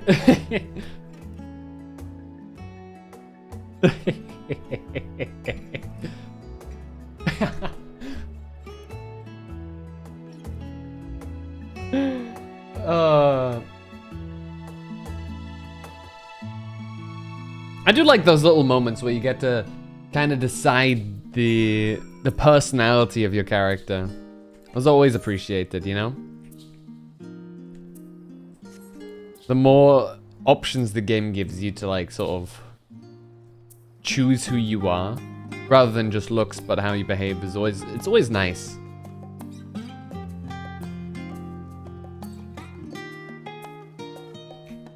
That's what I've liked so far.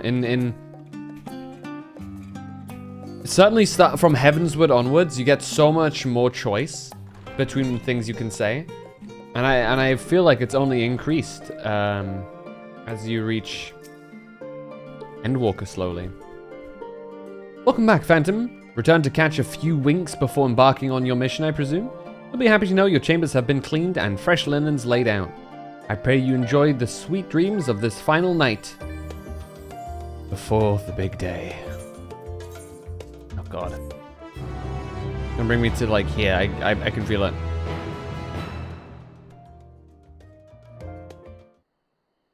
Cutscene? That night at the Royal Menagerie in Alamigo.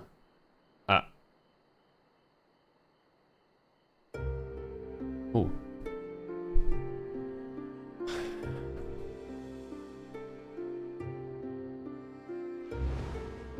Oh! What's he doing here? And why is it chill music? He's in his devil trigger form.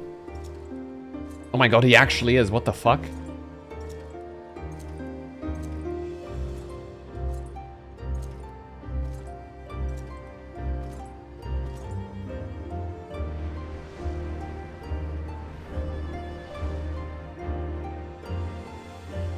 You will never get what you want. Not even the battle you pine for so dearly. I knew it.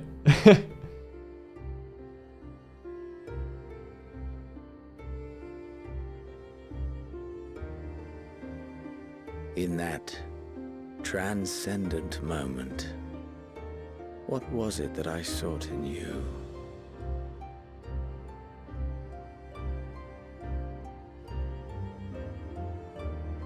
And what was it that you sought in me?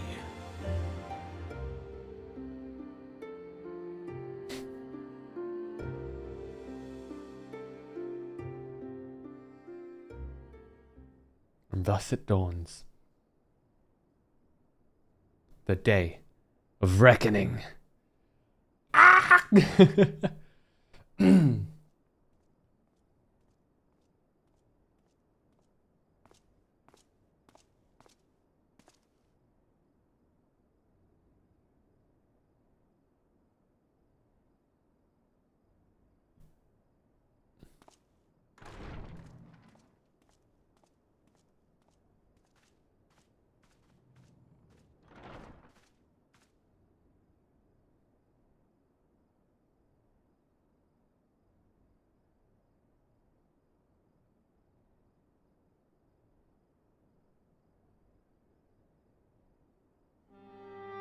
How often have we thus assembled? To combine our knowledge and seek solutions to the problems before us. Back at the Waking Sands, it was all we could do to address the most minor of troubles. Who could have realized what we'd find when we began to look to the sources of the realm's woes? Yeah. At the Rising Stones, we made great strides and shared many moments. From the joyous to the sorrowful.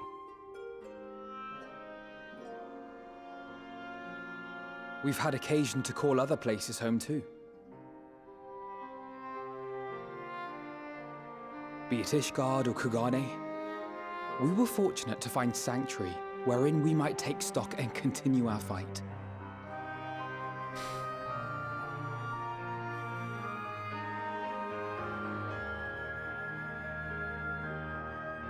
I was honored to host this company in the Crystarium, to stand with you all as we confronted the truth of the star itself.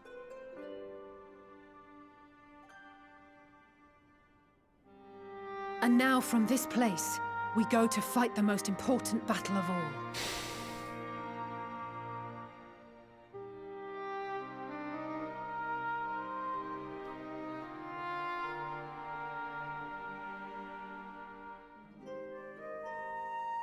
The Forum has sent word. The Ark is ready. What? The Loporrits naturally will be commanding the vessel.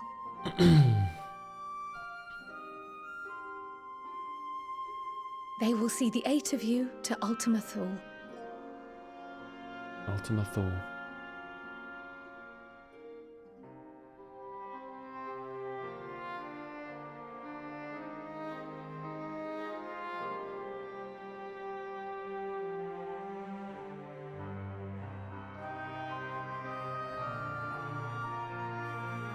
Upon arriving, your objective is to find and vanquish Meteon. As a final formality, the Forum bade me ascertain your resolve. So, are you certain you wish to do this?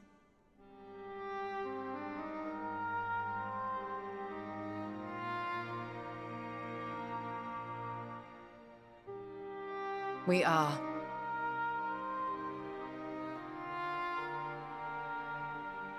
Then, ere you report to Thalmazane, I leave you with these words.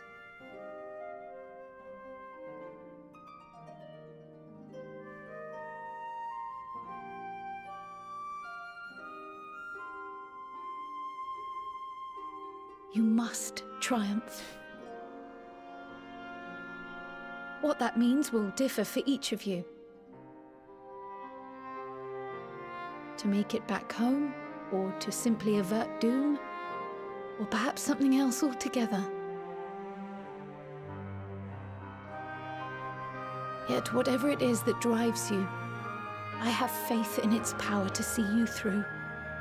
So please, triumph.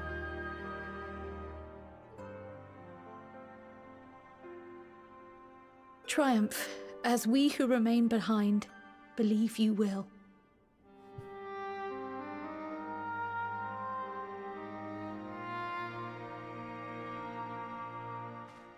Let us be off then.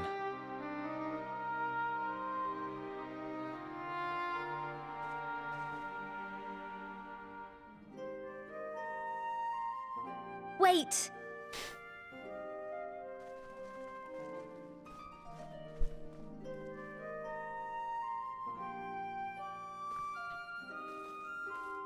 Both Kryl and I will be there to see you off, but as your receptionist, I feel I need to say this here.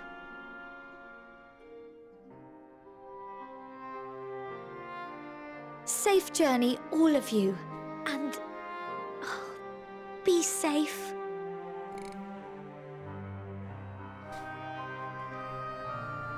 Safety is not too much of an option where we're going. But I'll take it all the same. You too, Tataru.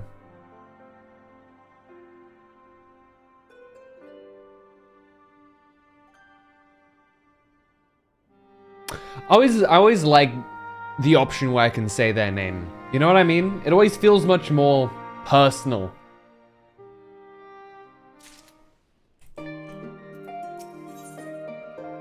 You know? I say same thing with, like, for example, with Venar or Heidelin. There's a reason why I opted to, like, always just call her Venar is because it feels so much more personal to call her that. You know what I mean? And it feels much more, I don't know, impactful. Because, like, I might as well just be talking to Heidelin and whatever, you know, goddess, blah blah blah. But with her there, with Heidelin, I know I felt it kind of important to just call her Venar. Just know that I'm not speaking to the deity known as Heidelin or the crystal mother, whatever. Just I'm speaking to her one last time. By way of name, she has probably not been referred to as in millennia. That was just my thought pattern there. And finally we have here, unto the heavens. I suppose this is where we part ways, for now at least. Would that I had sage words of wisdom to share ere you depart. Mayhap the teachings of Galuf Baldessium will suffice. Surrender not to anger or hatred, he said. Look beyond them, and there find true strength. What one sees beyond is open to interpretation, I think. But for me, it would be things I cherish most in life. The things I believe are worth fighting for. Something to consider as you venture into the sea of stars.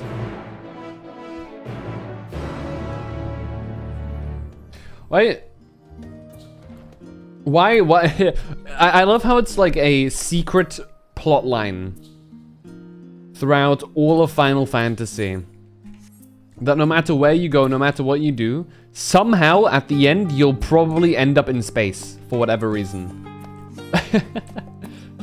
It's not an absolute rule, but it is an oddly common one about the series.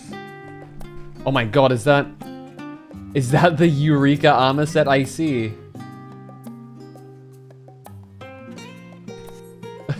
This poor soul.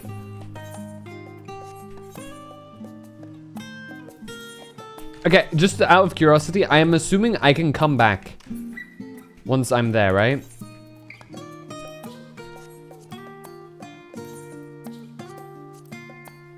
Oh, wow. Pretty nice pearlescent.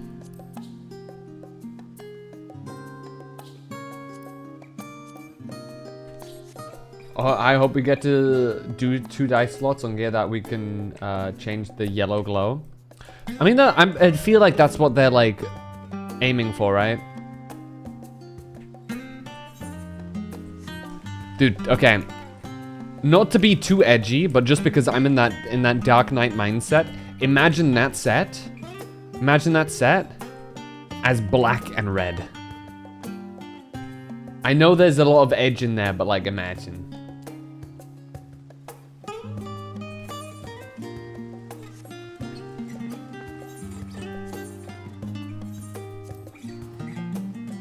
WTF?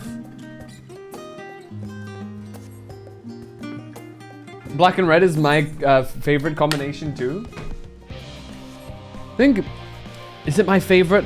I'm not sure if it's my favorite combination overall. I think it's a very solid combination. I very much am a fan of blue and white, blue and black as well. But like, absolutely as a Dark Knight right now, for my character, I think black and red is just like, I mean, that's the colors, you know? I literally paid 500 USD to make my big bike matte black with red accent lines. Ooh. What kind of bike is it? Is it like a bike? Or is it like 1000 HP? Horsepower?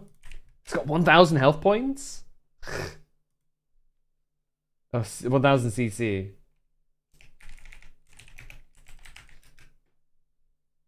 Damn. So a proper one. Autocorrect to MMO terms, yeah. Ah, Master Phantom. I've been made aware of your coming. Please use the lift here. CBR. Okay, hold on. It doesn't matter if I'm familiar or not. I have 2 monitors and therefore have many special abilities. Damn. That's a nice bike. I'm not a bike guy. I never aim to own a bike either. But I still think they're cool. I'm selling it for a scooter, fuck bikes. Fair enough. I think bikes are like really cool and whatnot, but like I wouldn't ride one. Personally. Oh my god, everyone's here. Call me what you want, but like, man, that shit's scary. Dude, everyone's here. What the hell? Wait, who are you? Oh yes, I know you. Your reputation and the rumor mill precedes you. At any rate, how may I help you? Oh, you're the researcher. I see.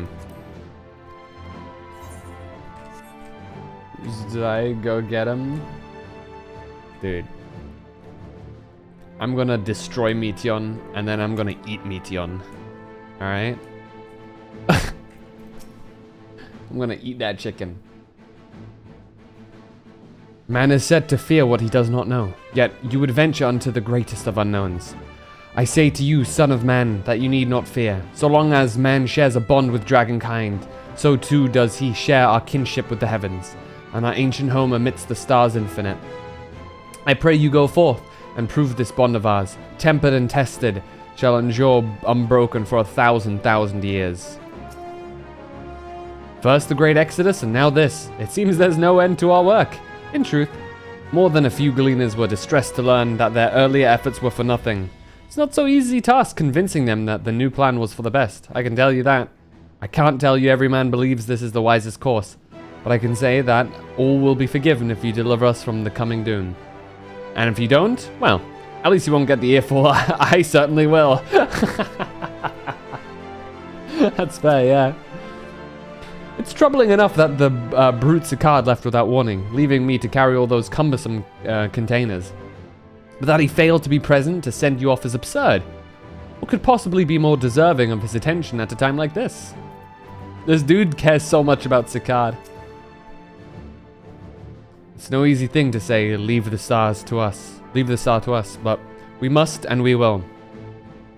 As proud members of the Scions, we have a duty to uphold. And we needn't do so alone. Those dark days when we were driven from the Rising Stones and hunted as traitors are a thing of the past. We have allies in abundance now. Which is to say, you needn't worry about us. Go forth, in the knowledge that the Scions will labor without rest in your absence.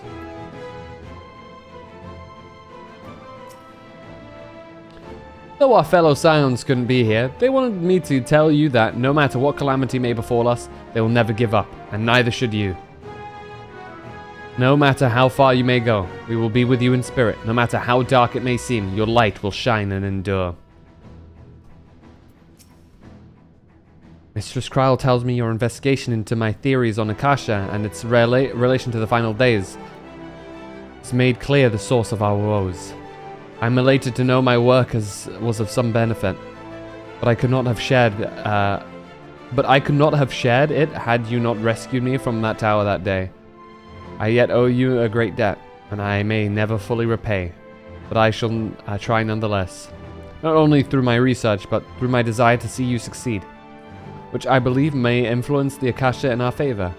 Small though the effect may be, yes, so long as we have hope, there is a chance we may influence the outcome of this calamity.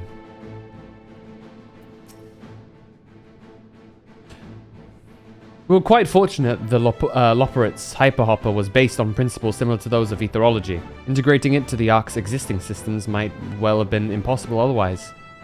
We may have Charlene's wealth of knowledge at our disposal, but theirs is technology far beyond anything we have ever studied. You're familiar with teleportation magics, yes? The momentary conversion of the body into ether that it may travel via the life stream from one physical point to another. The hyperhopper enables transport through a similar method, but not one involving the life stream. Rather, it utilizes highly condensed ether to create an ethereal current of its own. This current is exponentially faster and more powerful than the naturally occurring ones to which we are accustomed. So much so, in fact, that ethereal conversion of the physical form is not a prerequisite for traversal. If you are concerned about side effects, such as ethereal sickness, you needn't be. You should emerge at your destination hale and whole, in theory. At the very least, I can assure you it's safer than the experimental etherites you used to reach Radz-at-Han. Moonbreeder has been on my mind more often of late. How different her life might have been if not for our research into teleportation magics. Perhaps she would never have gained an interest in ethereological studies, but to abandon our work out of misplaced guilt for who she could have been would be a disservice to the memory of who she was. Nay, it was because of her that we found the resolve to carry on. And now we stand at the edge of a new frontier, with a ship ready to bear you into the distant stars and beyond. This ark is as much her accomplishment as it is ours. I regret nothing. So, this is the ship that will bear us unto Ultima Thule. That even Wolfson and Blovida should be in attendance is most unexpected, but I am nonetheless heartened by their presence. For so many to see us off like this seems wholly unnecessary. Still, I'll not begrudge them for wishing us well. This is the pinnacle of etherochemistry, a synthesis of modern innovation and the ancient wisdom of Alag. The Ark's engine appears to be capable of processing condensed ether in quantities I never thought possible. I wasn't expecting quite so many people to be seeing us off. Let us hear what Father has to say. They said work on the Ark is finished, but you certainly wouldn't know by looking at it.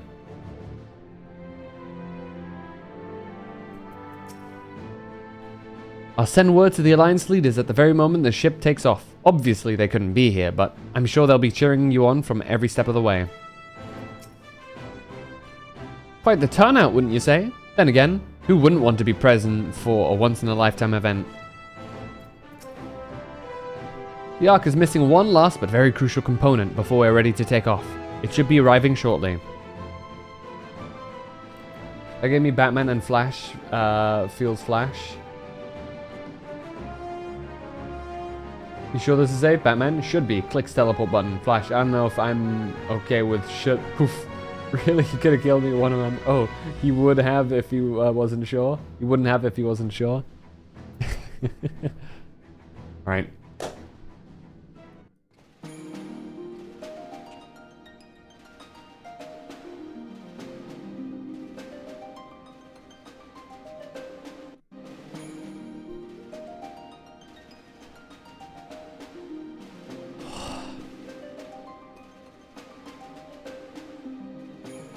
All present and accounted for?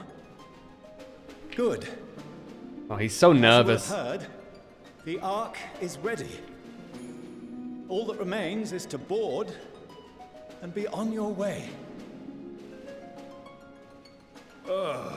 I've seen my fair share of tight schedules, but this was bloody murder. But we did it. We finished the ship. It's safe, fit for purpose, and looks good to boot.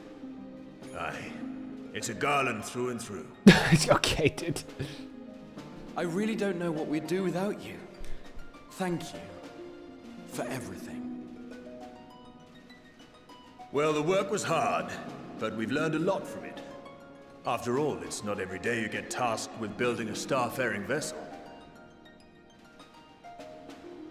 In case you're wondering about payment, the ongoing existence of the world ought to do. But feel free to throw in a colorful recounting of your journey on your return. I maintain. Why is Sid so short as a Garlean? He has to be like the shortest Garlean. Actually, right? He is legitimately so tiny for a Garlean.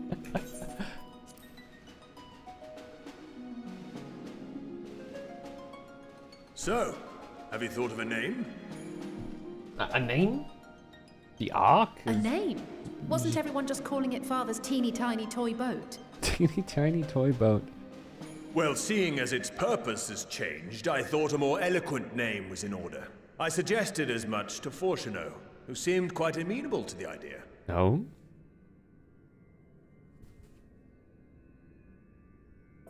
As you know, this vessel is the culmination of heretofore unprecedented collaboration. And though said collaboration is owed to the Scions, there is another whose noble deeds made our work possible.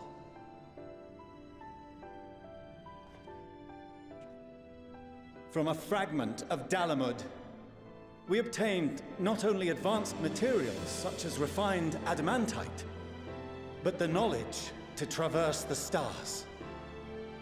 And this fragment would not have found its way to us had the Archon Louisoix not fought to protect this world.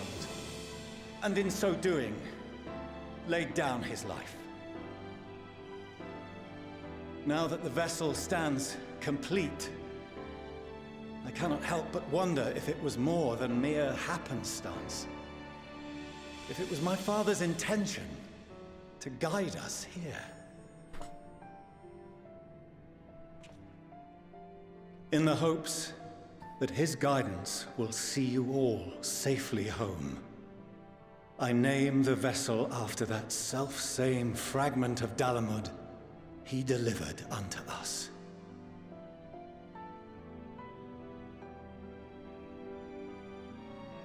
The starship Ragnarok. That's probably not a good name, like a good omen to name a ship after the apocalypse. But especially on our mission, but okay. Sorry for the wait. I got everyone you asked for, and not a one less. Oh, good God.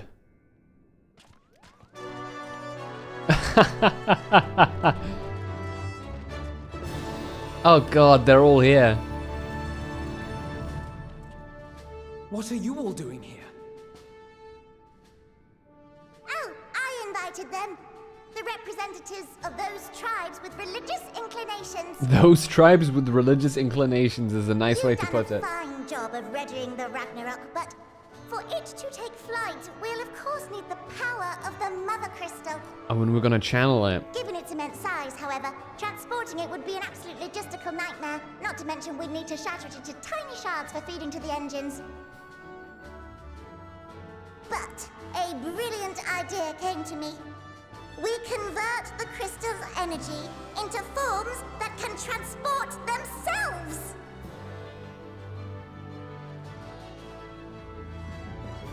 Are you summoning? Thou wouldst employ summoning. Or Yeah. should I say its precursor, creation magics. Care to explain for our benefit? Yeah.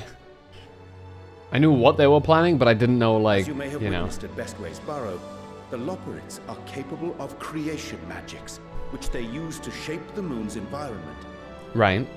Yet simple though they make it seem, 'tis a highly advanced and exacting art. To perform it correctly requireth that the wielder holdeth the object in his mind's eye in clearest detail. Right. Hence the ancients' meticulous management of concepts. Just Drawing upon this art, the Ascians conceived of summoning as we know it. A derivative that replaceth the complexity of concepts with the simplicity of zealotry to make manifest a creation. Okay. I see. By combining the Loporrit's magics and the tribe's faith, we convert the Mother Crystal into primals of purer form and greater obedience. Oh.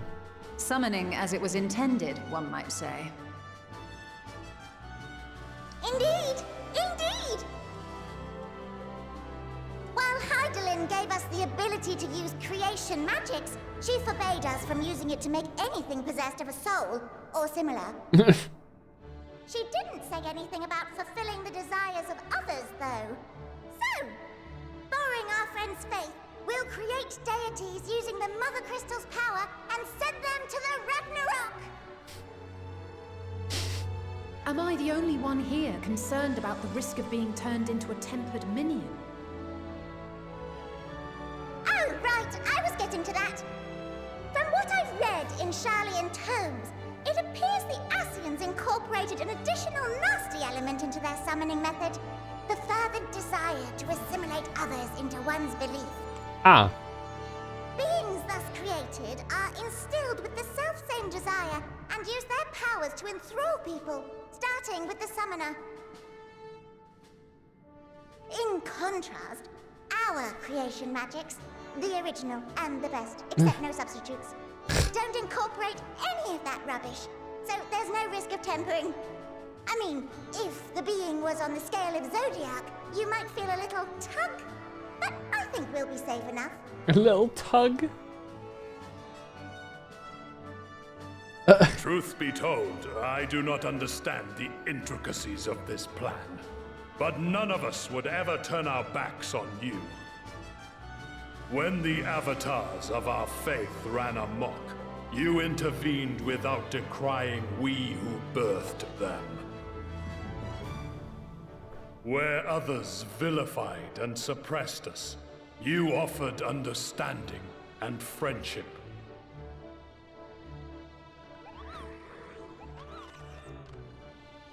In gratitude, we will share with you Your the primals are true cool, don't worry, expressions Soraban. of our gods, not malevolent deities, but benevolent saviors. Alright, you lot, we're heading to the ethereal sea. Stay in sight, else you're liable to get lost. They're going there? Lead the way. Oh, they're fucking insane. Okay.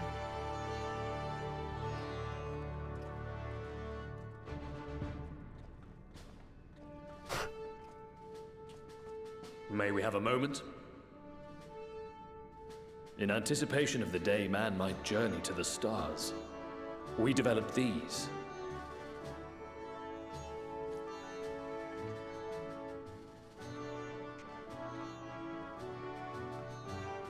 Portable teleportation devices. One for each of you, designed to work in tandem. Press the button on one, and in a matter of moments, all 8 will activate and send their owners back to the Ragnarok. There is no telling what hazards you may encounter. That's if fair. you find yourself separated or lost, please do not hesitate to use them. Definitely will not malfunction, surely. Be safe, all of you, and come back.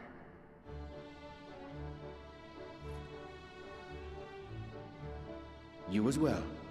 I pray you take care. Looks like everything is in order, so I'll go ahead and board. A few of my fellows will remain to assist with the summonings, but rest assured, the vessel won't want for competent crewing. I legitimately think Toki is gonna die of a heart attack when she sees them. I am like If you are ready, entirely certain. Then you should board as well. Go. And Godspeed. I don't think she'll be able to handle the Loperates. Like legitimately. Oh man.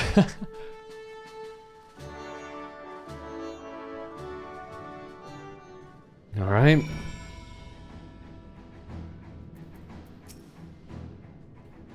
Milliance will not be joining us, I'm afraid. She cannot bear to watch our children embark on so perilous a mission. Make no mistake, I feel the same. I cannot tell you how many times I had to step away from my duties, so distracted by my thoughts of all the ways it could go wrong. Even now, a part of me wants to drag them away and forbid... well, not that they would listen. So, I will see them off with pride in my heart and prayer on my lips. For my children, and for the star they love so dearly, you must prevail. Okay, yeah. You say the same thing again. The Ragnarok. And thus does grandfather's legacy live on. We mustn't waste any more time. Let us board and set out for Ultima Thule. Alright, you guys. The Ragnarok is a collaborative effort in every sense. The culmination of knowledge from the world's greatest minds, both past and present. Without question, the greatest ship ever built.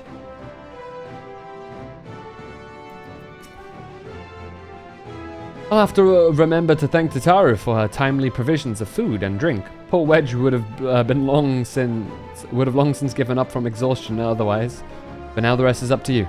Come back safe, alright? You haven't forgotten anything, have you? No repairs or commissions? Delivery from Athena, perhaps? No? Well, there's nothing else. Have a safe journey. The world cannot end now. Now, not when we've but scratched the surface of the Loperate's technological know-how. So run along now, and do what it is you vaunted heroes do best. The world shall tremble before my genius soon enough, assuming you're able to prevent its destruction, that is. Fucking Nero, dude. He's like, go on, save my world, please. If you'd come this way, I will direct you to the bridge. Several cutscenes will play in sequence. It is recommended. Okay. Fuck it, we ball.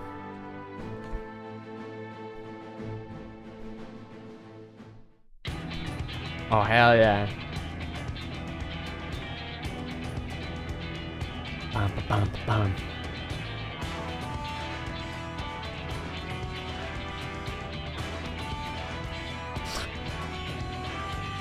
Very elegant.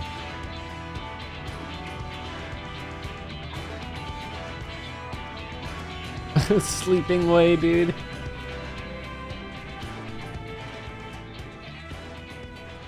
Welcome to the bridge, everyone! I hope you have everything, because I can't be bothered turning back.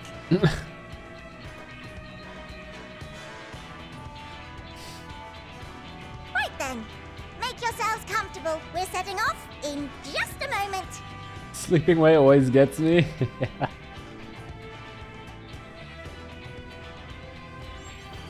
Oh, good God.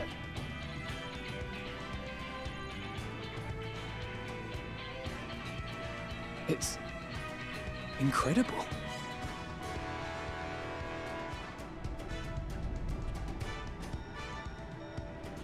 This is Fortuno. Can you hear me? We can hear you. The preparations for the summonings are complete. In accordance with the 14th phase of the plan, we have moved the Ragnarok to the launch site. The gates are open. You may depart when ready. So, are we ready? Ready as we'll ever be. As ready as we'll ever be. Let's get going. Sometimes me and Alize share a brain cell. Burnt out star's got more fire in its Agent belly. Telos! Thank you so much for the follow. Welcome in. Try it again, with feeling. Okay.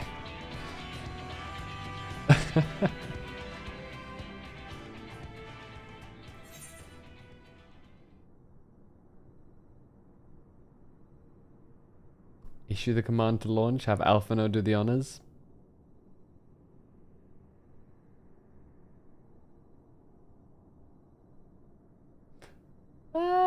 I'll do it. I'll do it.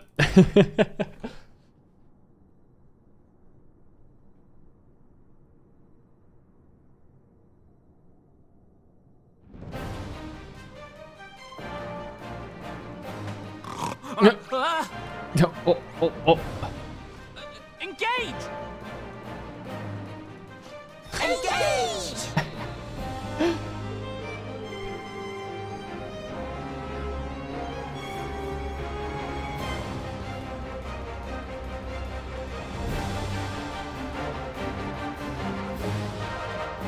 Dude. The Realm Reborn music too. Holy shit, what is that?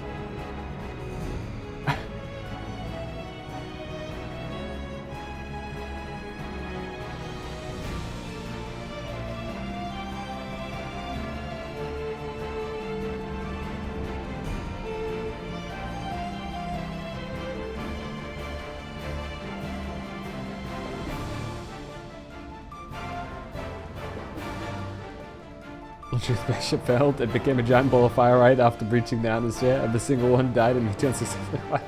Xenos died alone without having his most anticipated fight, man.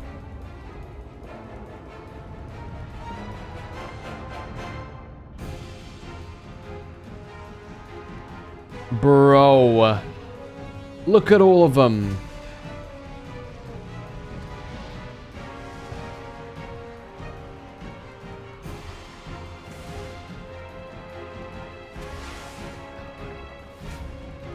Holy shit.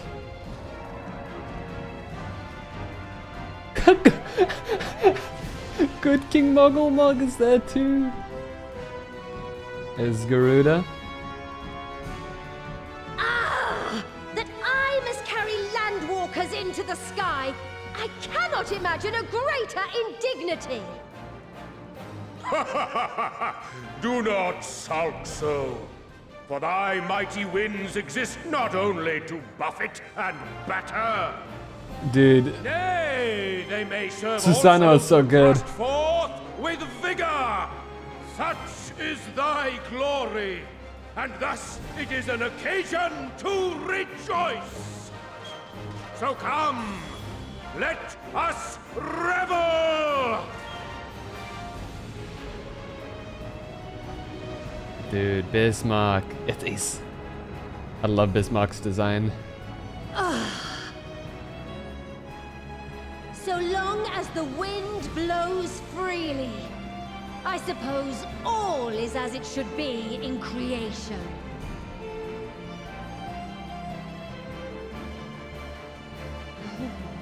I will render unto them a storm, that they may pierce the firmament and fly free!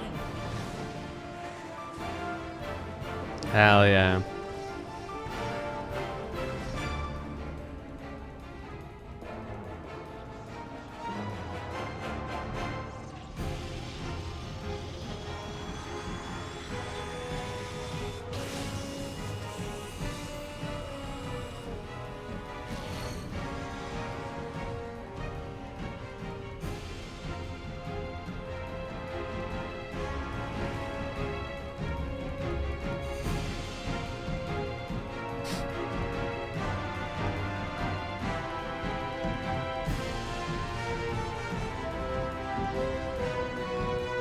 And off we go.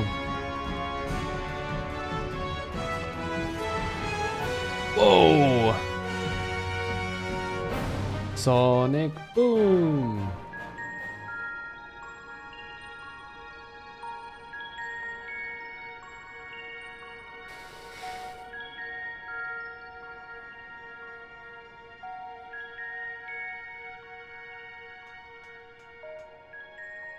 Still in one piece?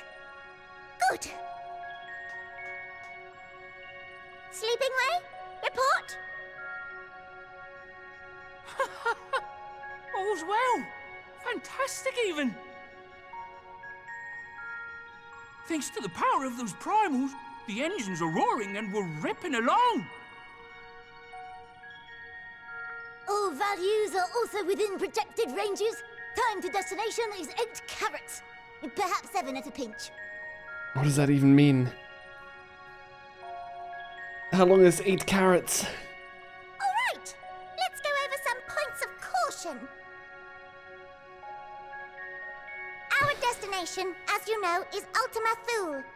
Lest you wonder, the place is not a star so much as a patch of emptiness. Right. That's the extent of what our equipment could determine, anyway. From what we know of Meteon, she's likely used Dynamis to obfuscate her location. So, in conclusion, we'll only know what's there when we get there. The crew and I will see to it the ship's ready to take off at a moment's notice. We'll support the search as best we can, but it'll be your paws on the ground, assuming there is any. But everything will be fine, I'm sure. Hydaelyn believes in you, so you ought to believe in yourselves. Just don't do anything I wouldn't, like waiting too long to use those portable teleporters of yours. Personally, at the slightest sign of trouble, I'd mash the button to bits, and you should as well. Understood. We promise to be careful. I only speak freedom units? Well, time is measured the same way still, though. Brace yourselves. Whether you use Arrive and the vessel will shake. Imperial units or not. Uh-oh. That doesn't sound good.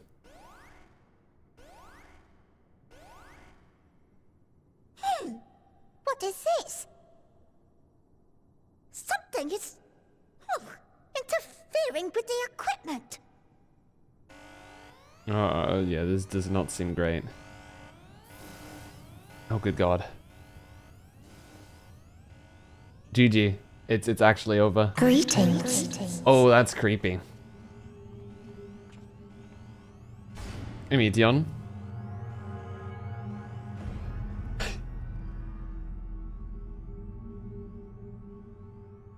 Long time no see. Oh. Greetings. Can you hear me?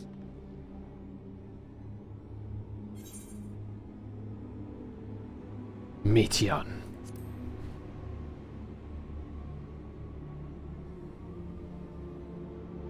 So this is Meteon. Oh. Have you met one of my sisters?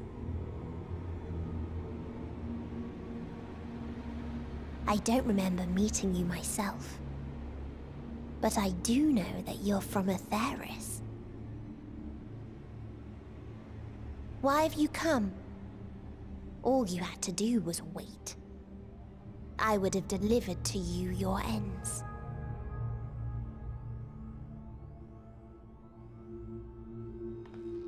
We didn't ask for that.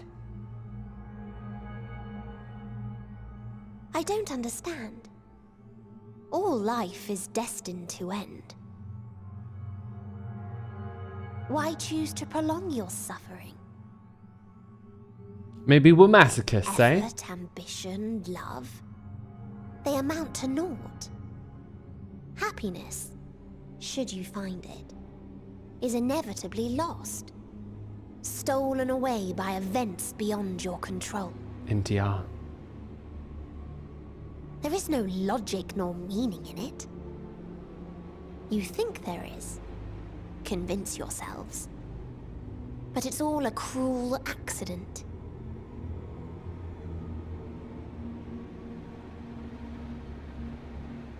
Go on, Graha. Tell her what's up. Come now. I speak the truth. A truth you would recognize if you looked up at the night sky. What do you mean? Unbroken emptiness. Cold, dark, and silent. Your world, like every other, is but a blemish upon its perfect fabric. Life is an anomaly. It is unnatural and cannot continue. The sooner you accept this, the easier it will be. Just to be clear, we're not here to argue with you. We know that life is fleeting, and that in the short time we have it, we're not assured happiness.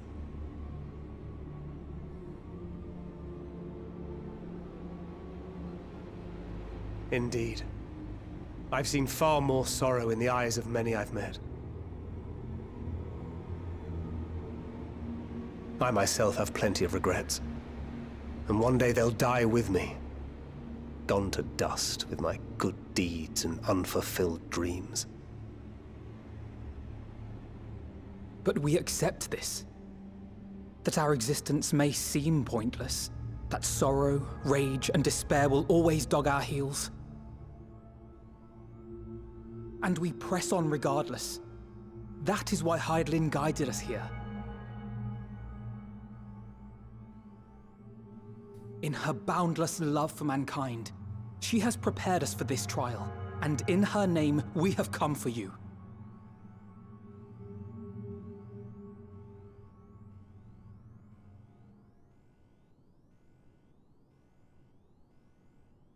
Yes, I sense it. A burning passion like unto fury. I know it well. For the same passion once burned in many a star before yours.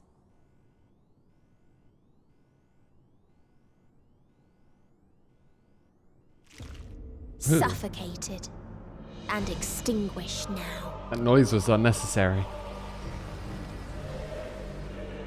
Oh, that's creepy. Oh god.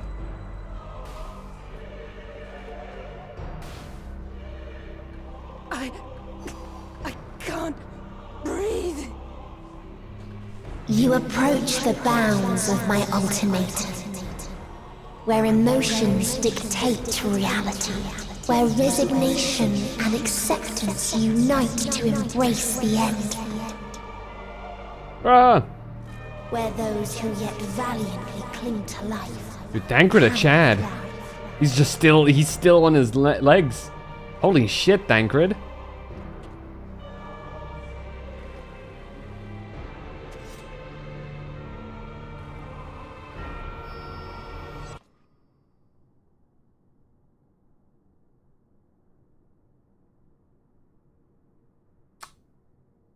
Hello?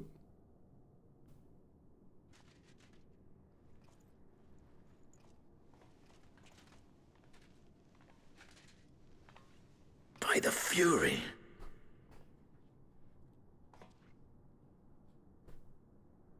Thancred? Wait, where's Thancred? Did he get yoinked? Meteon has gone as well. Mayhap he awakened first and gave chase. Everyone? It appears we are at our destination. Thancred gone to Genus because he doesn't gonna join the party. This is Ultima Thule. Not that we knew what to expect, but I wasn't expecting this. Is it really freaky looking? From atmospheric composition to ambient temperatures, all readings are within permissible range. This place is capable of supporting life. Interesting.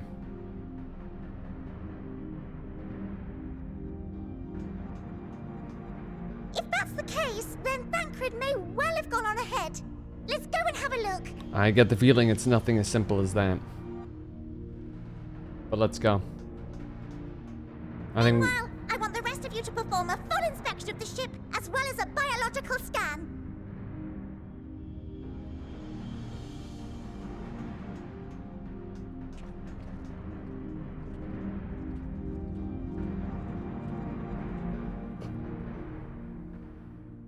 So it was that the brave wayfarers arrived at last at Dream's End. Dude! Now it's at the dais. Whoa. In following their path walked and history written, I am made keenly aware of one truth. And that's Emmett Zelk. Though the curtains may fall again and again, so long as others take the stage, ever shall there be more tales to tell. So, let them bring it to a close, I say. Was that? Oh, that was a dragon. Let the curtains fall upon this, the final chapter in the tale of the star.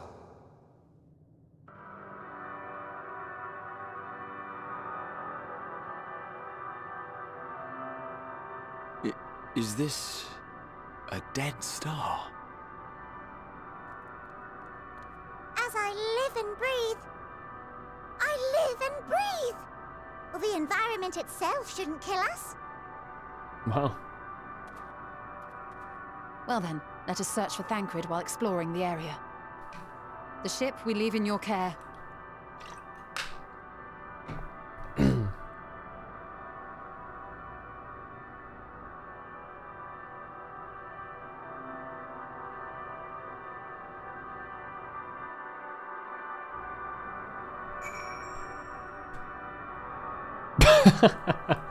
Fuck's sake. Zelda, this guy. Provisions node. Oh, look. Base Omicron. Abode of the... Yeah! I presume, yeah. Should you need it, you can buy stuff here. I don't think there's anything to repair yet. Abode of... Yeah! Can't guarantee that it will be of help in these strange surrounds, but I've readied a provisions node in case of emergency. Of course, if you encounter any real danger here, I expect you to return to the Ragnarok at once.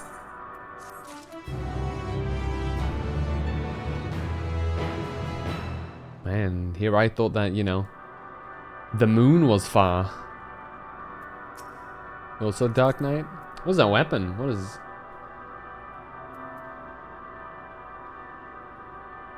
Kinna Greatsword. Where'd you get that? Oh, some dye. We're fortunate this place can support life, albeit barely. I suspect given the torpid, stale quality of the air. But never mind that. We must find Thancred. Begin our search from the prow of the ship. It seems as good a direction as any. Try not to stray too far, lest we lose sight of one another.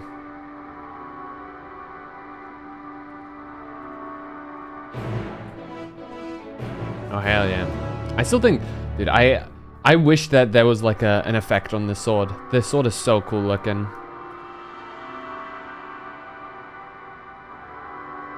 You know what I mean? Look at it. Could you imagine it had like a faint red glow across it? Oh. Or even just a dark glow or something. Like, man.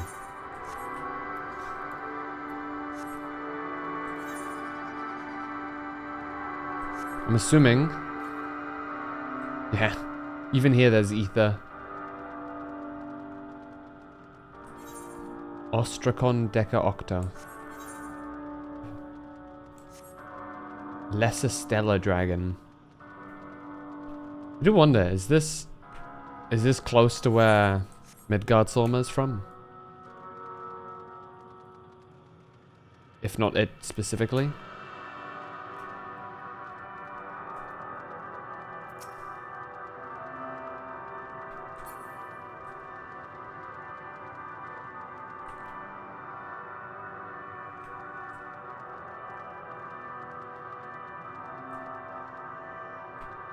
Ew.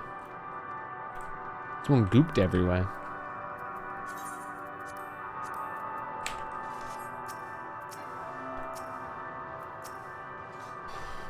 Ruins, but of what, I wonder? Perhaps we can find something to help us understand the nature of this place. A relic, an inscription, anything. Alright. What's the weather here? Fair skies. Okay, good to know. Look here, this part is relatively intact. The intricate design on the top suggests it was man-made, though its builders were surely not men as we conceived them. Having said that, I swear I've seen these patterns before. Yeah, they kind of look like the Ultima stuff. Omega stuff.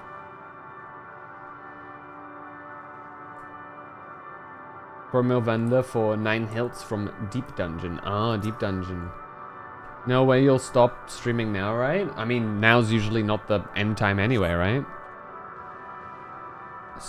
Like sometime in the distant past, the damage does not appear to have been inflicted deliberately, rather it caused to mind the indiscriminate destruction often wrought in the heat of battle. What have you around, Jen? These remains have long since turned to ash, and yet they retain their form.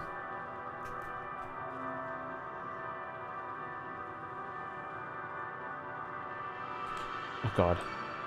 Well.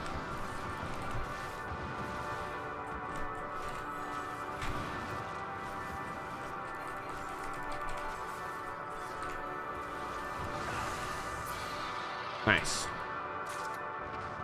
Dynamis crystal. Ooh. I'm sure that's useful for something.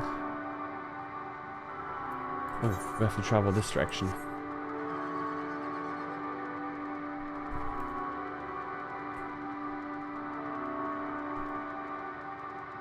It's just, what's Justinian doing up here? How do you feel about seeing all these dragons? I thought this hill might afford better view of our surroundings. A poor decision in hindsight. Besides the light from the ship, all is shrouded in darkness. If Thancred is here, I'd never know it. From what I can tell, we're near the edge of an island, if you can call it that, surrounded by floating debris. Oh yeah, I almost have enough for that. I need to kill one more Ixion, and then I can do it, right? Because you need 12, I'm told. I have 6.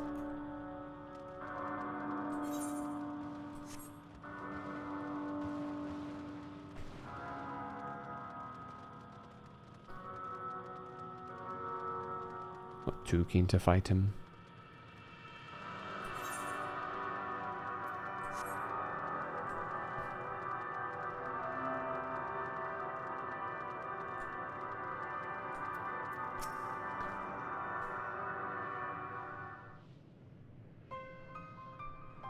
Were you able to find anything? Mm-mm. As I feared, and still no trace of Thancred.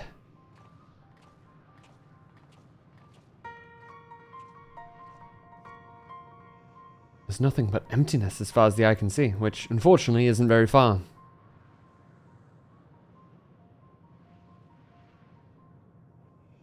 can't help but suspect that someone or something is here. There are times when I sense it drawing close, and then a chill washes over me, leaving me exhausted. Leaving me with feelings of death and anguish. Meteon. She's fucking with us.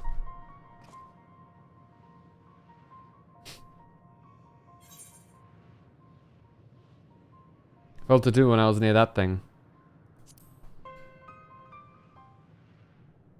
Do you guys not see it?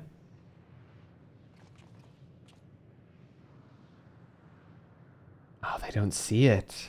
Interesting. What are you talking about? There's nothing there. Huh.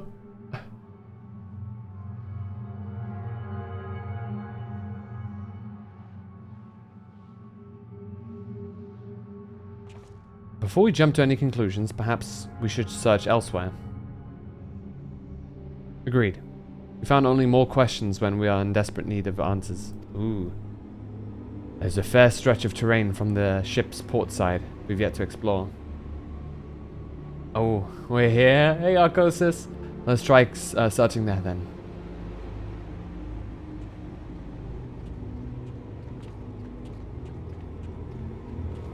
Istinian, do you see it? Phantom, a word before we join the others.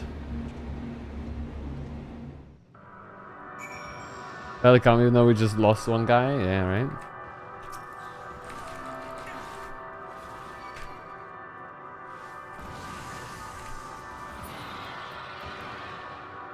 Nice. Istinian wants to talk with us.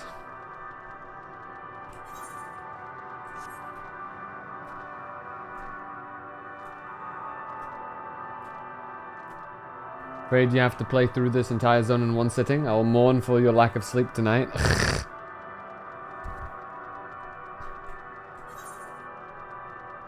SMH.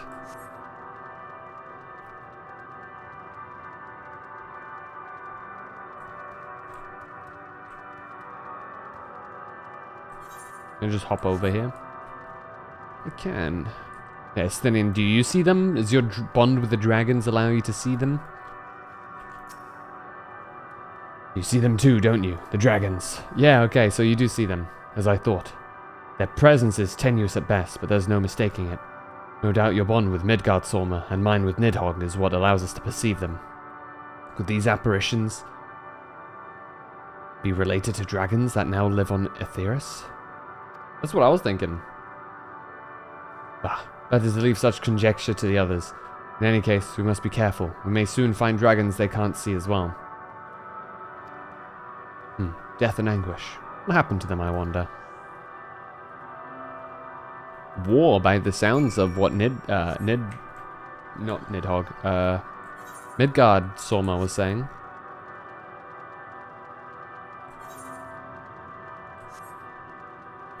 But mayhap it is not that simple.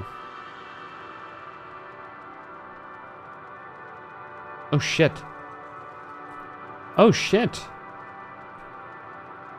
They're speakable.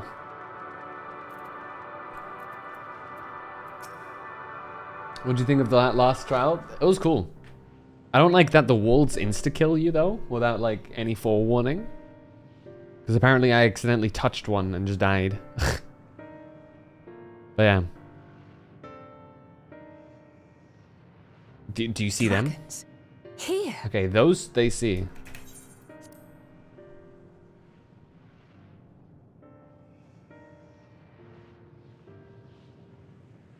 What you see is a memory of a world that once was. Oh, okay. A world suffering a slow death, whose denizens cried out for the release of oblivion. Always assume glowing wolves kill you. They will more often than not. Oh yeah, I Their world is dead? I didn't realize that I touched it. It is. Not a single life remains upon that husk floating in the vast emptiness. These creatures are shadow and shade, perpetuated only to suffuse dynamis with their unending lamentations. Bub needs a hug. This bird needs some gravy. Our and a nice oven. Where is he? strange question. He is at your side, is he not? Oh yes. He is here and there, and everywhere within this space.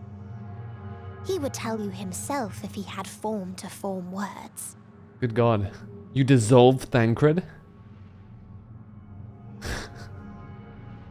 Huh. Such loathing and uncertainty. You don't know why you still exist. In like manner to the oblivion I send, I tried to drown out your ether with dynamis. Beginning with this Thancred, who came at me despite being unable to breathe. Chad. Such a simple thing, unmaking men. In the blinking of an eye, he was gone. Didn't even have the chance to be transformed. Yet somehow, he managed to leave a slither of himself behind. Damn, she mad. What you call the heart? Or perhaps the soul. In his final moment, he cried out from it. A single word. Survive. That wish proved stronger than the despair that ruled here. It overpowered it, causing this space to be remade. Oh. Into a place you can perceive, and where life can endure. Damn. That's a strong will. will. Breath is proof that his soul lives on. For how long, however, remains to be seen. Well then, we should hurry and tend to business. I love Estinian, dude. Huh? He's like, alright, talking time's over. Kill. It's futile. You will never reach the true me. I told you, emotions dictate reality in this space. Such changes as you might work will not alter in its nature. You may see, but you cannot touch. Walk, but not advance. But what if I really, really want to? Right, this place is, you know, controlled by emotions and whatnot, right? Or would I just really, really want to kill you? How do we contend with a foe who can unmake us on a whim? Does that work?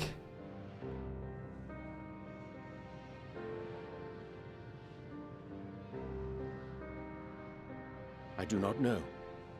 But Thancred gave his life that we might come this far. We must press on. Agreed. We cannot turn tail here. Not without something to show for our comrade's sacrifice.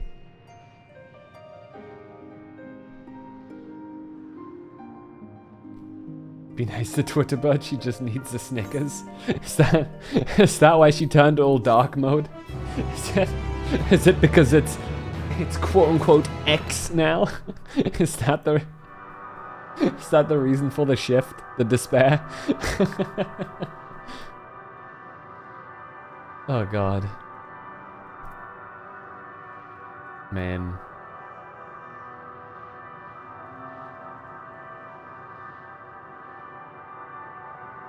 Interesting. Hey, before... Oh, what the hell? Why is the lettering so weird? Is it undoing letterings? What? That change did lead to a lot of despair. I mean, it makes sense. Okay. I mean, I'll be nice to the Twitter bird after I've, you know, deep fried her and eaten her first. As you should do to chicken. This is just reality breaking about, don't mind it. Soul without body, a form of being with which we are not wholly unfamiliar. Indeed, for we existed in a similar state when residing in the first. The circumstances are rather more dire than that, 'tis true, but I choose to believe he is not forever lost to us. I agree. Regardless, in sacrifice he hath afforded us a chance to prevail. Let us not squander it, and ascertain the nature of this realm, that we might confront and defeat Meteon. Estinian Phantom, would you accompany me in speaking with these dragons? Mayhap they can enlighten us. I would ask the rest of you to survey these grounds. If there is a path that may lead us to our quarry, we must find it. Very well, we can reconvene here when everyone has finished. Meteon said that these dragons are shadow and shade, from a world whose denizens sought oblivion. As such, they are not like to be amenable to company, let alone conversation, so please, be careful. Okay. Let's split up and gather what knowledge we may. Okay.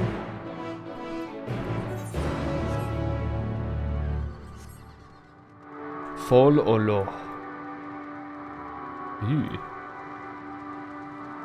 Paul Ale. They do sound like Devil's names are very reminiscent to our dragons. Can I speak with it? Hold. Thou art unlike the others. This place ill befits thee. Do not tarry over long. The telling of my tale alters not its course. If thou knowest my brethren once ruled the skies, will our kingdom return? Should I boast that I was first among our hunters? Will the comrades I failed live again? Nay, once I lived, and now I await the coming oblivion, nothing more. This is not our home. To our home did come the metal demons, who of life and joy scoured it clean. These are mere bones, and among them do we rest our wings forevermore. Leave us now to our mourning, traveller. Thou wilt find no solace here. Are you suggesting all dragons look the same? No, I'm suggesting that their names are very similar in origin. The fact that your mind would even go there, SMH. I can't believe that that's your first thought. So unsensitive of you, Arcosis. A visitor, not of this star. Could thy slender hands bring plague to our world? Thy breath extinguish life's feeble flame? Oh, how we would adore thee, alas.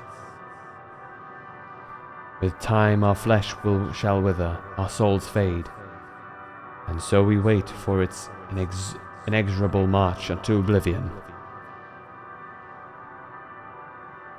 If thou art not come to hasten our demise, I bid thee leave us. We crave not companionship, only silence.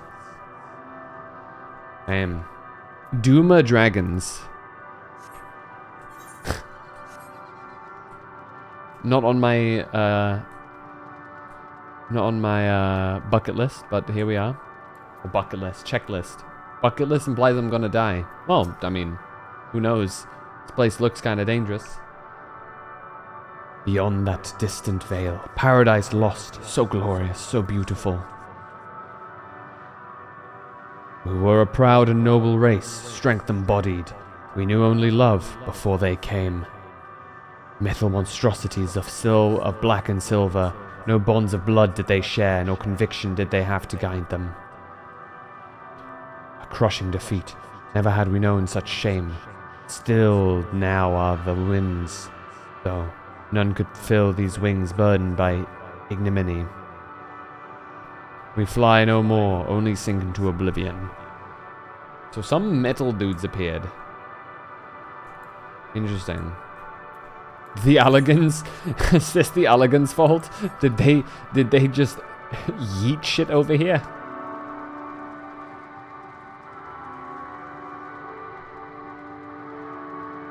They kind of look like that dragon from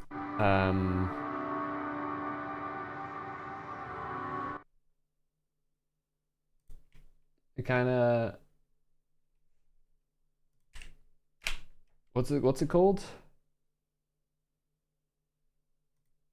You should know who they're talking about. Is this a raid thing? Have I missed out? because I haven't done a raid.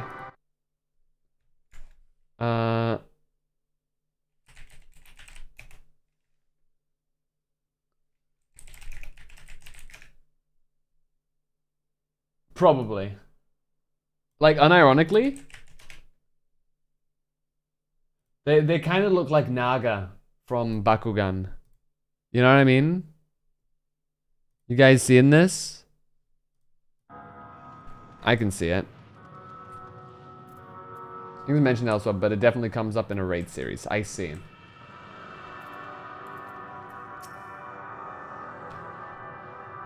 Thou wouldst bid me speak? Folly. I observe the lesson of stone. I shall not fly, nor speak, nor roar, only watch and wait, and end. But one sight yet stirreth my blood, tempteth me to raise my voice in lamentation. Amnol, the cradle of unsung dragons. No words, no songs are possessed of the weight to describe such tragedy. Go.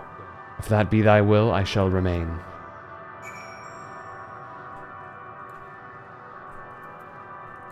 By the way, what's up? It does look very Omega-esque, I will say. Have you gotten back on Hardcore Leveling Warrior yet? I actually haven't. How's the new series? Does it have your seal of approval thus far as your?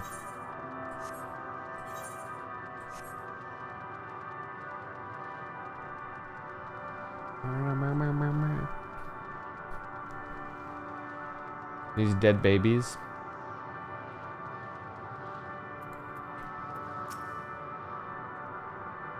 They led you here as well, did they?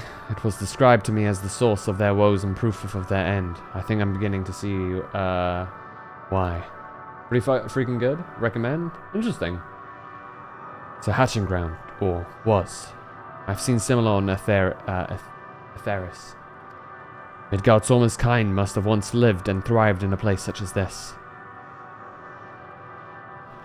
Vreetrus said his father was driven from their ancestral home by war and strife. This, then, is the fate of those who remained. Let's have a look around. Maybe these eggs have more to tell of what happened here. Are they going to speak to me? Gingerly lifting a large egg from the viscous mire, you peer inside and see a formless mass soaking in a pool of embryonic fluid. Your stomach turns as you return the egg to its resting place. Latest antagonist seems to me like a jab at a certain famous manhwa protag, which makes me like it even more. A murky liquid has pooled inside this eggshell. The noxious feta is indicative of contamination. There's a dead baby. Inside the shattered egg, you find the remains of an unborn dragon. The body has already begun to decompose. The gelatinous, half-dried membrane covering the corpse suggested it failed to emerge.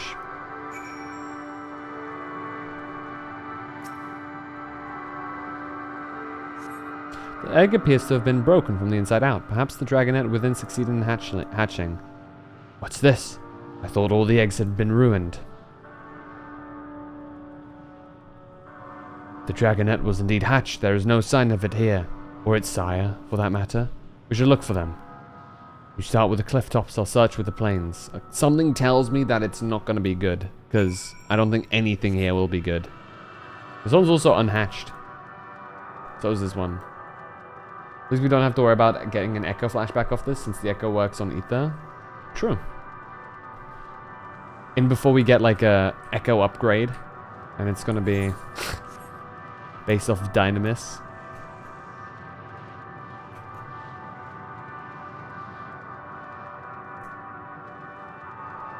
Oh, there they are. Oh, they want to throw hands? We throwing hands? I can throw some hands. Wah. Malformed dragonette.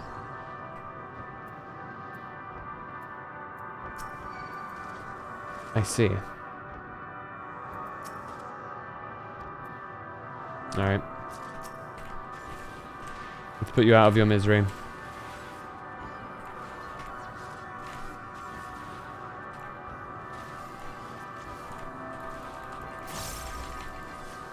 It's pretty tough though, not gonna lie. It may be malformed, but that shit is like, it's a tough cookie.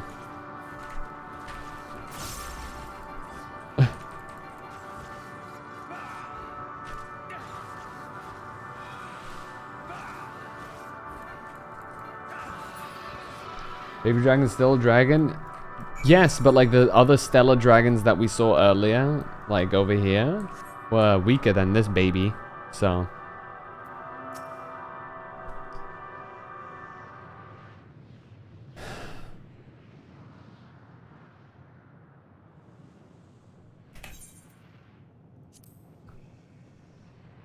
The boisterous howling hath been quieted, by thy hand I presume.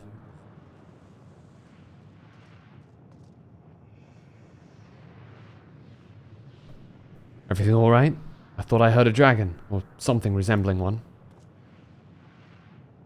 Dead babies generate a lot more emotion than a... Ah, I see what's happened here. Was that your child? Perhaps. Some eggs within Amnol are indeed mine.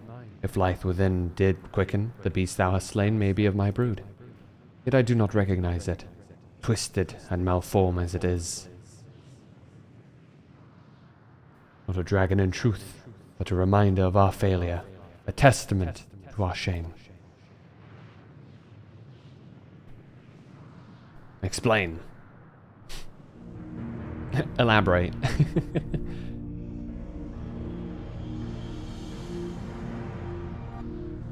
They descended from the heavens, cold, heartless machines, and with them rode war and death. With fire and fury, rage and rancor we gave answer. 'Twas a long and bloody battle, but only the beginning. Untold chaos and destruction swept over the star. In the end, the invaders were victorious. Yet when they looked upon their prize, they deemed it unfit for requisition. We were abandoned to our ruin. The survivors sought to put away their shame, to rebuild, a futile effort. In purest soil replete with ether did we once cultivate our nesting grounds, but our lands were barren, and any eggs nurtured in such desolation were fated to rot. What few survived to hatch emerge as abominations. We shall have no new progeny.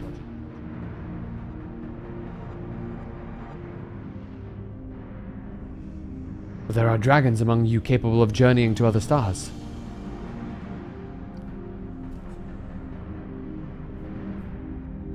That there are. Many would make the attempt, each bearing a clutch of eggs. The richest stars were home to the harshest rulers, and the arrival of dragons incited contest for supremacy. When the fire faded, the wars lost and won. They too were reduced to ash and waste. It is the curse of those who seek life, to be drawn into conflict, to conquer or to be conquered. A vicious cycle we now choose to break. We tire of conflict, of everything. We wait now in sweet, merciful silence, free from strife and suffering, still as stone.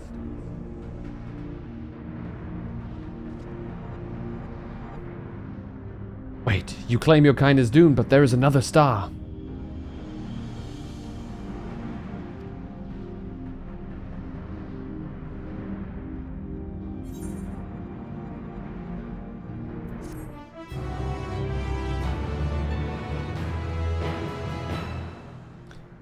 These dragons. Oh, there we are. There it is. Shadowbringer.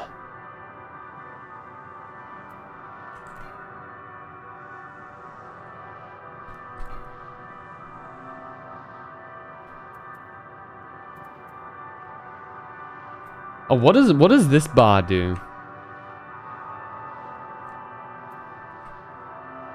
I'm curious.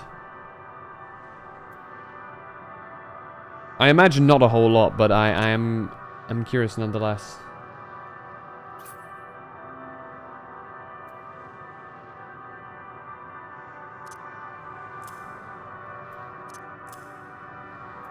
What do control for?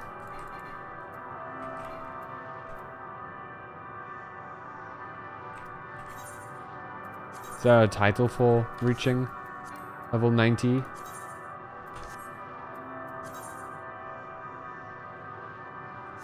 Hold on. No.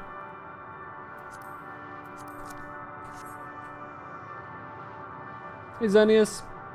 Which bar? Your blood gauge? This bar here. The level bar, the XP bar.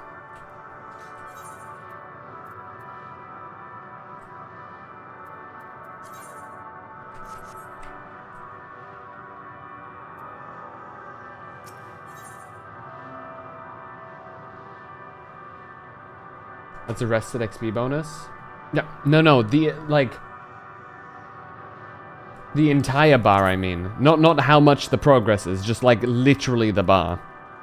Is there any, like, can I stack up XP in preparation for, like, I don't know, future stuff? Is every single piece of XP that I get now worthless? Like, what's the... Like, I know that there's a shadow bar here, but, like, I see, like, a slight sliver there. Does that adjust anything there? Just to show, you can no longer gain XP. I see.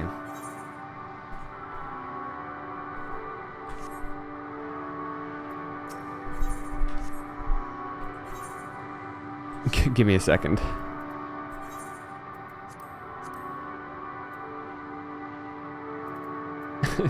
give me a second, Estinian. I have a thing to do. I'll be right back. I'll be right back. Don't you worry, dude.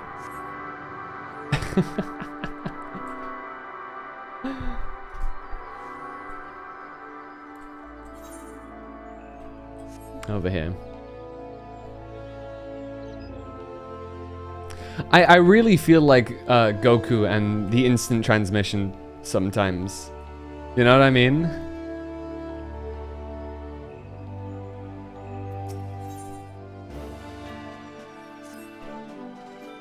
Impeccable timing as always, Phantom, but moments ago the Elder Seatsia sent word to go and fetch for you. Sorry, I was like, you know, across the entire universe and whatnot, but it doesn't matter. Anyway, can Isena needs my help? Gladly will I traverse the universe again to help her. She's already on her way, and will explain everything herself when she arrives.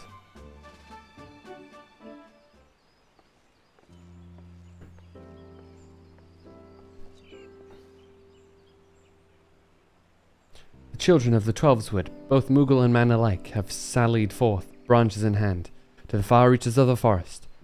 Soon their task shall be completed. Though the shadow of death yet looms large, they do not allow despair into their hearts. They hold fast to their faith in a brighter future. We shall see their hope rewarded, and by the grace of the elementals, consign these grim days to memory. We need only succeed in summoning the Ermine Hedge. You may recall that the Great Ones were muddled and esoteric. I believe it was an instruction to carry out this esoteric ceremony in order to expunge the corruption befouling the forest. That the once tainted earth may begin to mend. For you see, when the Ermine Hedge last was formed, it was to protect the Twelveswood from threats without. The Great One acted as a guardian, embracing the woods to shield them as a father would his child. On this occasion, however, we will call upon it to nourish and revitalize, as a mother nurses her child to make them strong against sickness.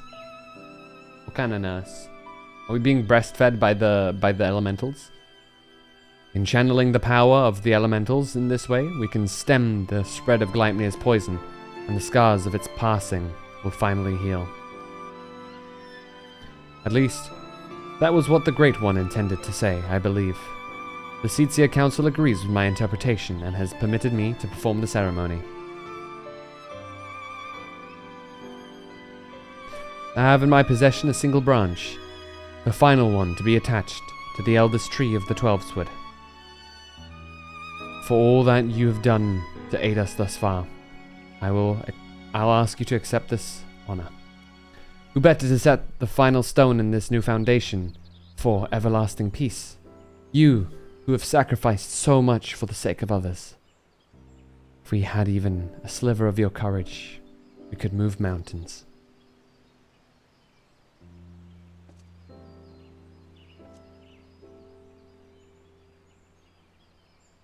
Thank you, my friend. We'll find the tree of which I spoke in front of the Leather Workers Guild. Let us depart. Hot take, I did not like Endwalker role quest. Tank was okay, healer was pretty good, but on the whole, I felt I didn't have to do a lot with the role they're supposed to be about. Like, they're fine side stories, just not much to justify calling them role quests. I see. Well, what is that outfit? I don't mind all too much. I get like it being like, what is that set? What are you rocking? Fierce Tyrant. Why are multiple people wearing this? Can you make it like black? Asking for Dark Knight reasons. Not really. Gotcha. Hopefully with the coming of second colors. Second dye stuff. Virginia Lynn, welcome in. How you doing? We're just wrapping up the role quest before we continue with the Endwalker stuff. Look to the boughs above, and you will see a spot where the bark has been discolored by age and elements. There you must affix the branch. I gotta climb? Do I have the equipment to do so? You send the ancient trunk and affix the branch of the guardian tree to the weathered bark as directed by the elder seeds. Okay. That's fine. I think that's PvP set. Gotcha. You're quite the climber, and with that, all preparations are now complete. Let us return to the guardian tree, and with the aid of the Great One, deliver salvation to the whole of the Twelveswood.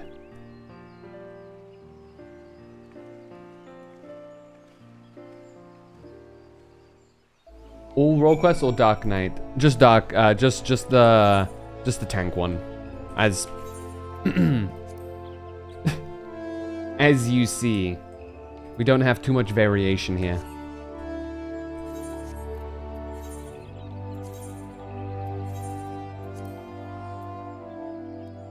See, I dislike this area, right? Because on one hand, the English half of my brain is like, oh yeah, Evershade, sure. The German part of my brain goes, Everschade?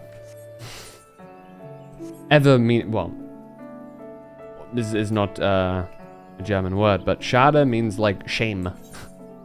So like, ever shame? Like what?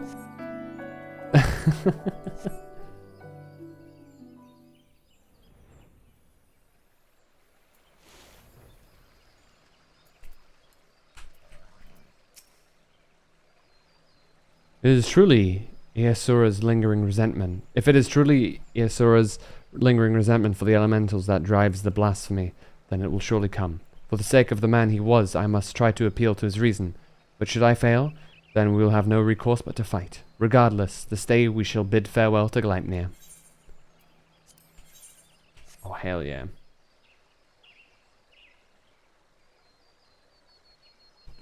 Baby Dark Knight, but I'm getting one of each role to be comfy in. That's fair. Have you completed the story already, or are you still progressing through? Through the branches of the guardian tree, Twelveswood has become as one. In summoning the ermine hedge, every ilm of these sacred lands will be imbued with the Great One's nourishing ether. The forest will be empowered to heal itself, to break free of Gleipnir's despair. Du bist Deutscher? Teil Deutsch. Bin dort geboren. I've finished the story full. Awesome. Thank you so much for the follow, Virginia Lynn. I appreciate that. Every role is a good intermediate role. Plus that means intermediate goal. Wait. Oh, goal, yeah. That means you can get the bonus quests for completing all the role quests in Shadowbringer/Endwalker, yeah. Have support my fellow gems even if I'm slowly learning it. Yeah, hell yeah, no worries. I appreciate that. Rick Lightning is despair. Let's see. Should we fight? I kinda wanna fight now. Yeah, I think I'm definitely gonna, obviously my warrior is like 2 levels away from max, so I might as well also do that. Next one's probably gonna be Reaper, just for simplicity's sake. Probably also Sage. And obviously the next choices will be, by the time I'm done with those, I'd imagine the new expansion to be out. So I'll probably go for Pictomancer and Viper to level up after that as well. And I'll probably just go through backwards like that, right? Have the higher level ones done first, just because it's quicker that way. And then I'll go through the slog that is leveling them up.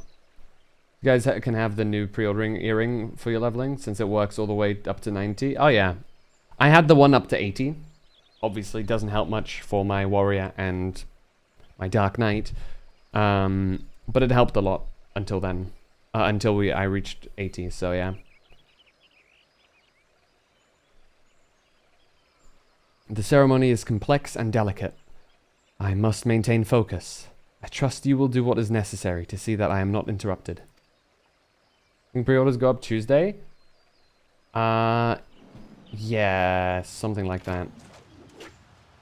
Lightning comes. Defend the Elder Seatsia.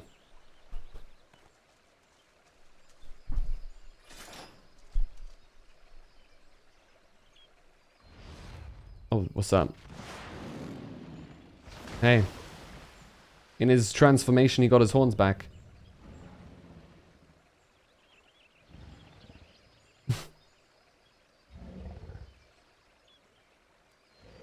Are the elements so deserving of your scorn? Do you hate me too, for my horns? I knew a boy once, a boy who called them gifts. Symbols of the blessings he resolved to share with the world. Yet the beast before me now brings naught but misery and death, marks its victims with chains to bind and condemn them, to share in its suffering. I was not there for you then, but I am here for you now, to unmake what you have become. I shall begin the ceremony. Stand fast, and remember what we fight for.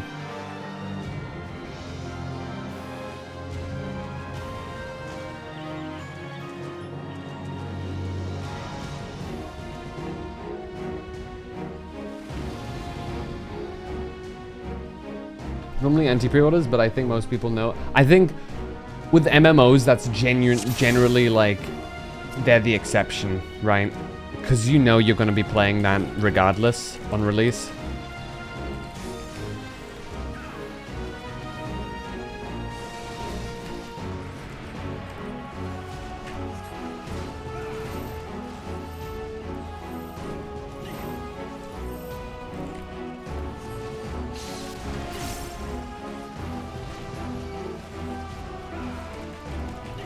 Cannot move, damn. Oh shit.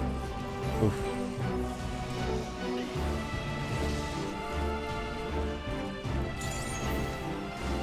I'm fine.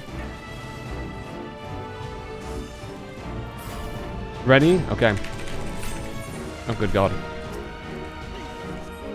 I pressed the wrong buttons.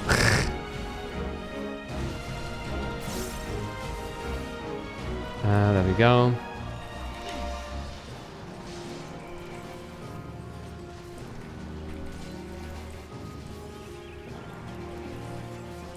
I don't...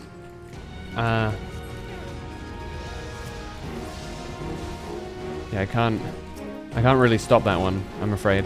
Maybe don't line up with her?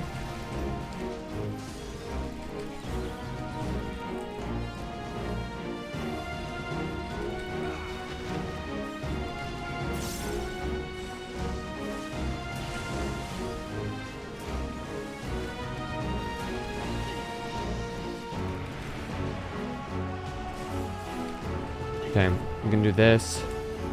And this, I guess, to like help you as much as I can there. There you go.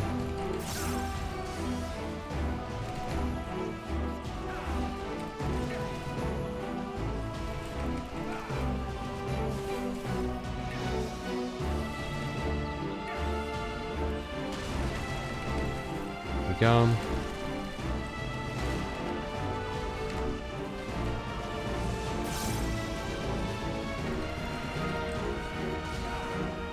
Keep climbing Arrow Bay, I will.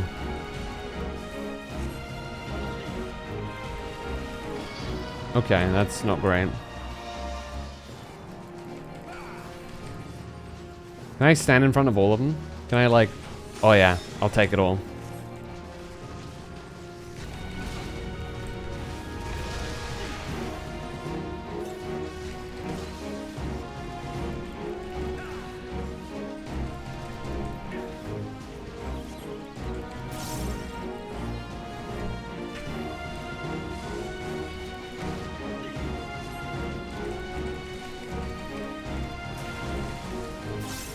Okay, it's actually almost over. What? I can't... Am I supposed to stand in the way? Does that help? Yeah, I... What am I supposed to do there?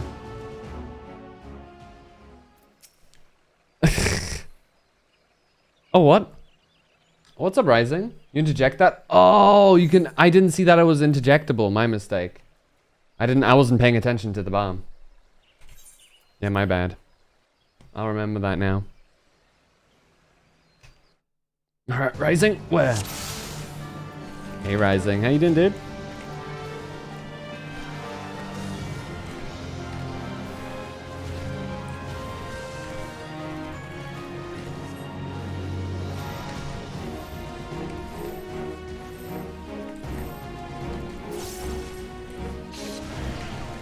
Vibing. Yeah, interrupt. Yeah, I get it. I get it. Oop.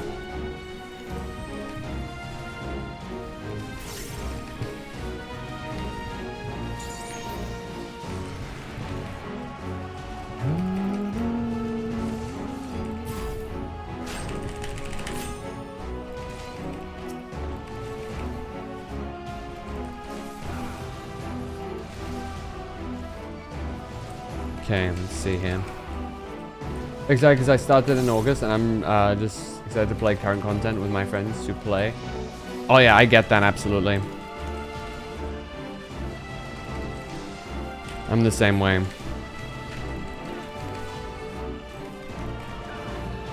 I really want to do current stuff and raids and whatnot.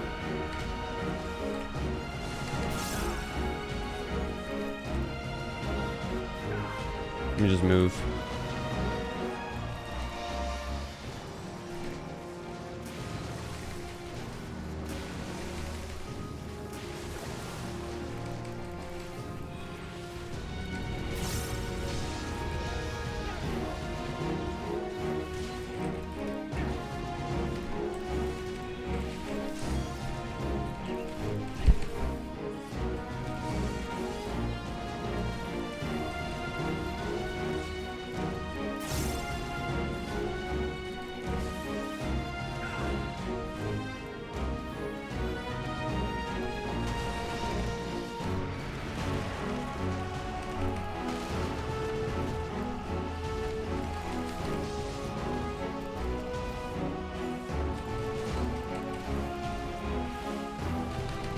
There we go. I'll take it all.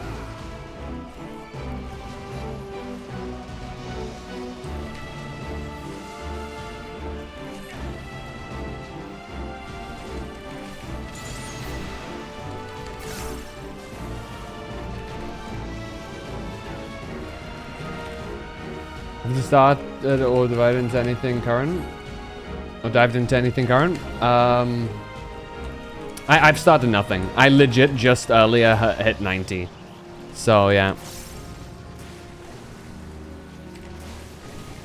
Most of my friends are taking time off during the pre-expac lull. I get that, yeah. Most of my current FC are also doing that. Rising is making sure to, like, you know, try and tempt me with that.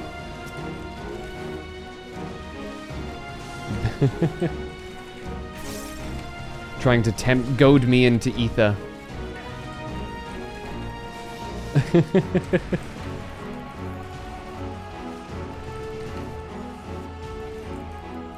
Lethal poison. Oh, good God. Hello.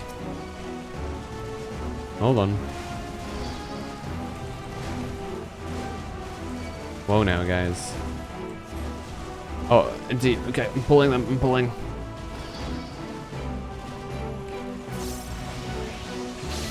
Nice.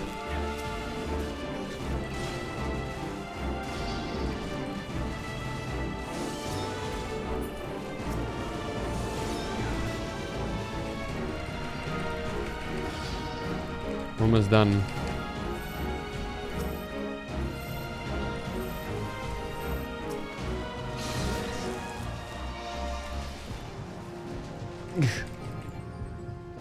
Come on.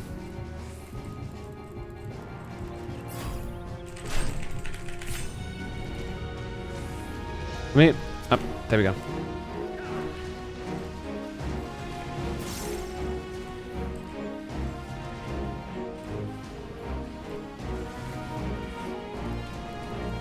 I mean, how we're just ether is best. Are you guys all on ether? What is this?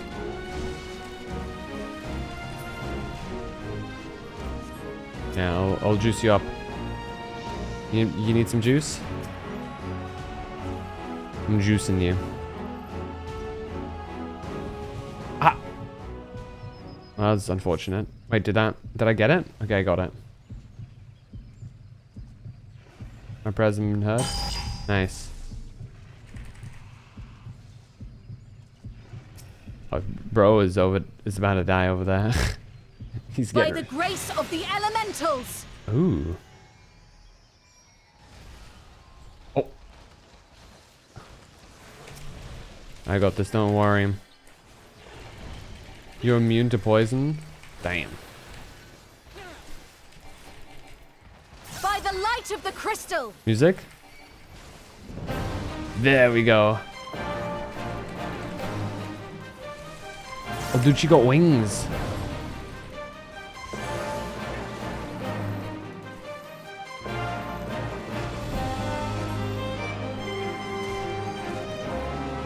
Damn, is that all you could do? Really? You're unable to break my... She was unable to break my shield. That's actually pretty funny.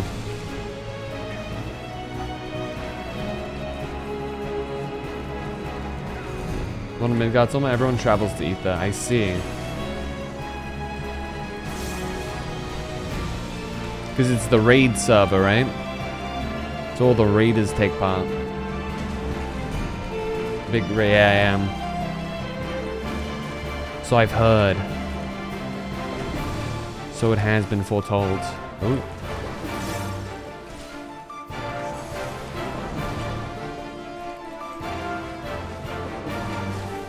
Let's group up together. Okay, sure.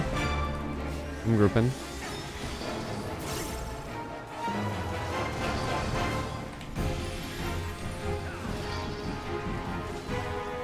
Boom. Shadowbringer.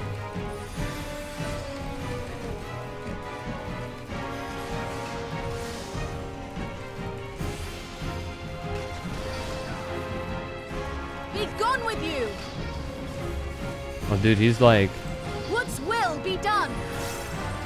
He's panicking.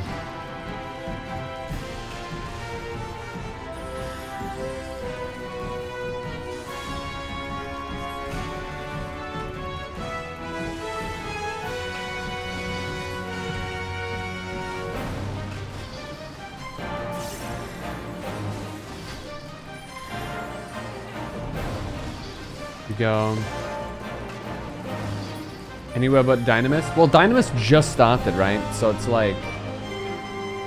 It doesn't actually have much of a... It's still building.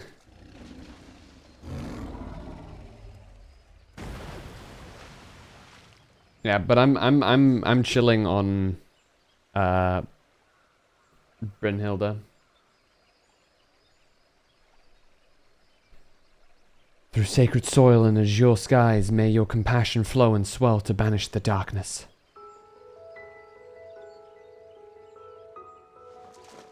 You mean the year and a... Oh, really? It's been there a year and a half? It just says new on the server stuff whenever I look at it.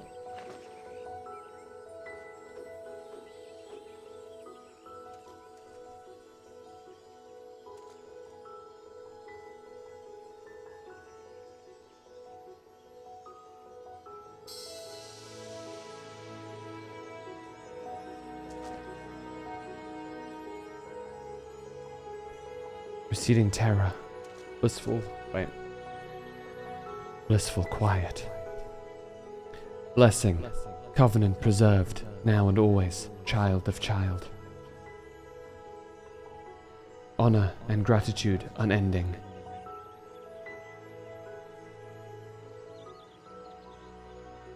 For me as well. Honor and gratitude unending.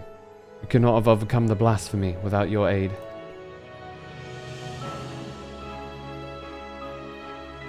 In your everlasting grace, I pray you continue to guide we children of the forest in your boundless mercy. I pray you forgive the lost and forsaken who succumb to despair.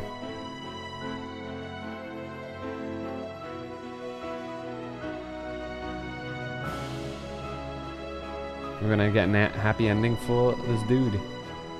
Bittersweet at least. Oh no, he just fucking disappears. Rip. To you, my dear Easura, I promise I shall never forget your words of wisdom. Ours is indeed a gift and a blessing, and a duty to our people I will uphold. Until my final breath, this I swear.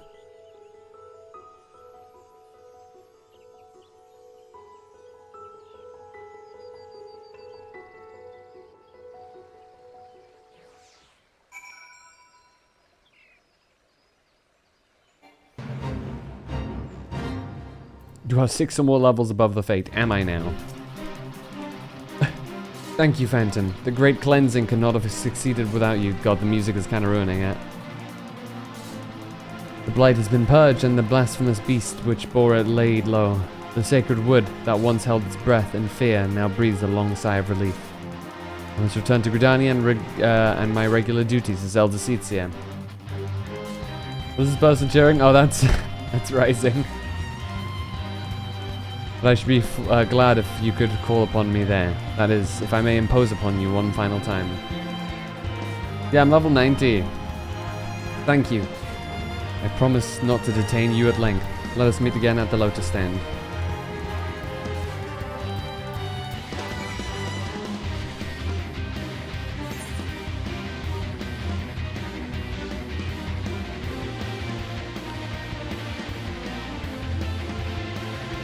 Are you sure?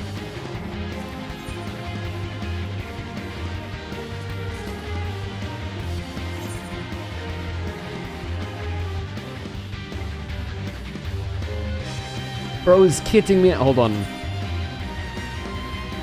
A gill for your troubles.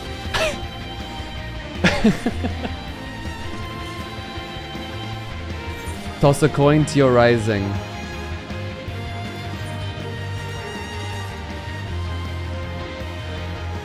Sugar daddy. Oh no, I'm gonna look like dog shit now though. Hold on. Holy.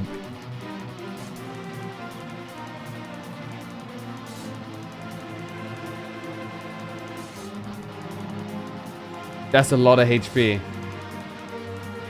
That's a lot of HP. Thank you. Thank you. I gotta fix my get-up real quick though, I'm afraid. Good lord. Yo, Rising. About double you had? Yeah, it acted like that. That's just doubled my HP.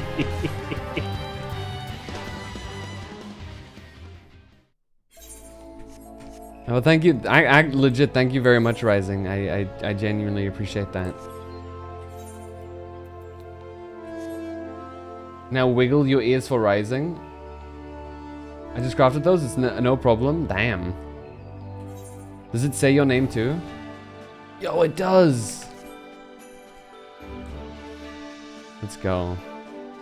Wait, it's not here. Let me go to the inn real quick. Yeah, I've already just jumped 110 points. It did. No, not quite. Almost. 90. Wait. 80. 80? 80. Yes, I own you. Wow. I'm sponsored. I'm sponsored. I'm wearing your mark. You know what I mean? I'm repping the merch.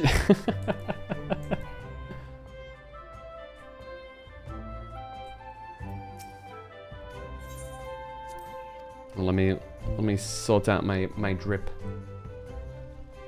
It's got one of those little mascot patches on the shoulder.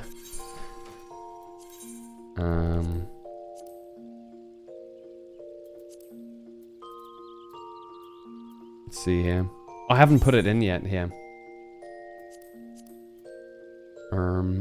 Let's put Chaos Springer in there.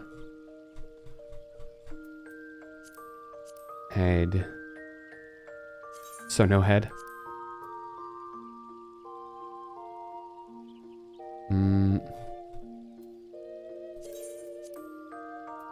See that cool cat boy, kids? Trip made my Rising ink.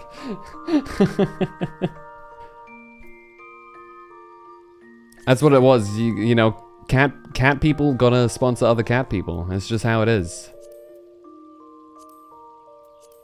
You know? It's the law.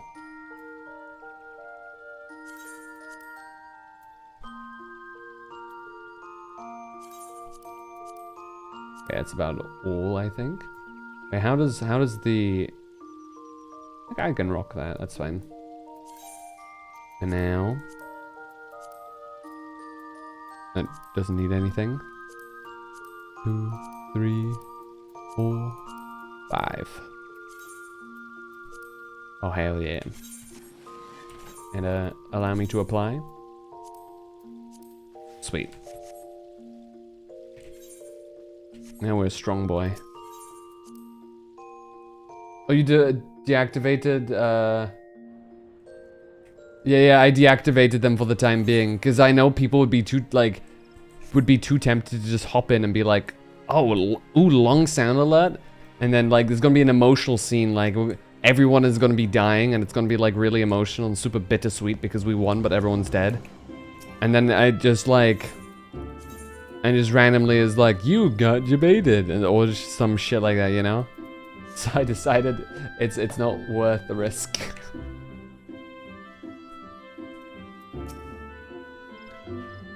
Okay. Let's go meet up with the other seats here. Rising, I can still come to hop over to your server and whatnot and like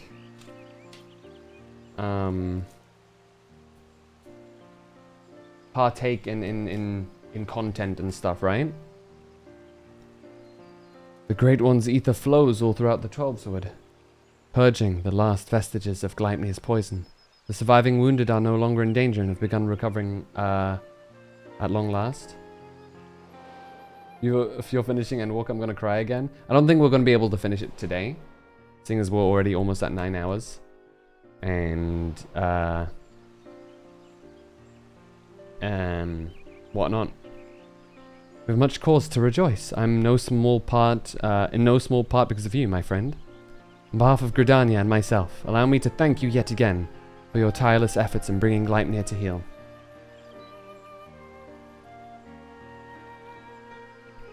Went above and beyond the call of duty.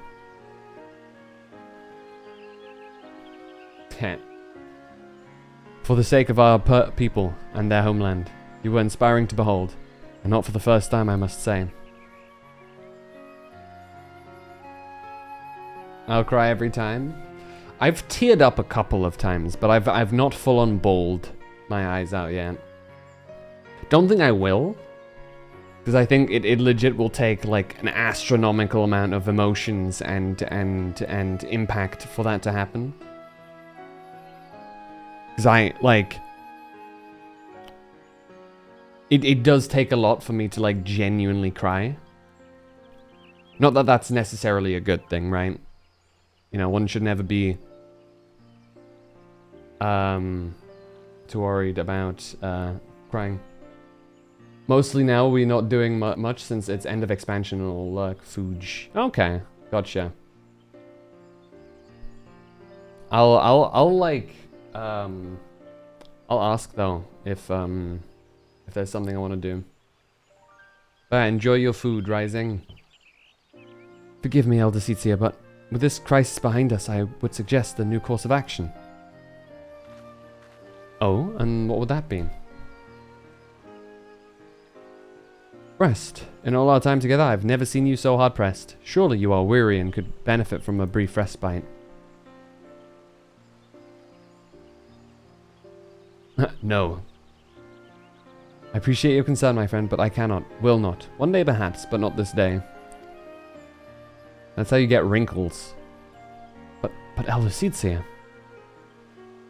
Recent events have given me cause to reflect upon my past, upon lessons that I once thought I had taken to heart.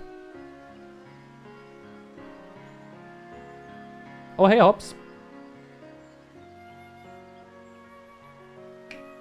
Ultima Thule gets me every time. Hell, I cried coming back and the next day for Ether Currents, just listening to the BGM. Oh, damn.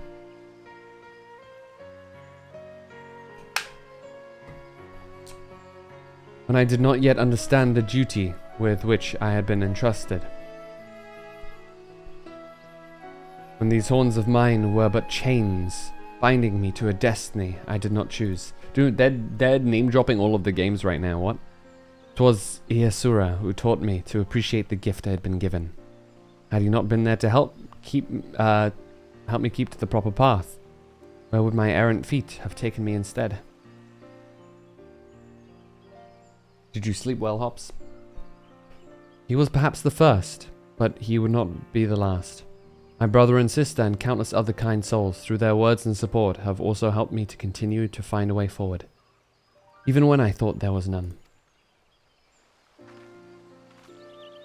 'Tis by opening our hearts to one another that we, in turn, open new paths, that we can conceive of greater opportunities and brighter futures.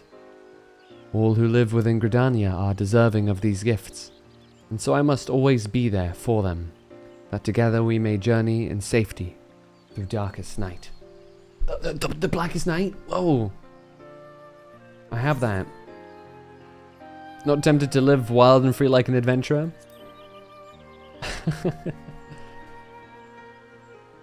It's not without its appeal. I recall fondly the few occasions I have travelled beyond. Our time together in the churning mists left a lasting impression. If ever there came a time when I no longer serve as Elder Seatsia, I should like very much to accompany you on another adventure. Aww. Sure, if I'm not like a million years old by then. Regardless of what the future is in store. My present course is clear. So long as we Pajal serve as a bridge between man and elemental, Gridania can weather any storm. And so I will continue to walk hand in hand with my people and my patrons, along a path that we discover together. Meh, I'd say it was okay. Slept at 2 AM and woke up at 6. 4.5 hours of sleep. Is this gal a quest giver at any point? She's the ruler of Gridania. She's this place's, like, de facto president. She is their leader.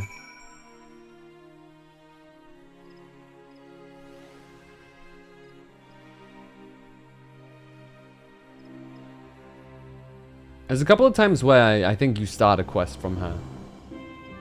But, like, yeah. Why do you ask?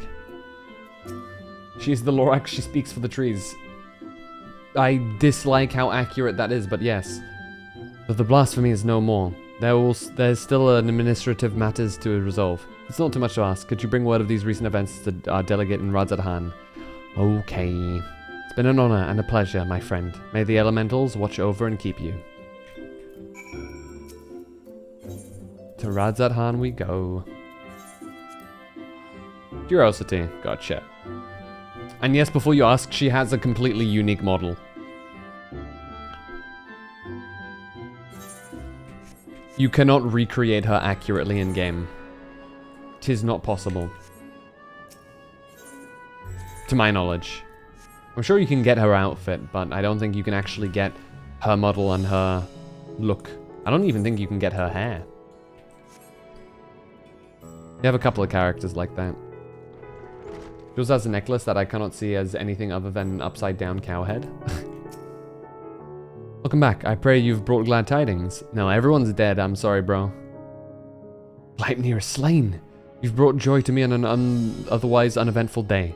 Of course, I had complete faith in your success, but I had begun to worry ever so slightly when you did not return as quickly as I anticipated. Okay, damn. My bad. I shall report your success to the envoys at once. If we have further need of you, I pray you will answer our call. Like, well, damn, bro. My mistake. I wasn't good enough. I can now dye the gear. Woo! It can be like, I don't know, pink. Oh my god, I actually can.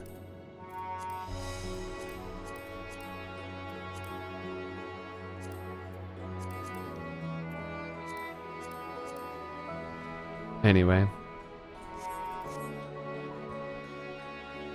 You can't get Pajali horns anyway, yeah. My gripes with MOs in general, you got this character that would be cool to have as a party member, but she's got to stay at that location so other players can experience her role in the story. At least they justify why she got to stay. I mean, yeah. I mean, the thing is, Azure, they do come with you a lot of the time. If they want you to come with you, they will. Because in this MMO, in Final Fantasy XIV, almost all characters, all NPCs, like genuine NPCs, are instanced.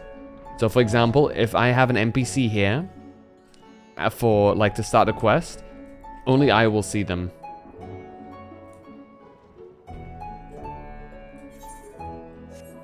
So that's not actually an issue in this game. That's not an excuse. Or if I'm running around with like Thancred next to me, nobody else sees Thancred. So on and so forth. But that's relatively new tech. With the... But yeah, so yeah. Most of the time whenever there's NPCs, only you can see them. For example, here. Wait. Maybe not here. Maybe yes here. Let me check.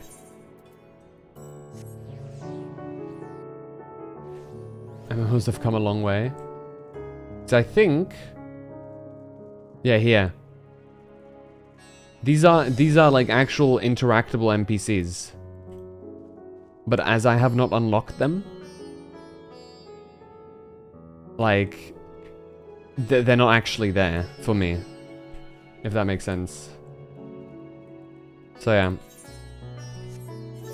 Fortunately, that's not really an issue. Oh yeah, right. Sea of Stars. Sorry, Estinian. Base NPCs do make patch day entertaining. There's 400 people in this 10 square foot spot with nothing else here. I bet an NPC shows up later.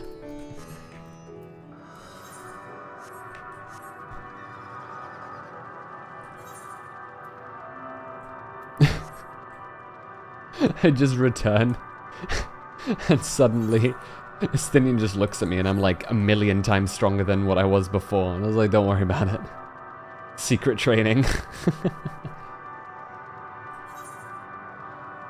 Don't worry about Estinian. I know a guy. I know a guy. He gave me some cool gear.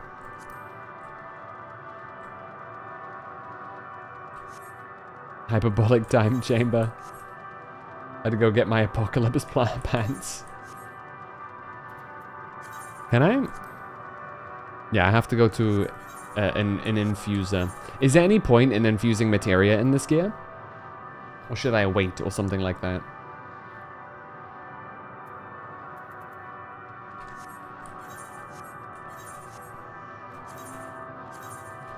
Yes, but wait, gotcha. That's all you needed to say. It's worth looking into if you want to do savage stuff, but it's not a priority. Gotcha. I do want to do savage stuff. They want only to brood in silence, to be left alone with their grief, until time itself comes to an end. The sole reward for senseless bloodshed. A pain I understand. Wish that I did not. And wish that I did not. What fools we were. Stinian is daddy. He certainly has big bro energy. Now, if that's a step bro or not is up to you to decide. But now isn't the time for such thoughts. The others will want to hear what we've learned. Come. Distant banjo music.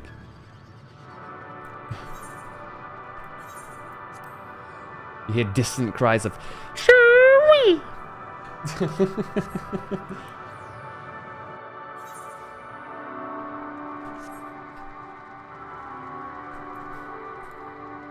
I would have done that a lot louder, but people are sleeping in the house, as it is 3:30 in the morning. Were you able to establish any meaningful contact with the dragons? Yeah, they're depressed as fuck, bro. Some music about about Alabama in the background. I see. They wish to escape what they perceive to be a cycle of conflict. Thank you, Phantom, Istinian. As for our part, I believe we are more acutely aware of our confines than before. We started by traversing the perimeter of the island to see if there might be a path leading off it. Sadly, there was nothing to be found. Yet.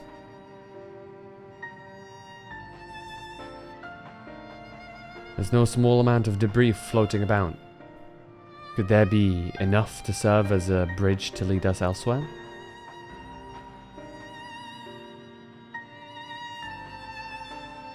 I considered that, and so I tried throwing a stone onto a potential platform to judge its integrity.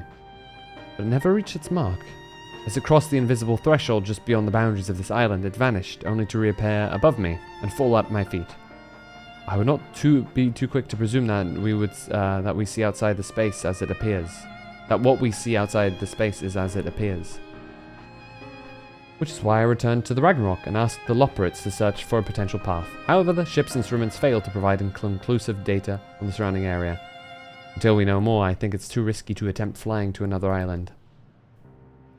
What Metian told us before, that emotions dictate reality here, might be the key. But I'm not entirely sure what emotion might manifest a bridge to lead us to safety. So what you're saying is we've found no way forward. You obviously didn't have him visit you in your hotel room. No, I had your Stola visit me. At present, if it is indeed emotion that governs this island, perhaps it is not Meteons but the dragons that hold us here. They tire of conflict and have chosen a path of oblivion to escape it. Or rather, they have chosen no path at all, meaning there is no way for the dragons or anyone here on this island to advance. We've got to motivate them.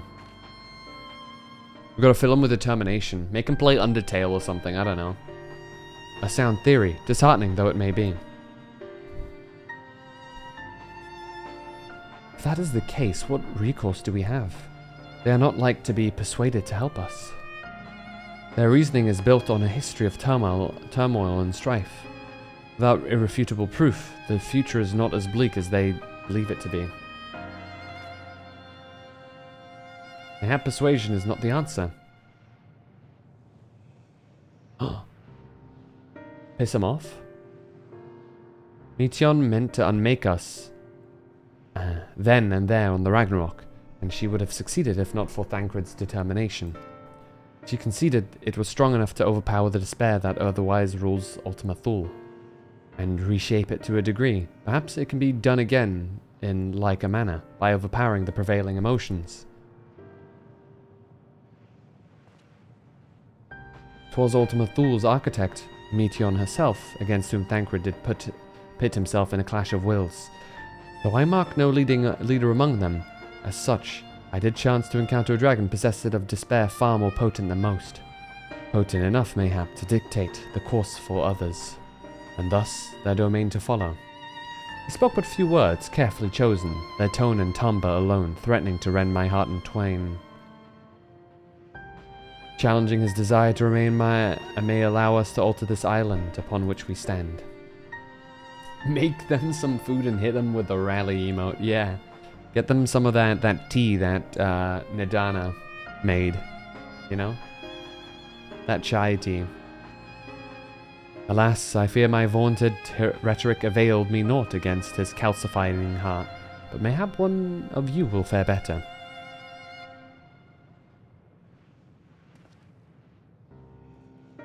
Then I shall guide thee. I'll end, they call him, in dragon tongue. Thou wilt find him nearby, eyes fixed upon the water. Oh, this guy. Well, what do we have to lose? Let's get going. Give them some of Tatara's Archon loaf. If that doesn't make them want to be somewhere else, nothing will. I still can't get over the face Kryl made after she, like, bit into it. In that end of Shadowbringer's 5.3 cutscene. She took a chomp out of it and just looked at it in despair and just in disgust and just put it down.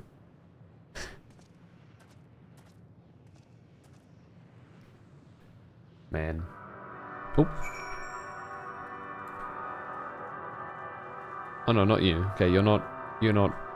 I'll end. A test of will. The eye is a bit messed up.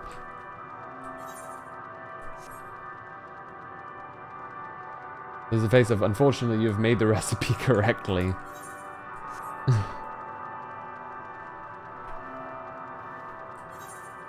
Dude, when I heard about what they did with the dough, like blending fish into it, I actually gagged a bit. That shit sounds rancid.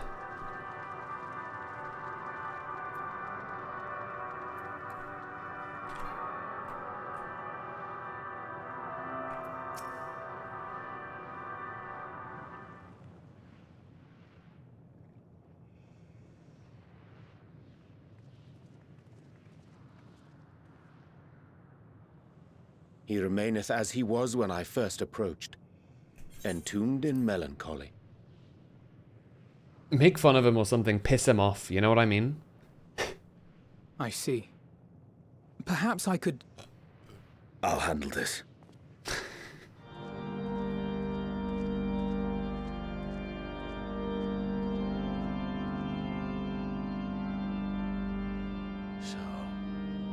Waiting to die like all the others, are you? This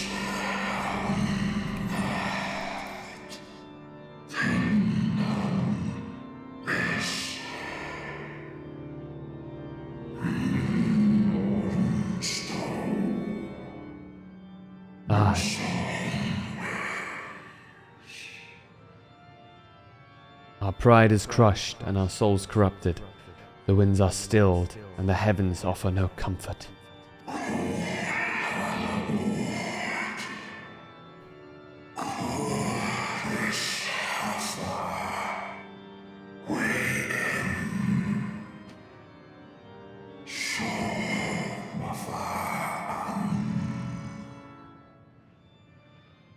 There is nothing left for our kind. Our long lives a curse as we await the end. Still as stone we shall become. So you say. Yet your kind has found a new beginning on our star. One of you braved the expanse, bearing with him a clutch of eggs. They and their children now rule our skies, their song heard by all.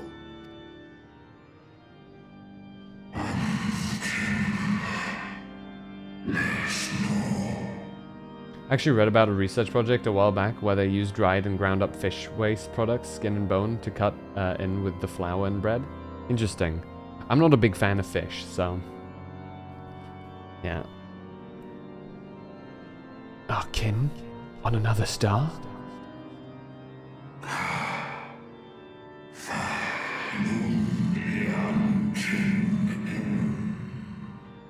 And yet, upon thee do I smell the blood of my brethren.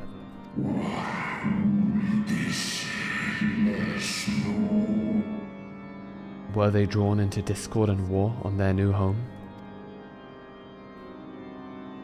They were. They suffered much, and repaid their suffering in kind. A shocking twist, people prefer the bread with less fish than more. Who could have guessed?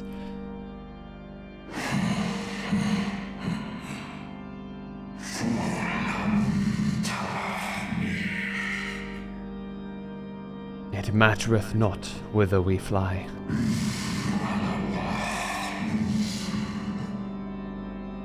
Ever will.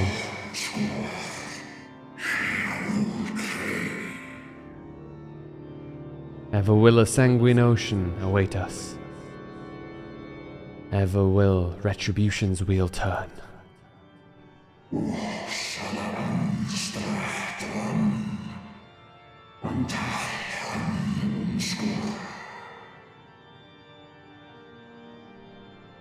And so, on the loss of my pride as a dragon, I break free of this wheel.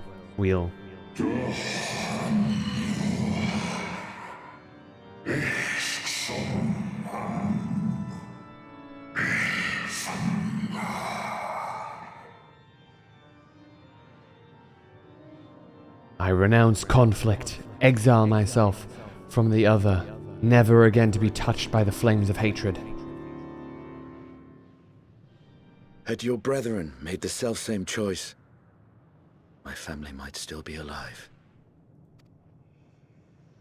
Yet lasting peace does not come to those who simply retreat from conflict. No, you must be willing to confront it, to stare into the face of your foe, and see yourself in him. Love the Heavensward music. Only then can you break the cycle of torment and tragedy. This lesson, a dear friend taught me at the risk of his life. There is no nobility in your penance. You wallow in self-pity.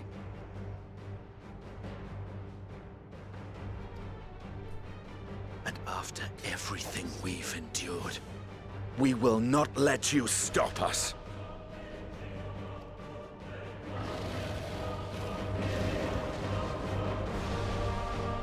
Oh.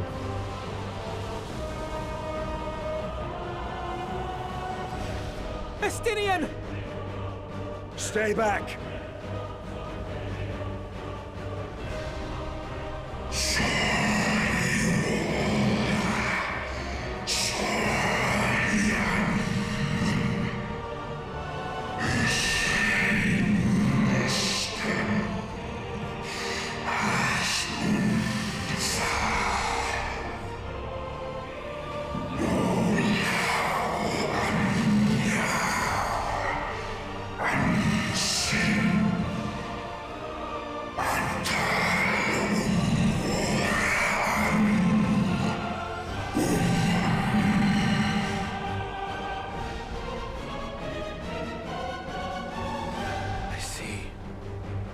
Theirs is the emotion that bars our way.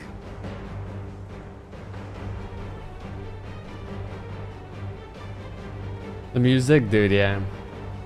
It is Revenge of the Horde? I wanna say, hold on. I just absolutely ruined the vibe there, my mistake. Hold on. Or Freefall. No, Revenge of the Horde. This one is.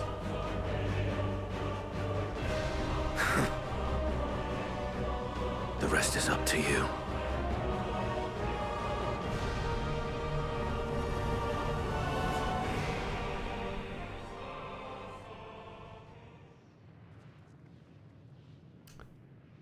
Well. No! Not Estinian too!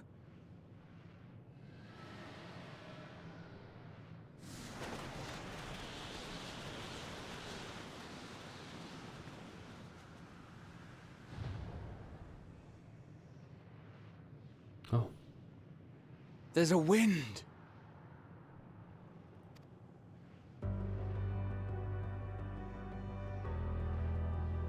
He's opened the way for us. Sacrificed himself to remake this place, like Thancred did.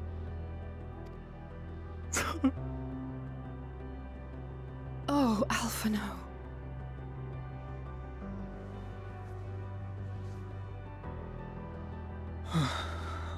Come.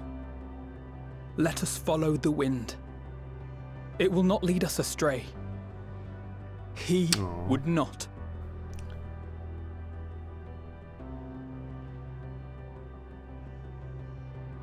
I think I know what's gonna happen.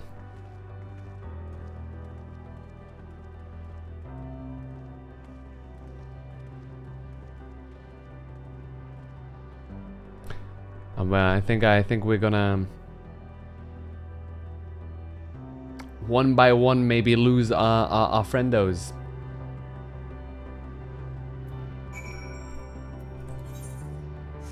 But something does tell me that this is not the last time we'll see him. As this game has ever been a story of bonds and friendship. And found family to a certain extent. I do believe that this is far from the last time we've seen Thancred and Estinian. It'd be a shame if I hadn't made it. Well, it's been replaced by more cool music. So, like, you know, skill issue. I'm crying again. Throwing off the groove for shame. Lucky we aren't Cusco. Look there. Wind. On the flip side, 14 has not been afraid to kill off major characters before. And you'd be right. However, I don't see it as narratively viable to kill off all of the Scions. So I don't believe they'd do that, because it would be poor writing if they did. No, not poor writing. That'd be wrong. It'd be wrong to say, but it would be unsatisfying if they did. But I'm sure the thought did cross their mind. This is Estinian's doing. I'm sure of it.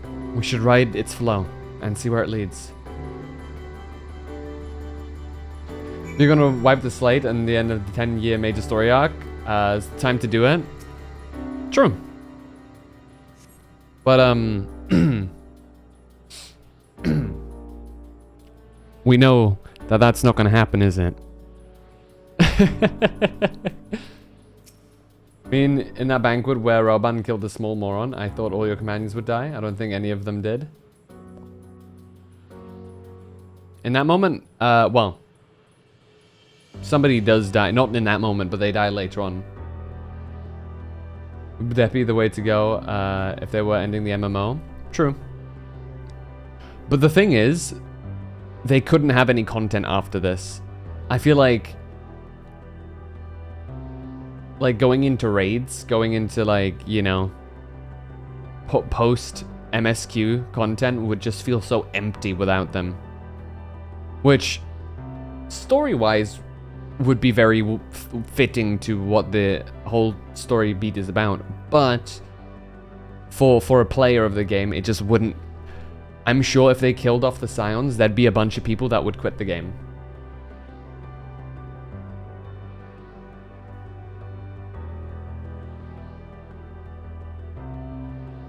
This is a team that literally said Bahamut blows up the world and Louisoix dies at the end.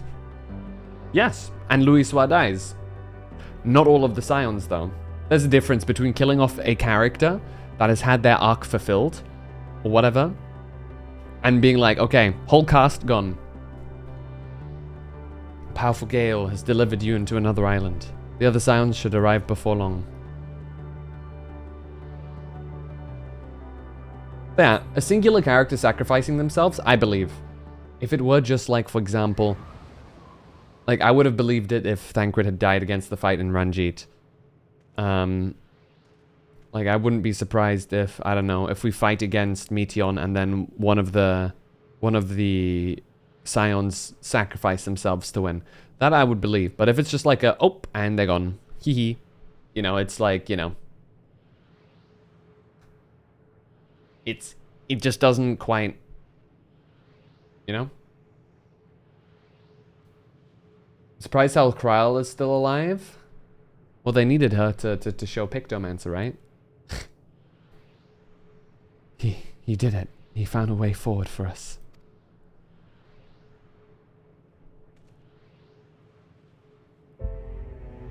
Ah, the Heavensward music.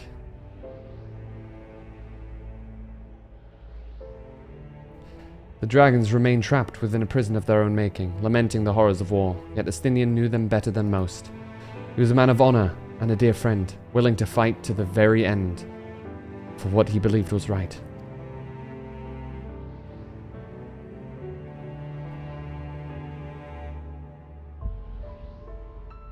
And he's still fighting Alphino, just like Thancred. Exactly. The sacrifices are why we can survive here. We still have a chance to stop her. Even in spirit, they're unwilling to give in to despair, and we mustn't either. Alize is right, we must press on, for their sake.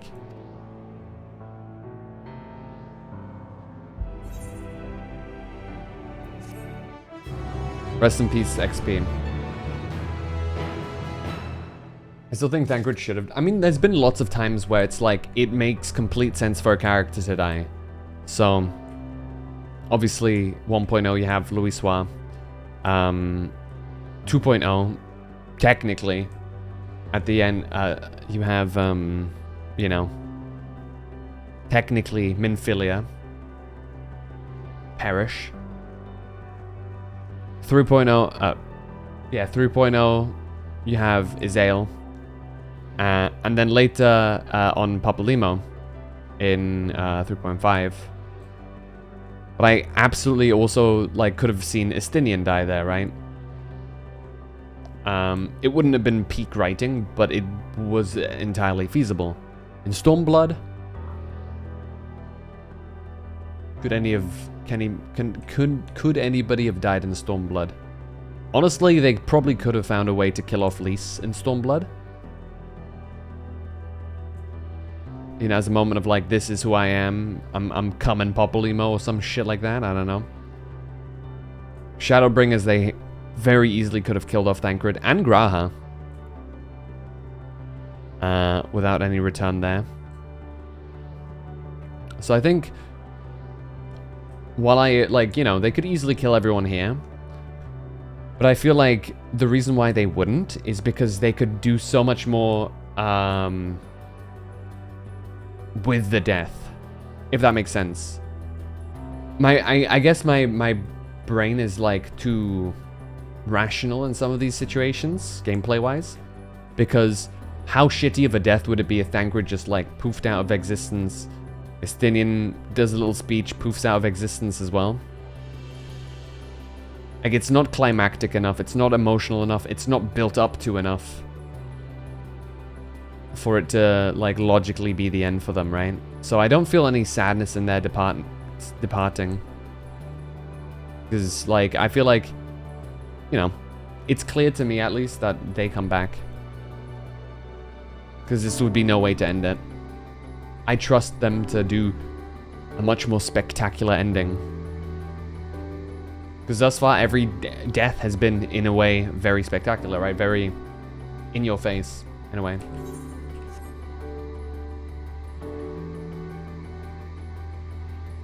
Back for the final fight, then have their residual energy dissipate in a touching scene. I still think that wouldn't be as impactful as it could be. I can guarantee that'd be like a good chunk of people that'd be coming out of that, like, that's like saying that was just stupid.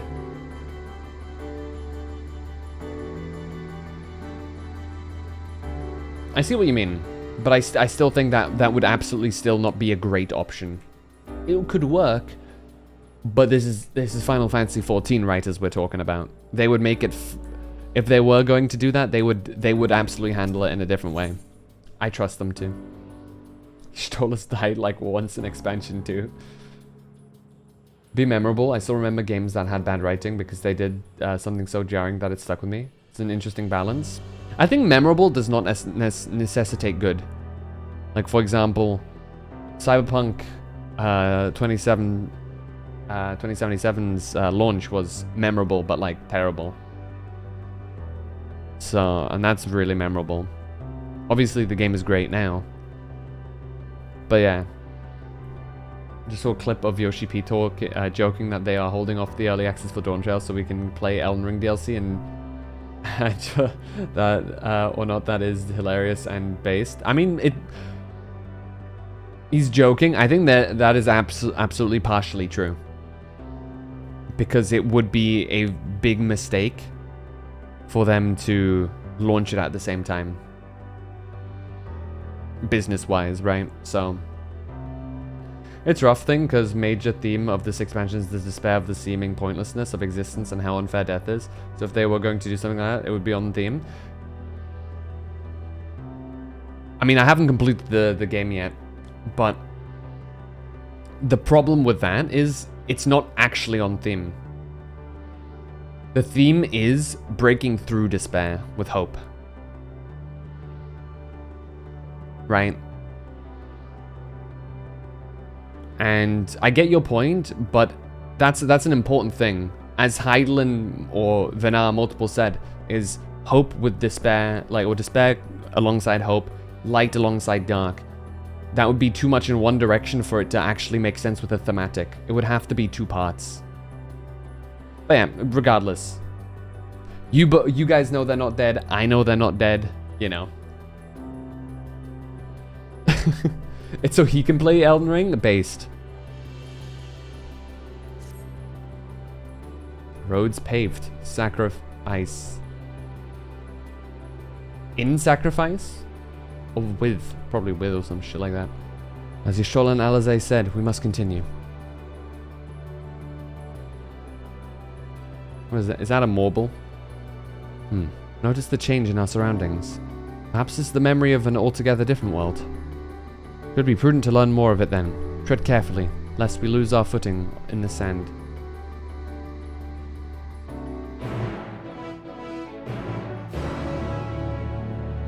Honestly, I don't even think the devs really wanted you to think they were dead while you play through it. Nobody I talked to at launch did, yeah.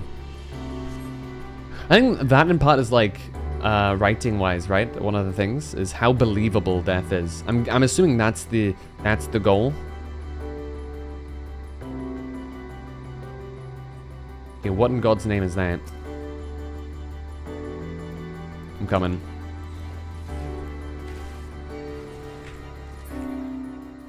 I got you, little man. Or lady, I don't know.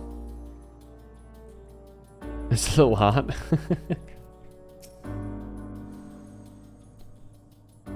Were it not for the violet crystal embedded in its surface, 'twould appear as ordinary stone.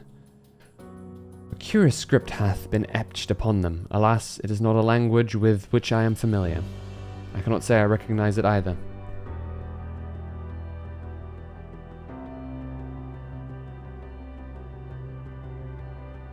I did kind of worry they were going to kill Matsuya during the running cutscene though. Oh yeah, that was like the tensest I felt. Because I wouldn't have put it past it. You know? I cannot say I recognize it either. Nor I. The dragons, from what I recall, preserve their knowledge in song and eschew the written word entirely. So we may assume that this is the work of another race. One we have yet to encounter. Meteon claimed the dragon's world suffered a slow death, seeking the release of oblivion. What life we find here, like as not, doth wend its way towards a similar end.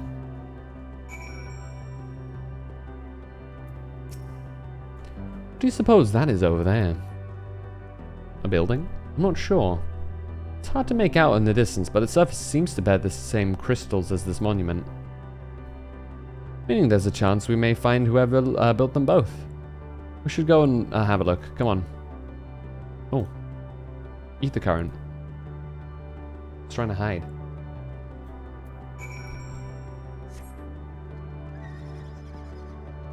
Didn't put it past them to give him the Orc-Testling treatment. Oh yeah.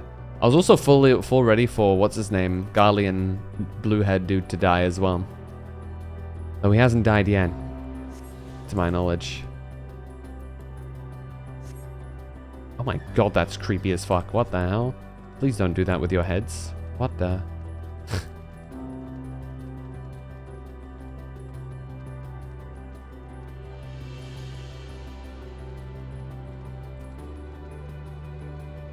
To your knowledge, he's still alive, yes.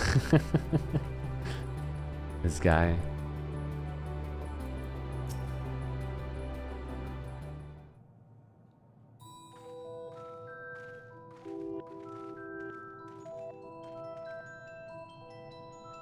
Hail, travelers. This is a most unexpected occurrence. Oh, hello there. Is this your home? Indeed it is. Ah, forgive me, I had forgotten. An exchange of introductions is expected when first meeting those of whom one is unacquainted.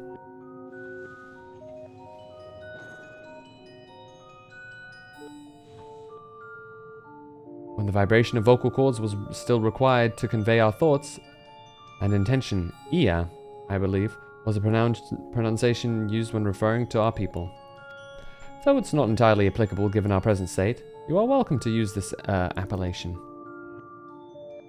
As for nomenclature to address my individual person, I believe it would be pronounced Kofkud. Yes. Kofkud of the Ia. That is a strange name. The Ia. We have encountered beings that communicate intermittently through thought, but never one that is wholly without voice. I presume we are having this conversation via the medium of ether or dynamis, as the space is suffused with vast quantities of it. Fascinating in either case. I gather your response to my presence is positive then. That as well. Well, there is something I wish to ask of you. Like yourselves, we Ia are ether-based life forms. Therefore, it may be surmised that your bodies are comparable biological composition to those we once possessed. I have a number of queries regarding your subject perception of the five senses: sight, sound, taste, touch, and smell. In total, I prepared 198,712,180,827. That's rather a lot, isn't it? Oh, my apologies. I've omitted a great many details necessary to understand the nature of my request. Though we dispensed with our corporeal vessel long ago, we have rediscovered a need for the flesh, and have endeavored to recreate our erstwhile forms. However, all pertinent records have been lost due to the passage of time.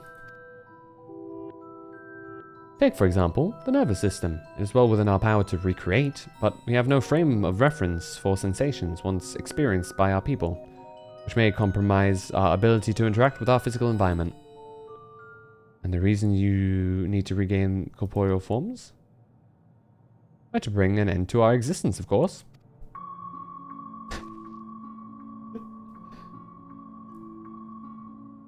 Though need is perhaps too strong a word, it would be a simple matter to unmake ourselves through use of etheric exsanguinators, but such a death seems inadequate. The traditionalists among us believe proper death requires an inescapable sense of impermanence in one's final moments, an experience found only with bodies of flesh. That is strange. You want me to kill you? Like... We should very much like to hear more of your plans. In exchange, we will answer any questions you have to the best of our ability. Such an exchange of information would indeed prove useful. Very well. To ensure efficacious exchange, I hereby invite you to our home. Yes, the abode of the Ia, where our traditionalists prepare for our demise. I presume your consent to answer questions is indicative of our tacit approval of our plans, in which case your cooperation is greatly appreciated. I must caution you, however, to be mindful of the Ia wandering the desert. Their desire for bodies and flesh could be described as overzealous. Now, if you would follow me. Gideon just misunderstood them as they are extremists, like the Vikings who want to die in battle. Also true, yeah. This is going rather smoothly. Not that I'm complaining, mind. Even so, we mustn't forget their aim is oblivion, much like the dragons. But I fail to see why a civilization so seemingly advanced would choose to unmake all they have created. At any rate, we'll find no answers dallying here. Let us be on our way.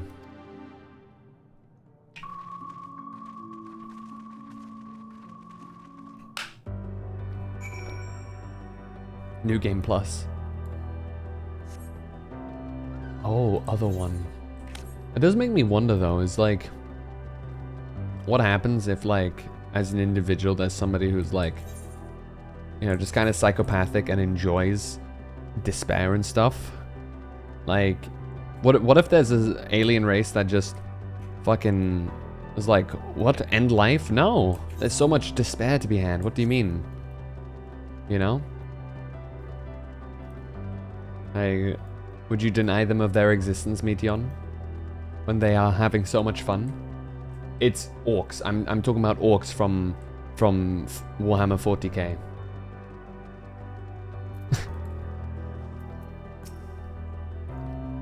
Welcome to our abode. Most of our compeers you will find remain idle in their domiciles, though your quizzical expressions indicate my phrasing is unclear.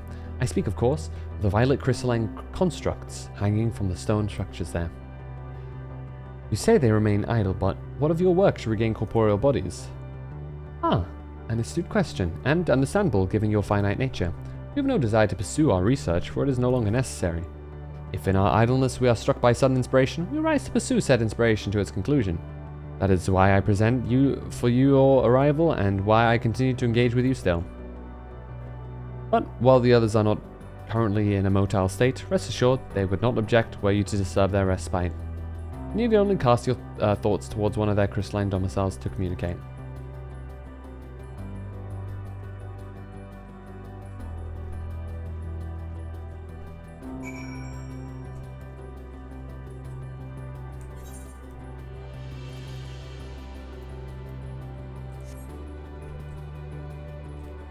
Interesting question.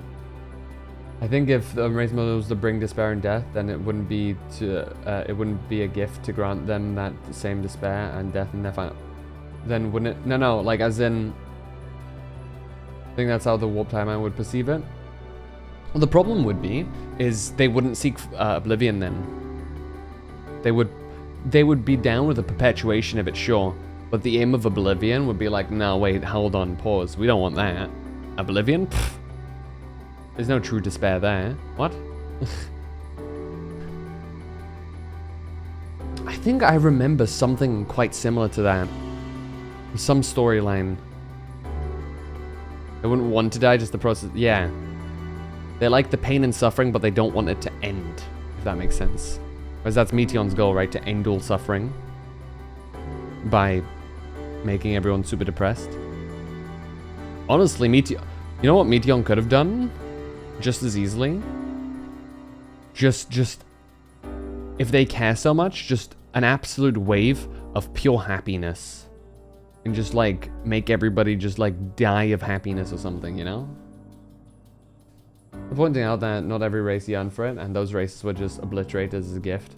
Races that wanted it were shepherded to use to perpetuate the emotions. Gotcha.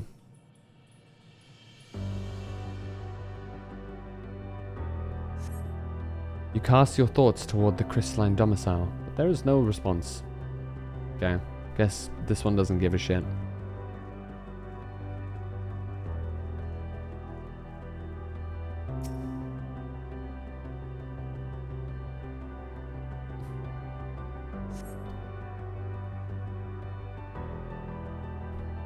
You wish to speak?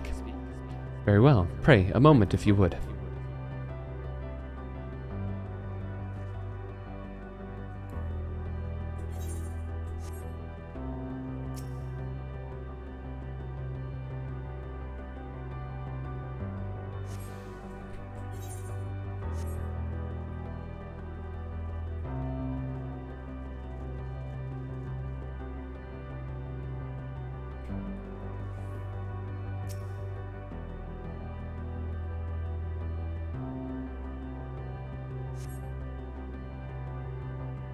Why we seek our end, you ask? If you wish to know, I will tell you. Just a moment, I must remember, what form did I take when I last emerged? Real.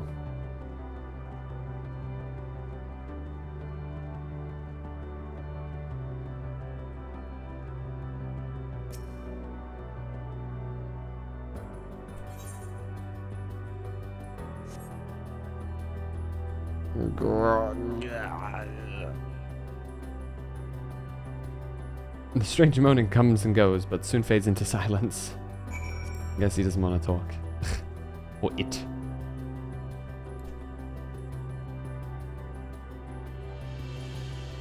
Oh, it's swimmable? Okay, let me dive. Kinda wanted to dive, not gonna lie, into that. Would've been cool.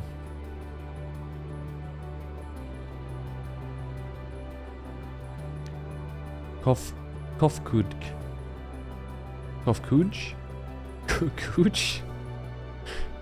Did your inquiries yield satisfactory responses? Kind of. They haven't come out yet, though. I see. They fail to answer, then it's likely because their minds have unraveled due to prolonged idleness. They are not but concentrated ether now. Or not. There are no others who have need of those lodgings. And they will not provide a hindrance to remain as they are. More importantly, you said some few did answer your request for an audience, yes? I imagine they'll be with us ere long. How long is ere long to you? Now I'm curious.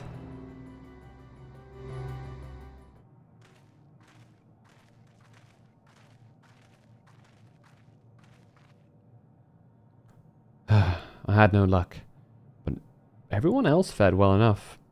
Quite a few have awakened. Oh, there they are.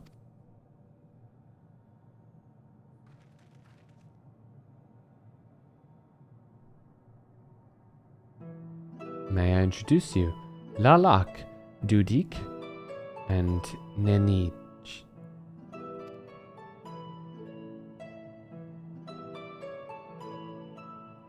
It has been too long, Kofkuj.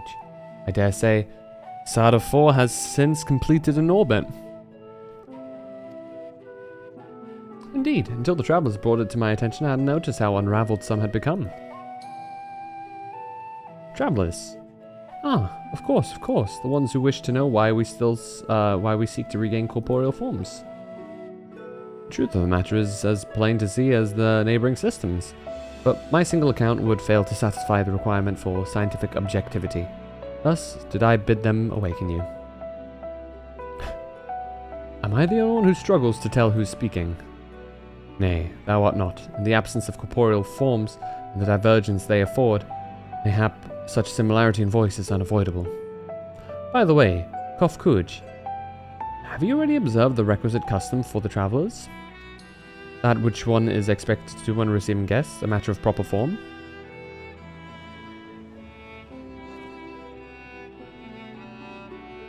Ah, yes. So long has it been, it had completely escaped my mind. And still does. What was it again? I can't seem to remember.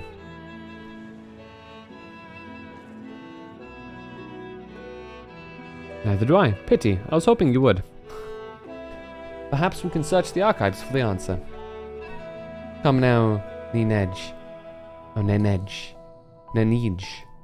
The archives have long been frozen, lest we subject ourselves to further dollar. Or the law. Surely you can recall that much. Ah, of course, food. The custom is to serve food. Beings of flesh such as they must regularly replenish their ether. By contributing to their replenishment, we communicate our friendly intention. That's right, that's right! We duly invite you to join us in a communal repast, after which we may engage in leisurely conversation. If we have a chance to learn something, then I see no reason to decline. These guys are pretty chill. For now. I'm ready for them to just, like, go crazy or something. Excellent. If you would care to follow, we shall feast you on the purest ether. We eating pure ether? I'm down to try it. Sure, why not?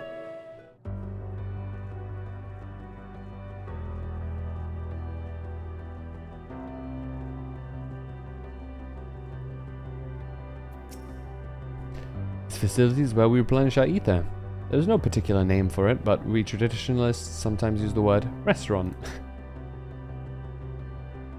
Now then, if you would take your place with your comrades, the space will soon be awash with purest ether. Please absorb as much as you like. Are we about to get juiced up?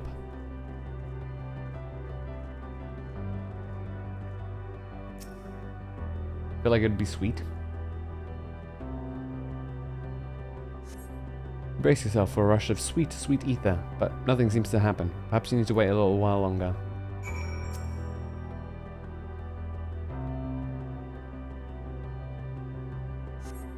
Brace yourself again, but again, nothing seems to happen. As I suspected, as meticulously as one might recreate the Ear's home world, this is Ultima Thule. One cannot simply generate ether here. As recreations, our friends are oblivious to this fact.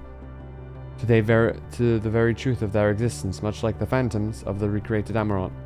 However appearances may seem, we must be mindful that this is the memories of the dead with whom we deal.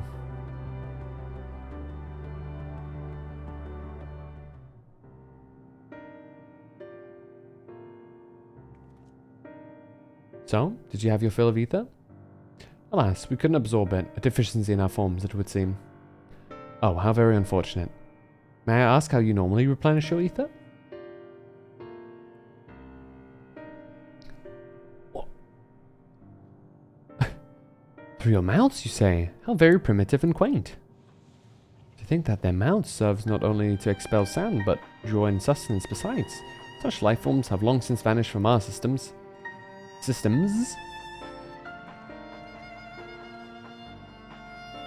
Though we regrettably could not partake of your magnificent feast, rest assured we feel your welcome most keenly. In the course of acquainting ourselves with your sophisticated ways, however, we could not fail but wonder. Wherefore do you wish to obtain vessels of flesh, and thence to vanish? Will you not favor us with an explanation? I think eating is impressive. You should see what else we can do with our mouths.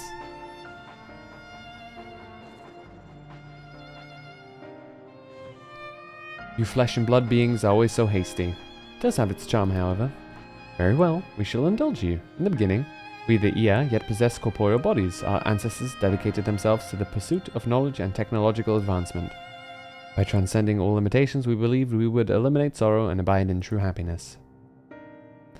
From the tangible such as land to the intangible such as labor, there exist myriad hindrances to progress. The most confining of all was the flesh itself. Our natural lifespan was distressingly middling, you see. Too short to enjoy unhurried lives, yet too long to be considered disposable. Furthermore, to simply maintain the integrity of our bodies demanded considerable resources. But we managed to solve this problem. After long years, we discovered how to become non-corporeal entities with everlasting lives, untroubled by the failures of flesh. Thus changed, we had more time and freedom to continue our scientific pursuits. We went on to make even greater strides in our quest to transcend all limitations until we finally decided to challenge the last of them all, the limit of knowledge.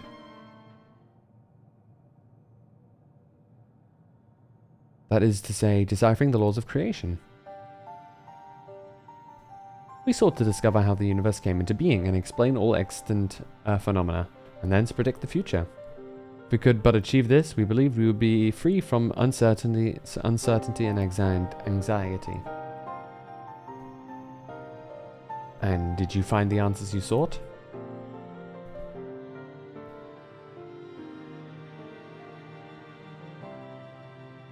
Yes, we did. Our efforts revealed to us a fundamental truth. Knowledge of said truth is essential of the continuation of our conversation. If you would learn more, we will share it with you. No, we mustn't. Primitive as they are, it would be unspeakably cruel to deprive them of their ignorance. They are possessed of corporeal forms, their lives readily ended. As those who have gone before, is it not our duty to warn them? What thinkest thou?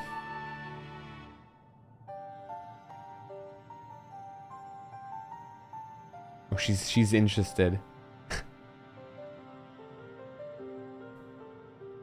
We have deliberated and come to a consensus. If you are resolved to know, we will disclose to you the truth we discovered, the truth of the universe. Seek us at the stone pillars just outside the bounds of the abode. A place called Eligea. Eligea? That one. You look at these things and you don't know if they'll give you a blessing or pull your spine out of your body. Probably not, yeah. A fundamental truth. We will hear it, of course. Let us learn what has led such an enlightened people to this indolent end.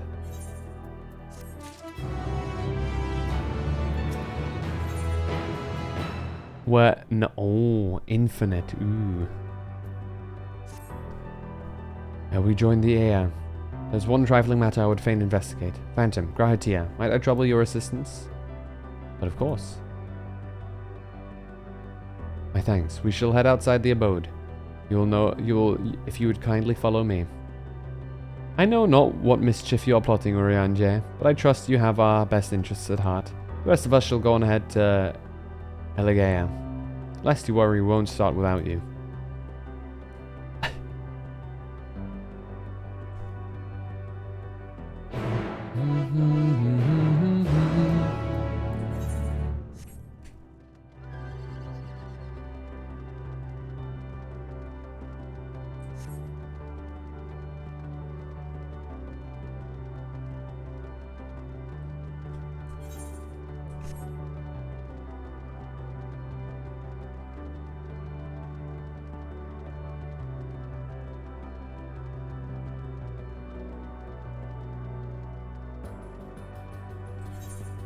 Very interesting place.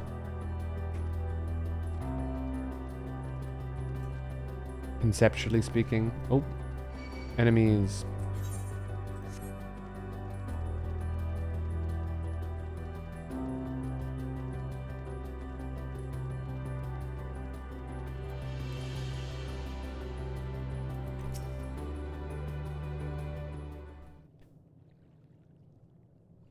Aye, this place shall serve.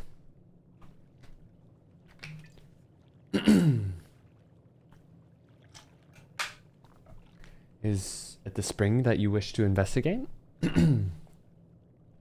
Nay. Pray forgive me, my friends, but there is naught to investigate. 'Twas but a pretense to speak in private. Balyushtola, you have our undivided attention.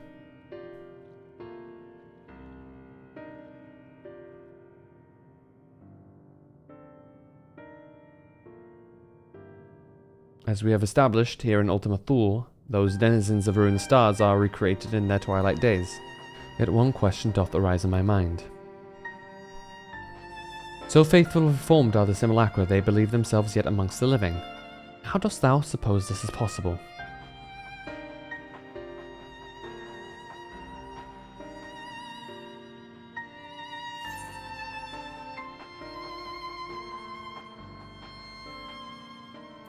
Meteon has taken their hearts unto herself, as she said.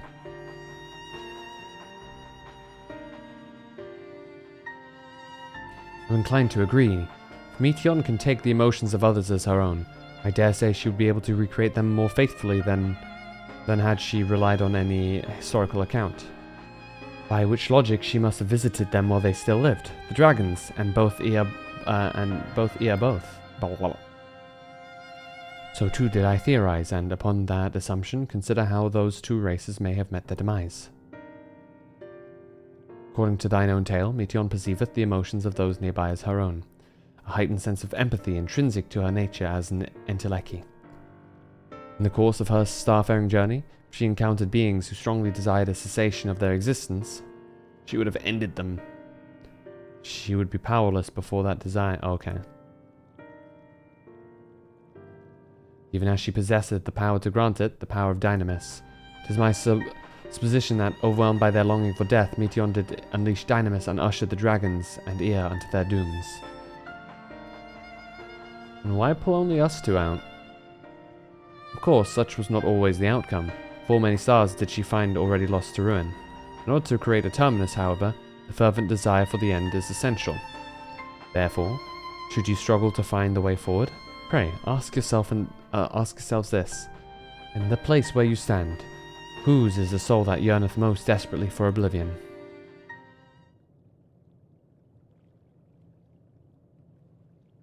Why do you tell us this now?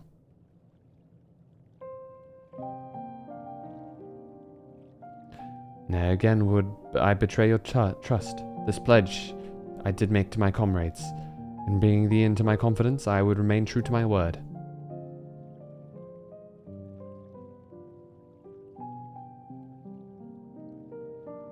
As for thee, let us consider it my fitting reward for the secrets I harbored. For the Crystal Exarch. I once placed my faith in thy chosen path, walking at thy side, full knowing that we were bound for thy demise. I ask that thou returnest the favour and abide in faith, as I fulfill mine own destiny. If you say my debt has come due, how am I to refuse? 'Tis indelicate of me, I know full well, and I can but beg thy forgiveness. Yet even if I must needs go to such lengths, I cannot well feign ignorance of the answer I have found within. The answer to the question, in what moment might I stand strongest?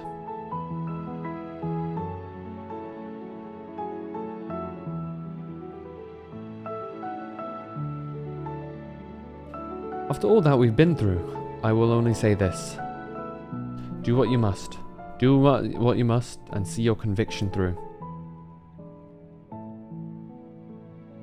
I shall, my friend. I shall. Without further ado then, let us go join our comrades.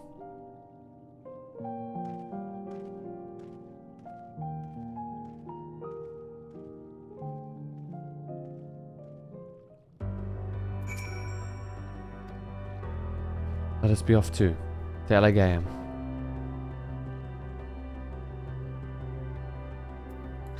So, Mr. Orange is next, huh?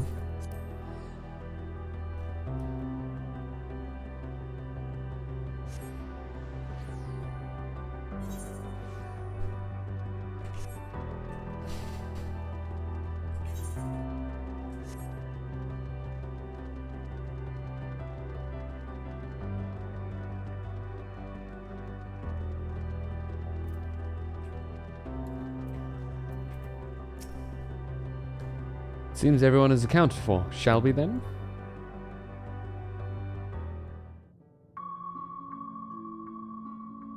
Please continue. Tell us about this truth you discovered.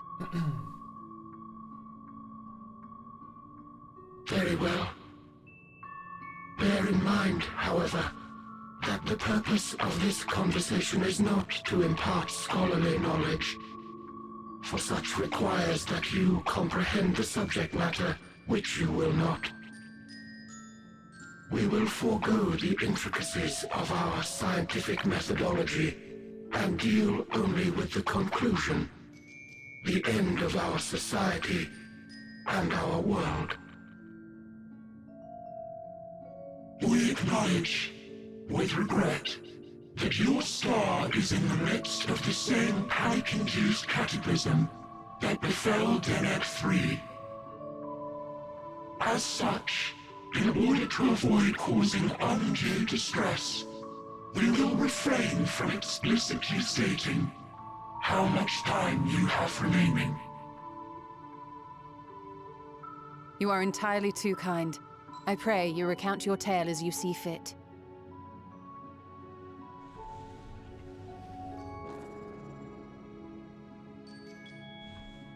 In the beginning, the universe was but a tiny particle.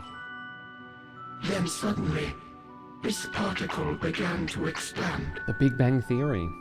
Having remained entirely in the bounds of your star, the phenomenon may be difficult for your kind to grasp. But this expansion has since continued unabated. Speculating that the universe could not grow indefinitely, we sought to learn what might occur and made a worrying discovery. The stars will continue to spread apart, as will their finite thermal energies. Eventually, all heavenly bodies will grow cold and freeze. No new stars will be born, and the universe will enter onto an eternal ice age. Oh, we know this already. Eternal heat death. Yep. It's a concept not foreign to us humans. In hopes of proving that this determination was erroneous, we scrutinized our research from all angles, even as we sought to avert the everlasting winter. The endeavor proved fruitless. So infamously so, in fact, that it became synonymous with vain effort. The universe as we know it would end, and there is no way to prevent it. Beneath the weight of this knowledge, our society stagnated. Though we had time still, it was a cold comfort. Yeah, good one. Why strive for anything when desolation is assured? When our wealth of wisdom, accumulated since the dawning of our kind, would be forever lost. Why not? No civilization would rise from our ashes. No scholar recover our knowledge. In silence unbroken, naught would stir.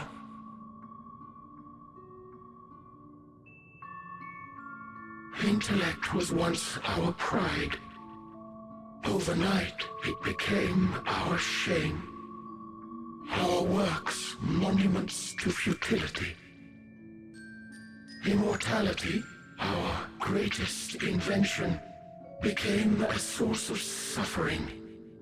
Rather than suffer on, many chose to unmake themselves by means of etheric exsanguinators.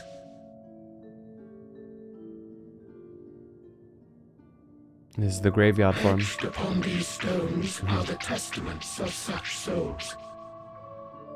Though many left no words at all, thinking it a pointless gesture.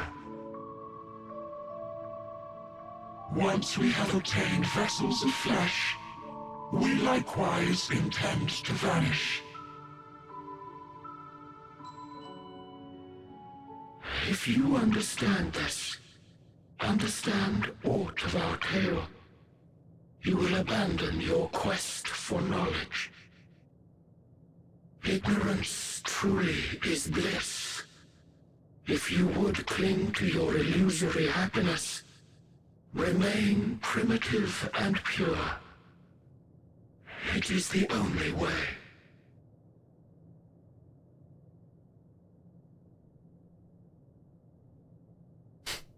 The staredown.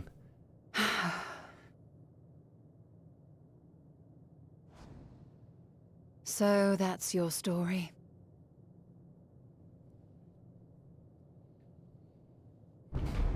While I appreciate your advice, I will not heed it. Oh, Y'shtola. Convinced though you may be of this truth, it is yours and not mine. Indeed, truth, I have ever believed, is in the eye of the beholder. Are you suggesting that we have reached a faulty conclusion? That our science failed us? Hardly. As you yourself said, the subject matter is beyond my comprehension. And that, I accept, is true. I do not possess the knowledge to prove or disprove your conclusion. In my mortal years, I doubt I could even approach the wisdom of the Aya. Aya. Yeah. But of one thing am I absolutely certain. I would not be happier in ignorance. Y'shtola, no! You mustn't!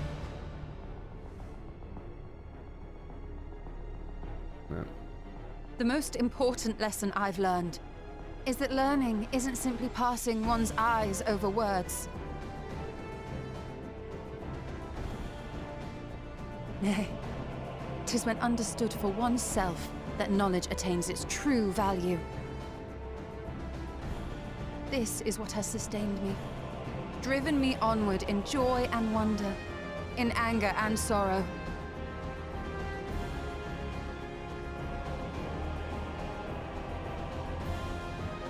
The universe may end, and all may be for naught, but I will live as I always have. Real.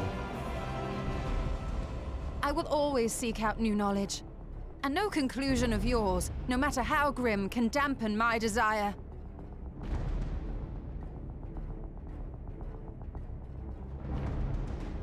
I suppose it is only to be expected. Their feeble minds cannot fathom the terrifying gravity of it all. But worry not. We consider it our duty to enlighten you, and we will not stop until you grasp the full extent of our despair.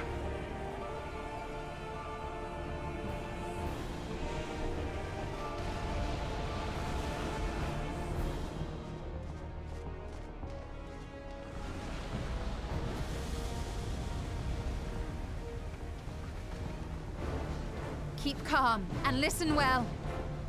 Though my body will soon dissipate, there may be a way to restore it. Asm's magic. So long as our souls remain, you can use it to summon us back. True, actually. Good point. But you mustn't, for it would mean losing our way forward. This I only reveal so that you can promise not to invoke the magic. We came here knowing what victory may cost, so press on. Press on, and do not look back. We do it when I've killed her. I mean, beat sense into Meteon.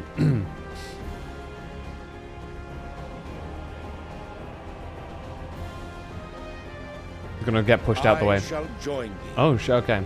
As subterfuge is not required, thou shalt not suffer for mine absence. Urianger. My resolve hath never been as strong as thine. Full oft have I wavered in my decisions, and afterwards been stricken with regret. In spite of this, I may still stand with my comrades, supporting them as they attempt the greatest of feats. This truth I have learned in the course of our journey. And many though my shortcomings may be, I may also claim to excel in prophecies. My studies, into which have granted me the flexibility of mind needed to bend this malleable reality. Urianger just like, I'm here too, I guess. Thus shall I hope that thou mayest have the strength to resist, and our comrades the strength to continue.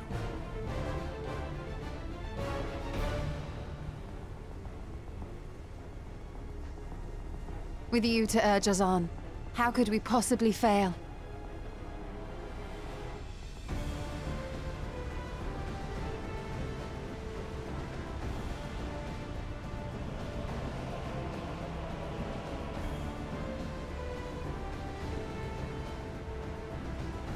Don't worry. Drunk wine on Urianger and Y'shtola mommy will get you back.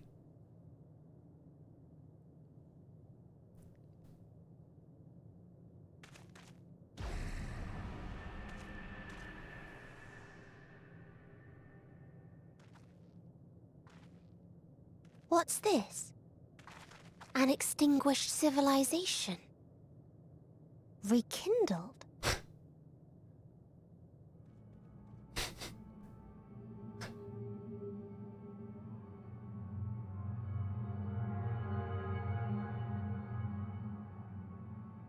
That's right.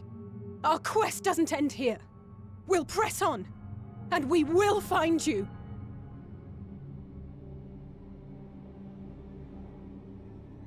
There. That's where you'll find me. Oh, up? I thought that like... Is that another star? Of the stars we visited, Most were already devoid of life. And where there was life still, the inhabitants wished for death. But even death, we learned, isn't truly the end. It is but a part of the cycle of rebirth.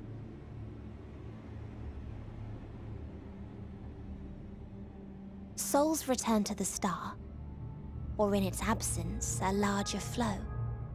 And eventually they are reborn. Alive again, to know suffering anew.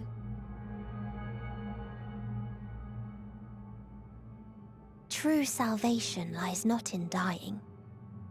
It lies in not being born. Good lord. This is the gift I would give to you. To all life on beautiful Atheris. To that end, we created an egg wherein life cannot quicken. That dead sun. Girl's been listening to much Evanescence albums, I guess. Attain it if you can. Before your friend's emotions fade away. Along with their protection.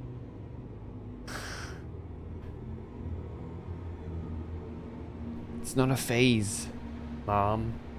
Oh, and she's gone.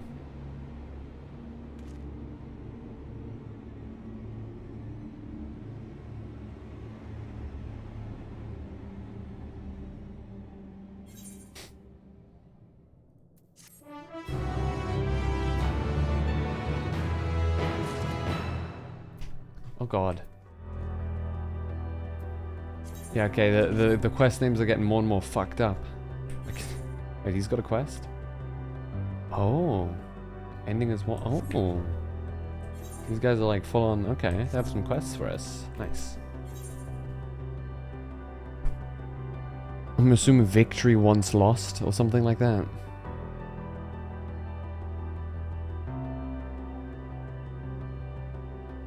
I'll tell you what I've done for you.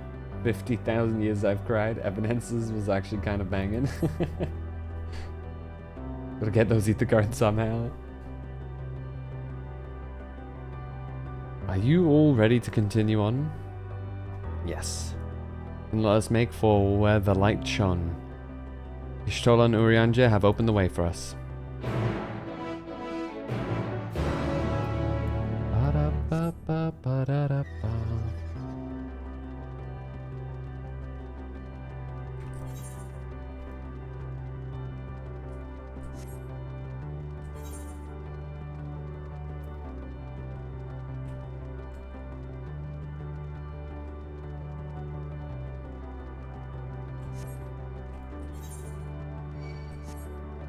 Actually, hold on, let me do this. I have a plan. Stop it. I do have a plan. Oh. There we go. And this is the plan. I go through here, right?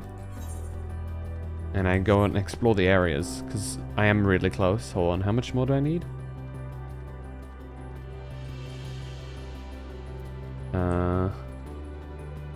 About 500k. Might as well just quickly. For the time being that I'm finding new areas, right? Might as well.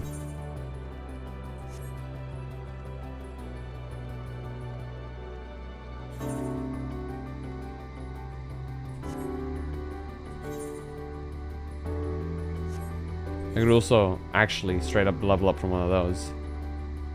Now that I think about it. Hold on. Actually, no, wait, maybe I can, actually, because they're level 80.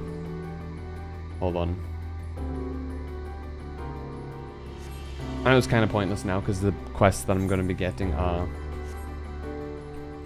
Actually, yeah, it's pointless. Why am I doing this?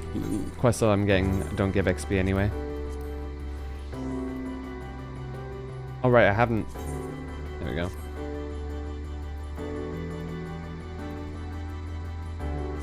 Boom, there we go. I'm silly guy.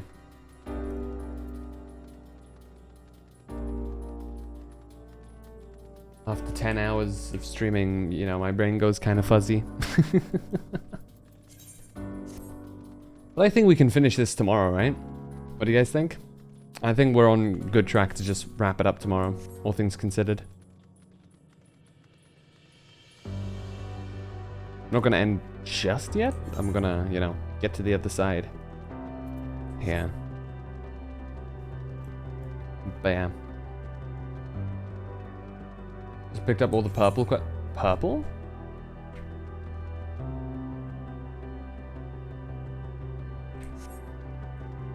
I believe them to be blue. Is that not correct?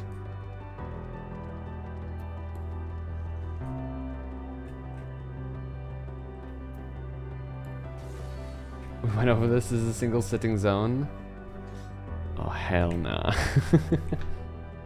It is 5 AM. It's been a 10-hour stream. Yes, I can feel it. The ether emanating from the arcane pattern. This is a portal, make no mistake. Let us see where it leads.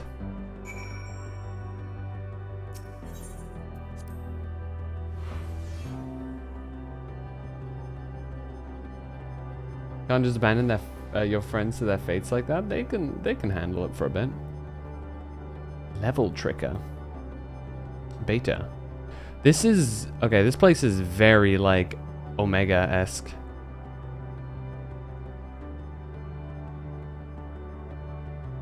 This looks like Omega.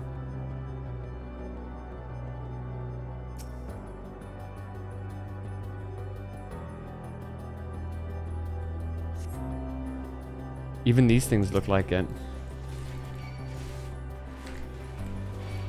I haven't done... I haven't completed Omega yet, though, sadly. It was years ago.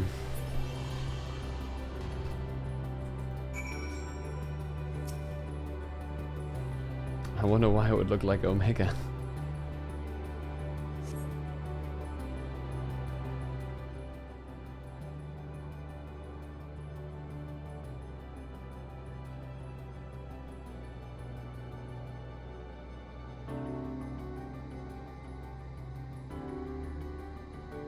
Does Omega have an ultimate?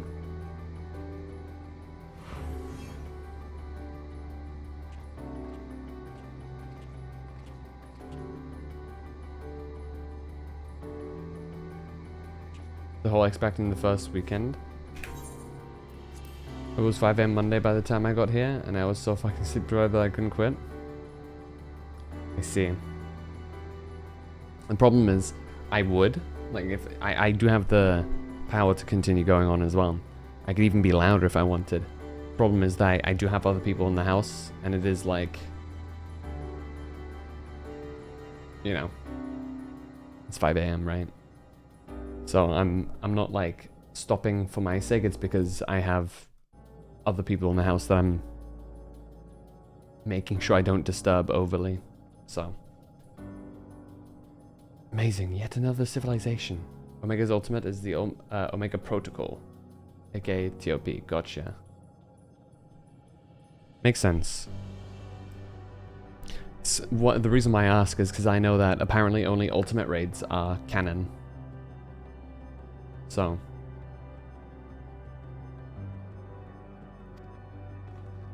this is Omega.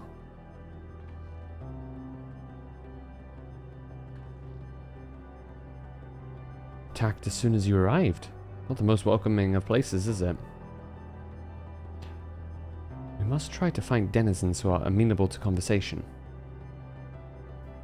We should also get the lay of the land, see how far we can go.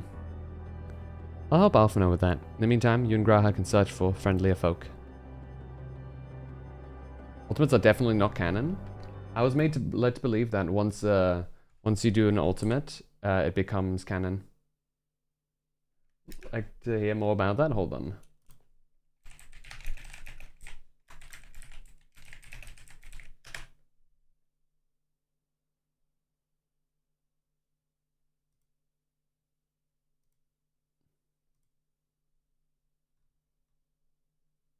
Ultimate DSR.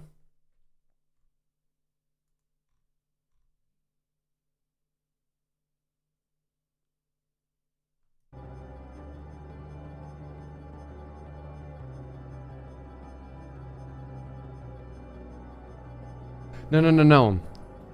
It was to my understanding that what happens within the old, like, as in, not the difficulty, but like what happens as you do, like the what happens within the raid when it gets an ultimate, it becomes canon, is what I've heard. Not that the ultimate version is the canon version. Is what I meant.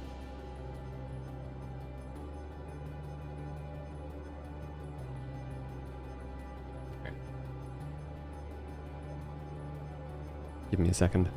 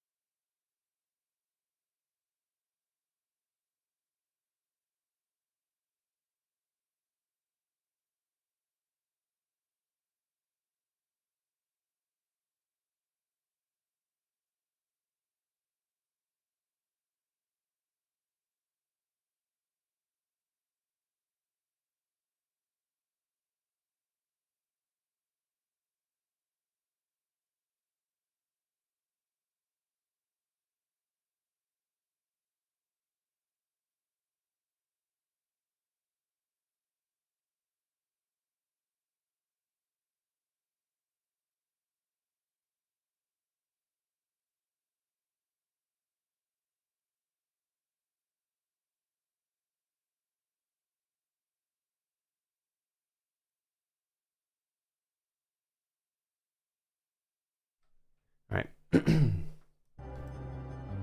Okay, with your footing, I mislike the look of this terrain. Knowing what the locals are like, you best take care of yourselves. We'll find you once we finish exploring.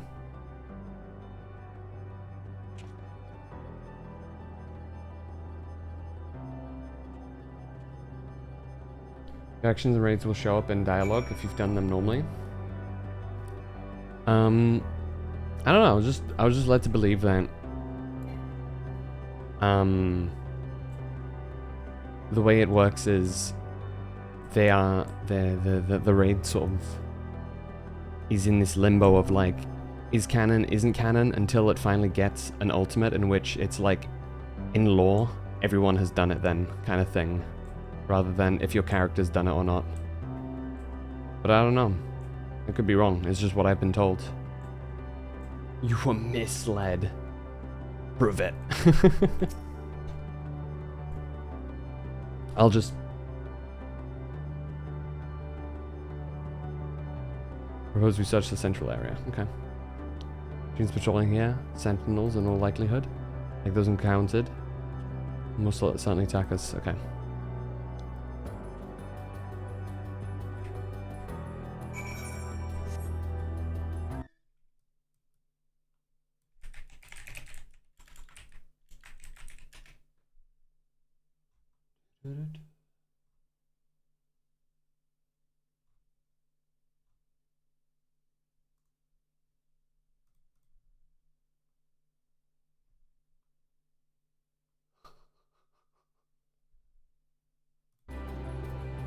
When was this done? Okay, damn.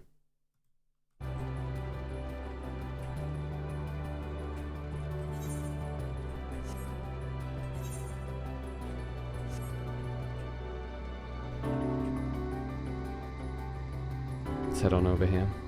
Whoa.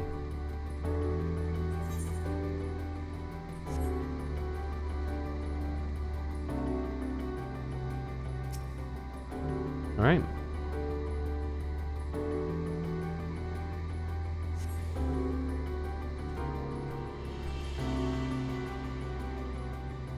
What the hell? Why is my mouse not?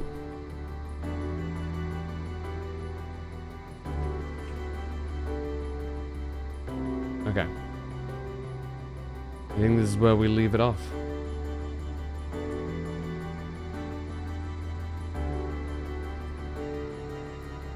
think you gotta watch watch out for. The player base of this game is prone to excessive headcanon.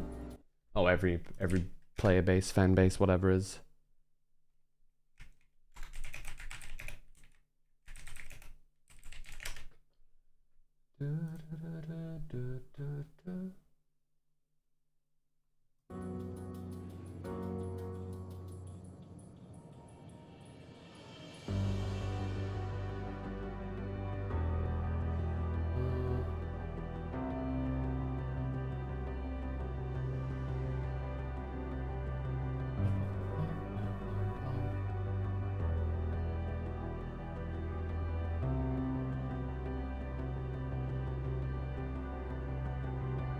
I just want Nero and Sid to be a thing.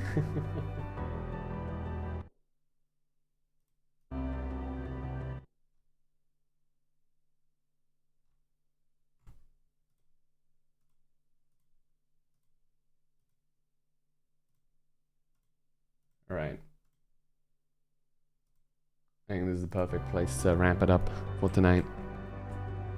We'll continue again later today, for me, at least. Shippers are the worst.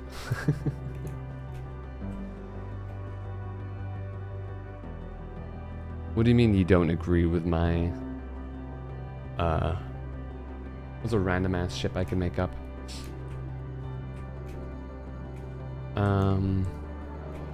Amanda Lane, Canny Center ship, SMH. It's all but confirmed at this point. Oh man. Alpha no existent. Don't. That is the thing.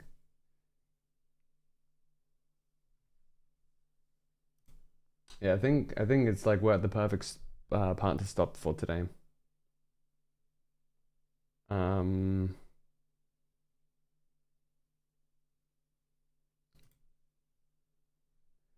Not even sure Amanda Lane and Candies have ever been in the same scene. That's exactly the point. Because they're not allowed to be, because if they are, the tension would be too high. It'd be too obvious. Tataru X Xenos, oh good god. I imagine Kryl Xenos shippers are a thing.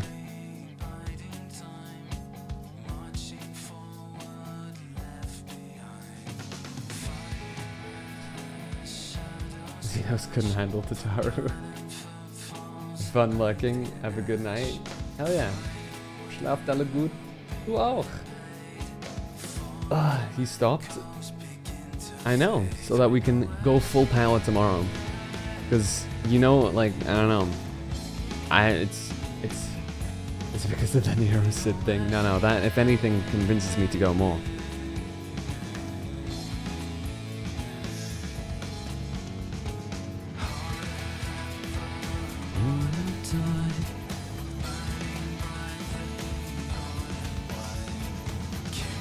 Alright, do I have anybody to raid?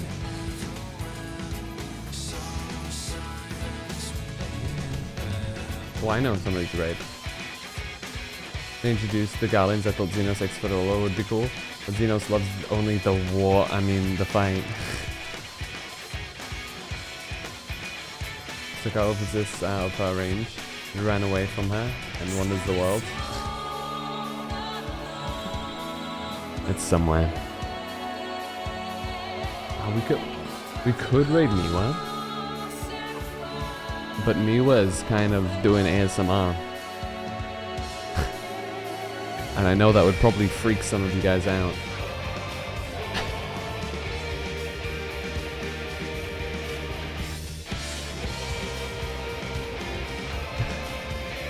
Xenos ASMR. Enjoy that image. Sarah fucked up Arcanima, so we just got a creation magic. It's pretty funny. You guys want to go anywhere? Do you mind if it's an ASMR person? I'm not too fond of ASMR, but he was like one of the only people I know. Why is she live? I swear she's like in my time zone. What the fuck? mean, I say this of course, but like she started like an hour and a half ago, so it's like... Anyway. Okay, we raid Miwa. Brace your ear holes because it's about to be hold on. I think I can raid into her, right? It's not like she has it disabled. No, we can raid.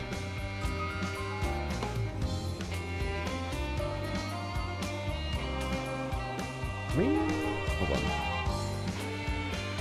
What is he doing? Oh, he's doing a tier list. We could do...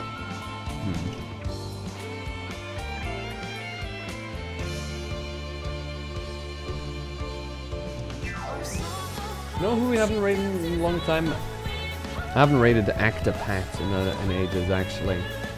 He's celebrating his 4-year stream anniversary. And I know that Princess raided that earlier, so why not? Anyway. Thank you guys so much for chilling today. And tomorrow, we will be finishing Endwalker. We will be doing it.